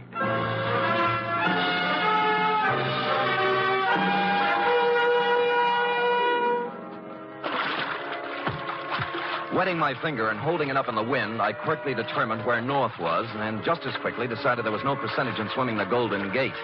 A bright blur on my starboard bow called to mind the old saying, where there's a light, there's life, so I headed there. 3 strokes this side of exhaustion, I pulled up at what proved to be a landing with a Jacob's ladder, at the top of which I found the rear entrance to Foske's, or more accurately, Foske's private office. The door was open. Huh? Oh. I'm Sam Spade. I've been swimming, if you're wondering. Bartolomeo told me about you. He didn't say you were crazy. Well, maybe he didn't know. You wouldn't have a brandy lying around loose, would you? Well, sure. Sit down. Thanks. I think I saw Louis tonight. Louis? Impossible. Where? Behind Castellani's. Yeah. Bless you, Fosque. Oh, hit me again, will you? Yeah, but what about Louis? Called me up, said he'd meet me there. Just tried to knife me.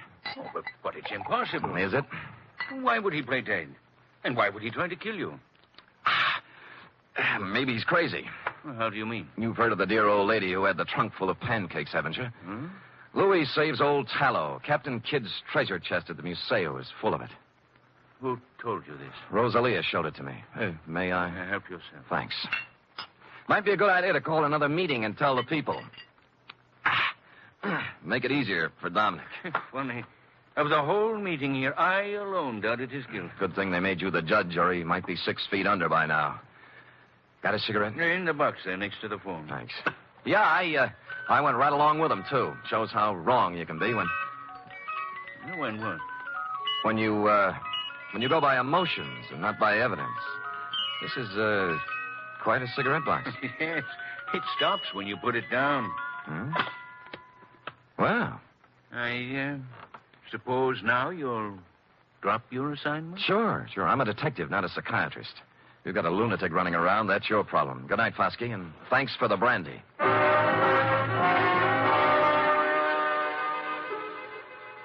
If Roscoe had been along, I might have played it differently, but when you're sitting across a coffee table from a guy you suddenly realize has the wet cement all ready, you do what I did, make polite noises and concentrate on getting out on 2 feet.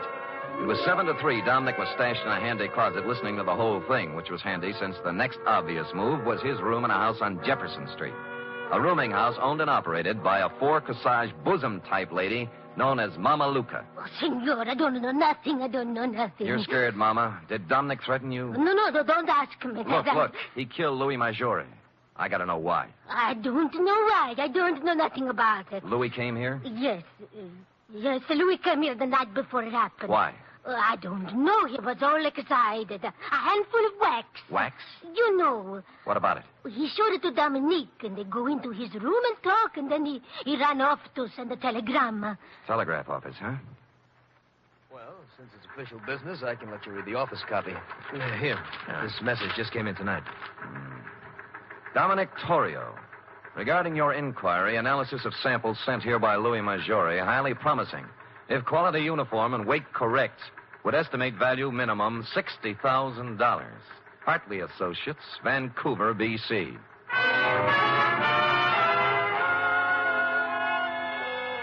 A lump of smelly stuff that looked like old tallow, picked out of the ocean and worth $60,000, was a strong enough clue for even stupid Sam to pick up.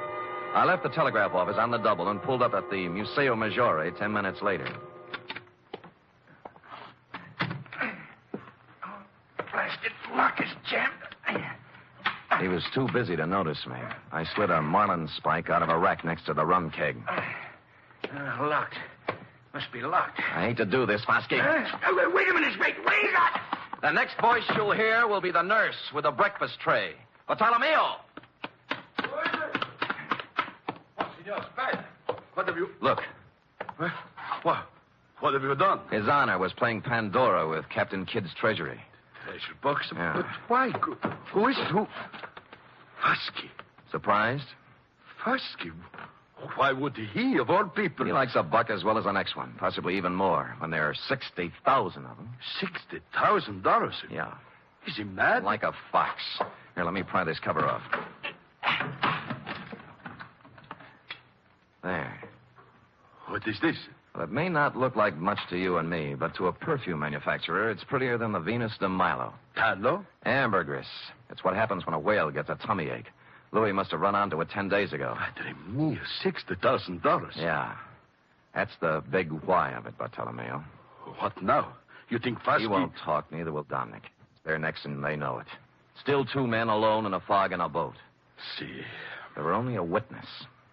There was a witness. Hmm? The eye of God was on Dominic when he did it. And the judgment of God is swift and is sure. Dominic knows it. You think so? I know Dominic. Why you ask? There's a way to find out. What time is it? 1:30. There's time. Where do you keep your razor? Razor? Yeah. I'm going to shave Captain Kidd.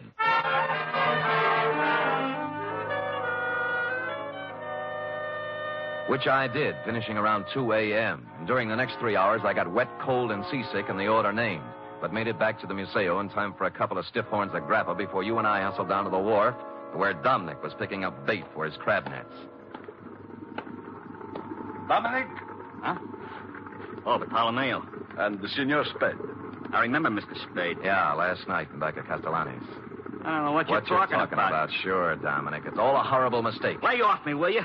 Heard what Fosky said, didn't you? They dropped the charges. I'm innocent. They cleared me. That's just why we're here. We want to make it up to you, my boy.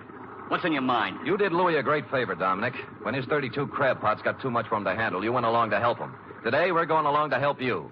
Now, when do we cast off?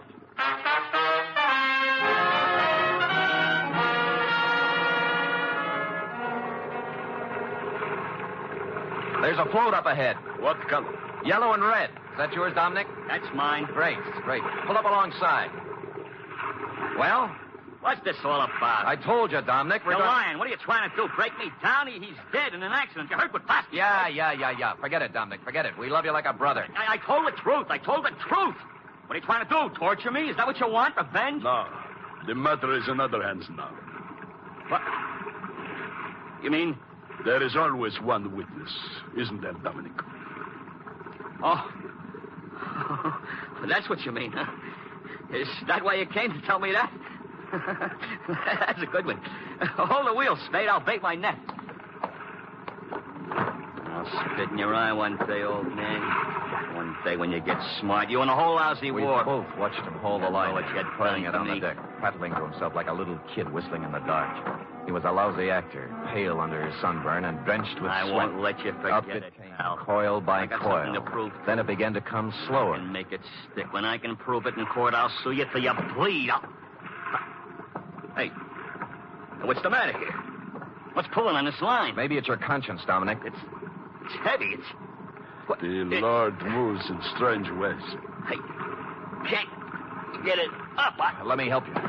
There we go. 1, 2. Up. Louis!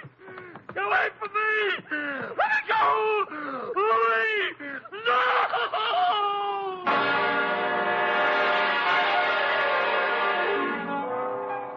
I hauled Louis up onto the deck, and a grisly sight he was, too, with a knife still sticking in his back.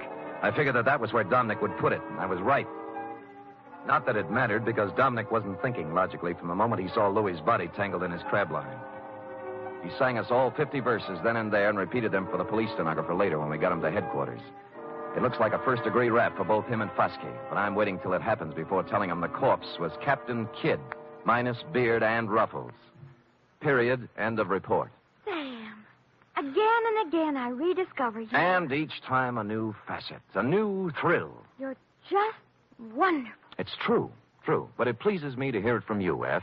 And so I propose to reward you in a fitting manner. First, back salary? Tut, a carburetor for your voiturette. And second, back salary? 10 free tickets to the Museo Maggiore. Third, back salary. An invitation to accompany me, your employer, to browse upon 2 bowls of cioppino tonight at Castellani's. And fourth, I give up. Back salary. Sam! Count it, girl, count it, and bless you. The voiturette, complete with carburetor, will call at your door in precisely 1 hour. Until then... Good night, Sam. Good night, sweetheart.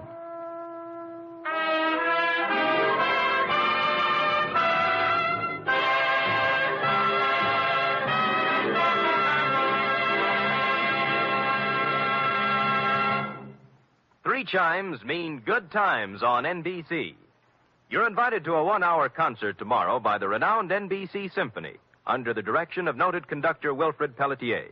Featured soloist on tomorrow's symphony performance is Helen Traubel. For the world's greatest music, hear the NBC Symphony tomorrow and every Saturday. Tonight's transcribed adventure of Sam Spade was produced, edited, and directed by William Spear. Sam Spade was played by Stephen Dunn. Lorene Tuttle is Effie. Script for tonight's adventure by Harold Swanton. Musical scoring by Lud Gluskin, conducted by Robert Armbruster.